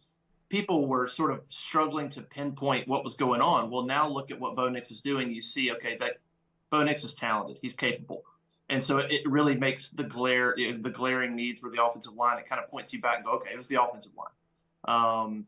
And so I think that's going to be the unit that people are probably going to be, man, that looks much better. I think that's probably going to be the unit that people look to and think it's much better. The receivers we're just gonna have to wait and see who steps up. I think that's going to be a work in progress through the month of September. Like, who's the guy, 3rd and 11, who do you go to, who's going to stretch the field, things like that. And so that's going to take a little bit more time. I think the offensive line, because you had those transfers in the spring, that should be a pretty cohesive group come game 1, because those guys aren't arriving in the summer. They were there in the spring. And so that's probably going to be your most improved group on the team, I would imagine. Yeah, I wanted to stick receiver. You probably know this, and I think all Auburn fans have heard this. The last 1,000-yard receiver at Auburn was Ronnie Daniels back in 1999. I mean, think about it. It's been 25 years, basically. And I ran across this morning, and this is really interesting. Dating back to first season at Arkansas State in 2011, Hugh Freeze's leading receiver has averaged 946 yards a season. So he's basically got a 1,000-yard guy every year. And based on what you're saying, it's hard to imagine one of those guys they can become the go-to guy, but becoming a 1,000-yard guy seems like a big jump. Yeah, I don't see. Yeah, I don't think they've got that guy. Maybe, but that's the receiver position for Auburn has honestly just been a black hole for a long time. Some good players, serviceable receivers. Every now and then you get a guy that's pretty good, but boy, it's been a long time since they've had maybe a receiver that you would say is one of the top 5 receivers in the league. That's just a position that's eluded Auburn in terms of landing elite. They've had offensive linemen, linebackers, defensive linemen, running back, cornerback, quarterback, you name it. Receiver's the one position that they just haven't had elite talent at. And yeah, on this team, I'm not sure I see a guy that's going to bust out with 60 catches and 900 plus or 1,000 yards. It's possible, but when you bring in that many portal guys, you're certainly looking for somebody. I think it's going to be sort of a committee. I think there's different guys that'll do different things. Rivaldo Fairweather is going to catch balls at the tight end position, and so I'm not sure there's going to be a 1,000-yard receiver, but you hopefully have got enough options that you can score touchdowns through the air. Whether it's Shane Hooks, Jair Shorter, who like half his catches were touchdowns last year. Fairweather, like I mentioned, Javaris Johnson. Hopefully, you've got enough options that when you're in the red zone, you've got a couple of different guys potentially to go to. Shane Hooks, by the way, is a guy that he's a massive target. He is a big dude, well built, huge hands. He's a guy that could be a real touchdown maker, or a guy that could be maybe your first target in the red zone. That could be a problem. I don't think anybody's going for 1,000 yards, but I think you've got some guys that can help get you touchdowns in that short field. Auburn at number 29 in our 40 and 40 countdown. Hoke on vacation joining us here. For my wife, it's brownies or cake or cupcakes. For my daughter, it was always ice cream. And for my son, it was Snow Biz, the little frozen ice thing. For your wife and your daughter, are they cakes or brownies, or are they ice cream when you take your little daughter for a little treat? Is it ice cream or is it frozen ice? What is it? Oh, it's ice cream all day, every day. Ice cream, chocolate ice cream most of the time. Every now and then some toppings, but no, it's ice cream. It's ice cream in the morning, ice cream at night. It's always ice cream for the little one. Jenny's salted caramel. It will change your life. What is it? Jenny's is the ice cream salted caramel, the flavor. Yeah. Okay. It's fantastic. LT has become a social influencer for Jenny's all this summer. He's discovered his go-to in ice cream. Unfortunately, yeah. I got tonsils out a few months ago, Hoke, and in that, obviously, like most kids, I was eating ice cream. And the ice cream that I went to was Jenny's, and now I can't get away from it. It's addictive. Jenny's salted caramel. Salted caramel, yeah. Yeah, we have some stands in town when you want to come up there, but you can get it in your local grocery store, too. So whenever you're in town. I'm more of a chocolate. I stay in my lane. I go chocolate. Well, they got some good chocolate too. I'm a redneck. I like the vanilla custard, the soft serve, even from Dairy Queen. I'm pretty simple. I like to add my own flavors to it. Give me the basic, and then I'll add my own flavor to it. So I'm the old triple option of ice cream guys. Just give me the basics and we'll make it work. Justin Hokanson, man, thank you. Auburn Live on 3 Sports. A lot of good content coming. I know who he was talking to earlier also on his day off. So some good content coming on everything Auburn right there. Auburn Live on 3 Sports. Great deals right now. You can get to subscribe to be ready for football season. We appreciate you, Hoke. Thank you, buddy. Anytime, man. See you. All right, glad to have him on. Also glad to have our friends at New York Butcher Shop. I was by getting wine for the weekend. Almost walked away with some free steaks. I was sitting there talking to the owner, and I was ready to ring up my wine, and all of a sudden, he thought I was waiting to get steaks cut, and the guy set some down on the counter. It was for the guy behind me, and he was about to throw in my bag. I was about to walk out with 4 freshly cut steaks from New York Butcher Shop. You know what I've never had, or what I haven't had in forever, is prime rib.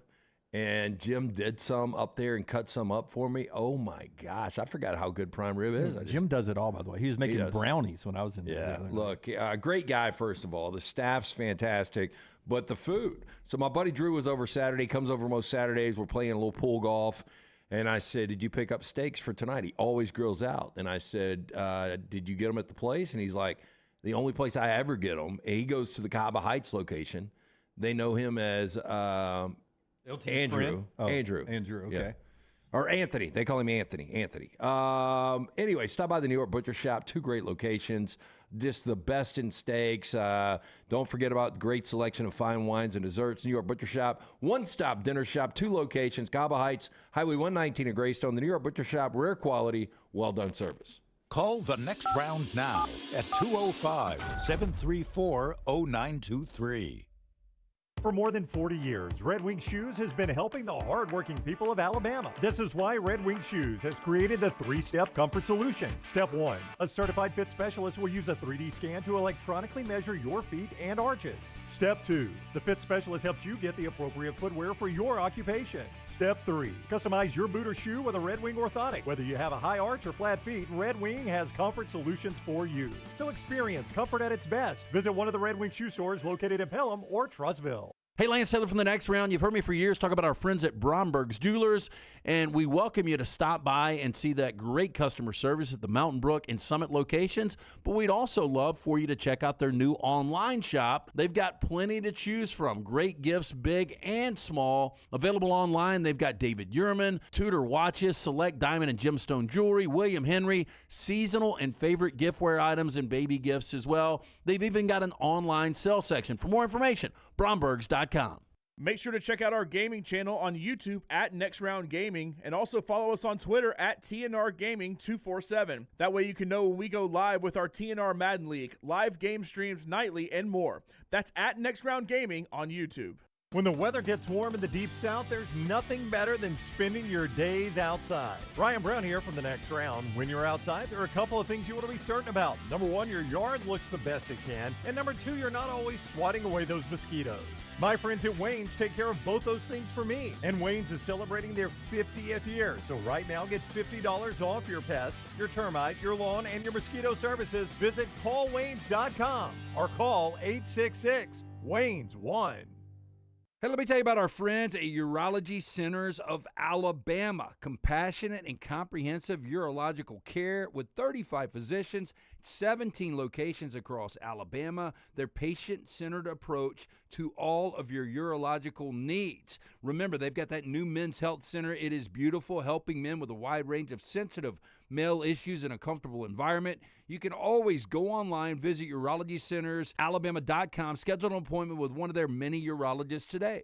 Hey, Lance Taylor from the Next Round to tell you about our friends at Gutter Cap. Gutter Cap's that patented aluminum cover system that fits over most existing gutters to keep out debris and eliminate that gutter cleaning. It's backed with a lifetime warranty, almost 20-year service record right here in Birmingham. Stay off that dangerous ladder forever. 45% off the retail price now if you call guttercapbirmingham.com. Call my good friend Chris Stewart now, 205-823-2212. Cap it, don't snap it. It's Gutter Cap.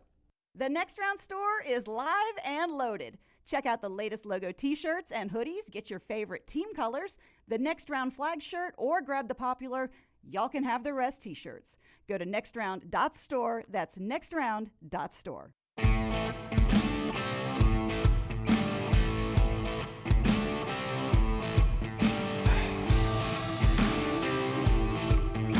Back with you on the Next Round. Love our friends at Bud Light. Easy to drink, easy to enjoy. The power of Bud Light. You know, we're approaching our destination. Leaving our old destination was last Friday, 2 years. So August 16th will be our 2-year anniversary up here. And there's a guy behind the glass. I won't name him. But when I mentioned to him for the first time, it was on a putting green. I was about to play 18 holes with him. And I mentioned the idea we were dreaming up. And I was like, do you think this would work? And I sort of pitched it to him on the putting surface before we teed off. And he was like, I don't know. So we played 9 holes, and a beer or two into the first 9 holes, he was like, the more I think about it, that's interesting. 2 more beers and another 9 holes. By the time we were putting our clubs in the trunk, he was like, he's sold. Not only does it work, I want to buy in. I want to be a part of it here. Well, he was ultimately the guy that got me off the ledge. I was back and forth. Glad he did. Yeah, but it went from no beer, practice on the putting greens. I don't know. At the turn, a couple of beers in, like liquid courage, it could work. And then by the end, he is like, I want to invest in it. I had that one friend that would have a couple of beers, like eyeballing the big guy at the other end of the bar. And, by the time he got done with 6 or 7, I think I can take that guy. My favorite trip ever to the Floribama was this most recent trip that we went down there. We've got to get back there soon. Again, I've been working on it. I've reached out to the appropriate channels, and I just haven't got it in stone yet. Okay, we got to go. I'm ready to go. I will go Monday. I would go the next segment if we could. We don't have enough time. If we could, short breaks. If we could use the old what's it called when you just move from one place to the other. Hey, honestly, I was talking to Little T last week about it, and I said I think I could get this week set up, which would have been this week, but no Brown. And I think based on our setup, it's kind of difficult to do, isn't it? Oh, we would just have to have taken Lunsford or Forrester with us. I don't think either one would want to go. I don't think anybody in that back room wants to go to Floribama with us. Lunsford will travel in a heartbeat. I don't think he'd want to go, Lunsford. There's a Bama part in that. If it was just Florida, a.k.a. Orlando, sure. Before LT tells us about Hemphill. That was a no. That was a no. Yeah. Shut down. Before LT, unless there's a softball field on premise, Forrester ain't going. Before he tells us about Hemphill, Landmine Believer over there says Nate Oates is about to go into North Carolina and beat out UNC for a 5-star UNC legacy player that grew up 15 miles from campus. Oates is awesome. If you guys can you can do it privately, DM me on Twitter, or you can throw it in over there. How is Alabama's roster for next year? I'm so confused on who's on the roster, who's not on the roster next year for Alabama basketball. I know. I trust Nate. Noah Clowney and Brandon Miller are not. Yeah, and they're going to go. I got a thought on them after you tell us about Hemphill. But like that Grant kid from North Dakota State, is he on the roster, Landmine Believer? Is he not on the roster? I saw yesterday that maybe Arkansas is still in the mix. Somebody give me some clarity about that Alabama basketball roster. You can go at Jim Dunaway if you want, or you can do it in the chat room or at Next Round Live. Tell us about Hemphill. Yeah, summer weather. It is here. Our friends at Hemphill Services offering that 0% for 60 months for qualified customers, plus free 10-year labor warranty when you mention the Next Round. Call Adam, Chad, Andrew, the guys at Hemphill Services. Make sure your HVAC unit ready to keep up with the changing weather. Hemphill Services, locally owned and operated independent train dealer. The team can service all makes and models for all of your plumbing, heating, and cooling needs. Call Hemphill Services. It's hard to stop a train. Do it now. Call 205-229-2090 or hemphillservices.com. Okay, so I get a feeling, and you tell me if you think I'm right about this. Everyone's debating at 2, at least all the headlines are, is it Scoot Henderson or is it Brandon Miller to Charlotte? I feel like it's going to be Scoot. And I'm just haunted by the fact, nothing to do with any off-the-court stuff, just like in the loss in the NCAA tournament, that sometimes Brandon isn't an automatic every game, right? When you're a point guard like Scoot Henderson to distribute the basketball, that's an automatic every game, right? And I think he's such an elite point guard player with some offense, but really a distributor, that will put him at 2. Could Brandon Miller be a guy that drops to not only to 3, but to 4, to 5, to 6? Could he be one of the bigger surprising drops in the draft Thursday night? Wembanyama's going to be... He's one. Yeah, that's all the draft is going to be about, because this is, and you're hearing guys like Kevin Durant, LeBron James, they're talking about he looks like a generational talent. I still think Charlotte's going to take Brandon Miller at 2. Charlotte has done, a lot of off-the-record background checks on Brandon Miller. They're very interested in Brandon Miller. Scoot Henderson is viewed as a guy that is going to be a really, really good guard in the league for a long time. But Brandon Miller is so unique, a guy that's got handled, that's 6'10", a guy that's got, the range. He could become, a 38% three-point shooter type of guy, and a guy that can, guard 3 or 4 positions. I mean, Brandon Miller, to me, is going to be the second guy. You think he'd be second? Yeah, I think he's going second overall. We haven't done a state bet yesterday or today. Would this be fair? Brandon Miller second, you win a stake. Third is a push. Fourth or lower, it's me. Would you do that? Yes. Okay. So if it's 3, it's a push. If Charlotte goes Scoot. If it's second, it's you, second or first, if for some reason. And anything fourth and on is me. Yeah. Yeah. And it has nothing to do with off the So off the court you have got anything. a feeling that he drops 4 or below. Well, as I've got a feeling that he's third, maybe fourth or below.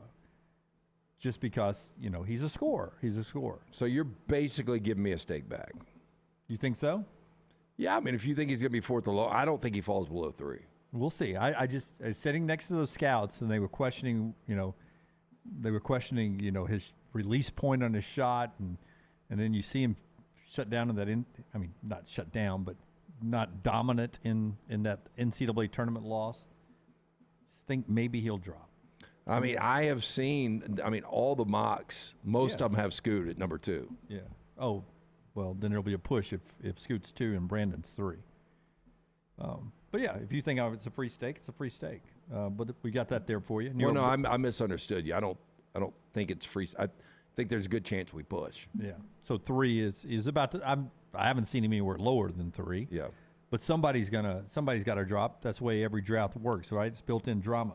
Our friends at New York Butcher Shop, we told you about them. That's where we usually get our steaks. MyBookie is where we make a lot of bets, right? MyBookie.ag. Sign up today at MyBookie.ag. Use the promo code NEXTROUND to secure a first deposit bonus at MyBookie up to $1,000. It's simple. Deposit $200 and play with $300 instantly. Just use the promo code NEXTROUND to claim your bonus. Next Round is the promo code. Spell it out right there. Whether you're a diehard or a casual fan, simply put, there's never been a better time to start exploring the world of online sports betting than with MyBookie. MyBookie.ag. Bet anything, anytime, anywhere with MyBookie. You see today's lines rolling in there on the College World Series, which goes at the top of the hour. Elimination game. TCU and Oklahoma, then LSU and Tennessee tonight at 6. One more segment to go right here on TNR. Everything Next Round is on demand now in the podcast section at nextroundlive.com. If you're looking for a fun golf atmosphere that is laid back with a peaceful environment, the Meadows Golf Course in Harpersville, right off of Highway 280, is perfect for you. Just a short drive from Birmingham, this 18-hole, 200-acre track with rolling fairways and ample greens is the definition of peacefulness of the country just miles from the city. Enjoy a great lunch before your round and a cocktail on the wraparound porch after 18. Come see us today. The Meadows Golf Course in Harpersville, right off of Highway 280. Follow Next Round Live on Twitter, Instagram, Facebook, and YouTube. The social media team at Next Round Live will share the latest interviews and videos from UAB, Alabama, Auburn, and campuses all over the college landscape. You'll also get the latest highlights and news from the Next Round Live Daily Show. Jim, Lance, and Ryan will share their thoughts, and remember, you can always see the old shows on the Next Round Live YouTube channel. Subscribe, like, and don't forget to comment. Turn on the notifications so you don't miss a thing. It's Next Round Live on Twitter, Instagram, Facebook, and YouTube. Stop by the New York Butcher Shop and pick up the finest in certified Angus prime beef steaks and burgers, premium pork chops, ribs, and all-natural chicken cut to order just for you. Their chef-prepared entrees and side dishes are the perfect dinner-to-go choice for your family and are ready to heat at home. With a great selection of fine wines and desserts, the New York Butcher Shop is your one-stop dinner shop. 2 locations to serve you, Cahaba Heights and on Highway 119 in Greystone, the New York Butcher Shop. Rare quality, well-done service. Make sure to start your day at nextroundlive.com. Get caught up on the latest podcasts and videos from the live daily show, plus specialty shows such as the Mystery Fifth Hour. You can also learn more about the whole staff at Double Down Media, find all of our social media feeds, see the latest videos from our YouTube channel and gaming channel, plus find other ways to consume the show like the Next Round mobile app, which you can download direct from the site via your iOS and Android device. Make nextroundlive.com your homepage and stay up to date with everything from us here at the Next Round. It's the spring sales event at Alfa Romeo of Birmingham. Now you can get $10,000 off plus rates as low as 4.7% on new 2022 Alfa Romeo Stelvios and new 2022 Alfa Romeo Giulias. Come see the team at Alfa Romeo of Birmingham, exit 27 just off I-459 on Grants Mill Road, or visit them online at alfaromeo.usa.birmingham.com. Hurry down before they're all gone. All incentives applied in stock units only with approved credit. Alfa Romeo USA of Birmingham.com. Hey, Lance Taylor from the Next Round. You've heard me for years talk about our friends at Bromberg's Jewelers, and we welcome you to stop by and see that great customer service at the Mountain Brook and Summit locations. But we'd also love for you to check out their new online shop. They've got plenty to choose from. Great gifts, big and small. Available online, they've got David Yurman, Tudor watches, select diamond and gemstone jewelry, William Henry, seasonal and favorite giftware items, and baby gifts as well. They've even got an online sale section. For more information, Brombergs.com.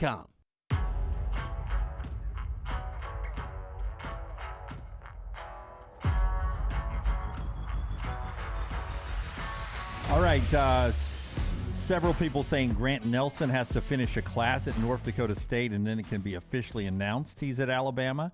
And then Jaron Stevenson is the overall prospect, number 22 overall prospect in 2024, according to you guys sending me links. He's making an announcement tomorrow. His mom and dad played at North Carolina.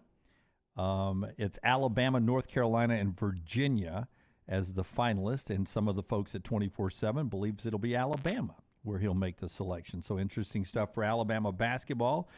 And it's, we got football season first, but it could be another very exciting year in the state when it comes to basketball with Andy Kennedy at UAB.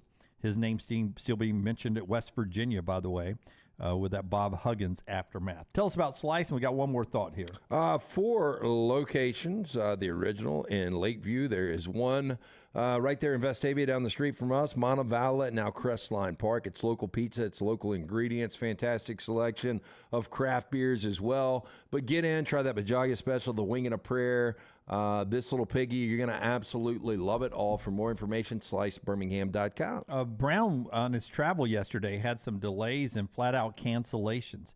When you travel from now on, do you just assume that one day you just have to dedicate one day? You can't make a plan on your travel day now. You got to just count on whatever it takes one day, right, to get there? I actually, the last time I traveled, when I went out to Vegas and then L.A., it was really, really smooth as far as no delays. Like the previous 4 or 5 times I've traveled, I've gotten not only delays, I've had the complete, like the flights have been wiped for the day, have to leave the airport, go stay somewhere and come back. It's typical. I mean, it's a nightmare because of the shortage of pilots right now. Yeah, I just plan on Tuesday's a travel day. Saturday's a travel day. Everything else in between is vacation. Brown made it safely to his destination, even sending us some pictures from the plane. He's on vacation all week. All that stuff's available in the store, nextround.store. Until next time, God bless you, and God bless America.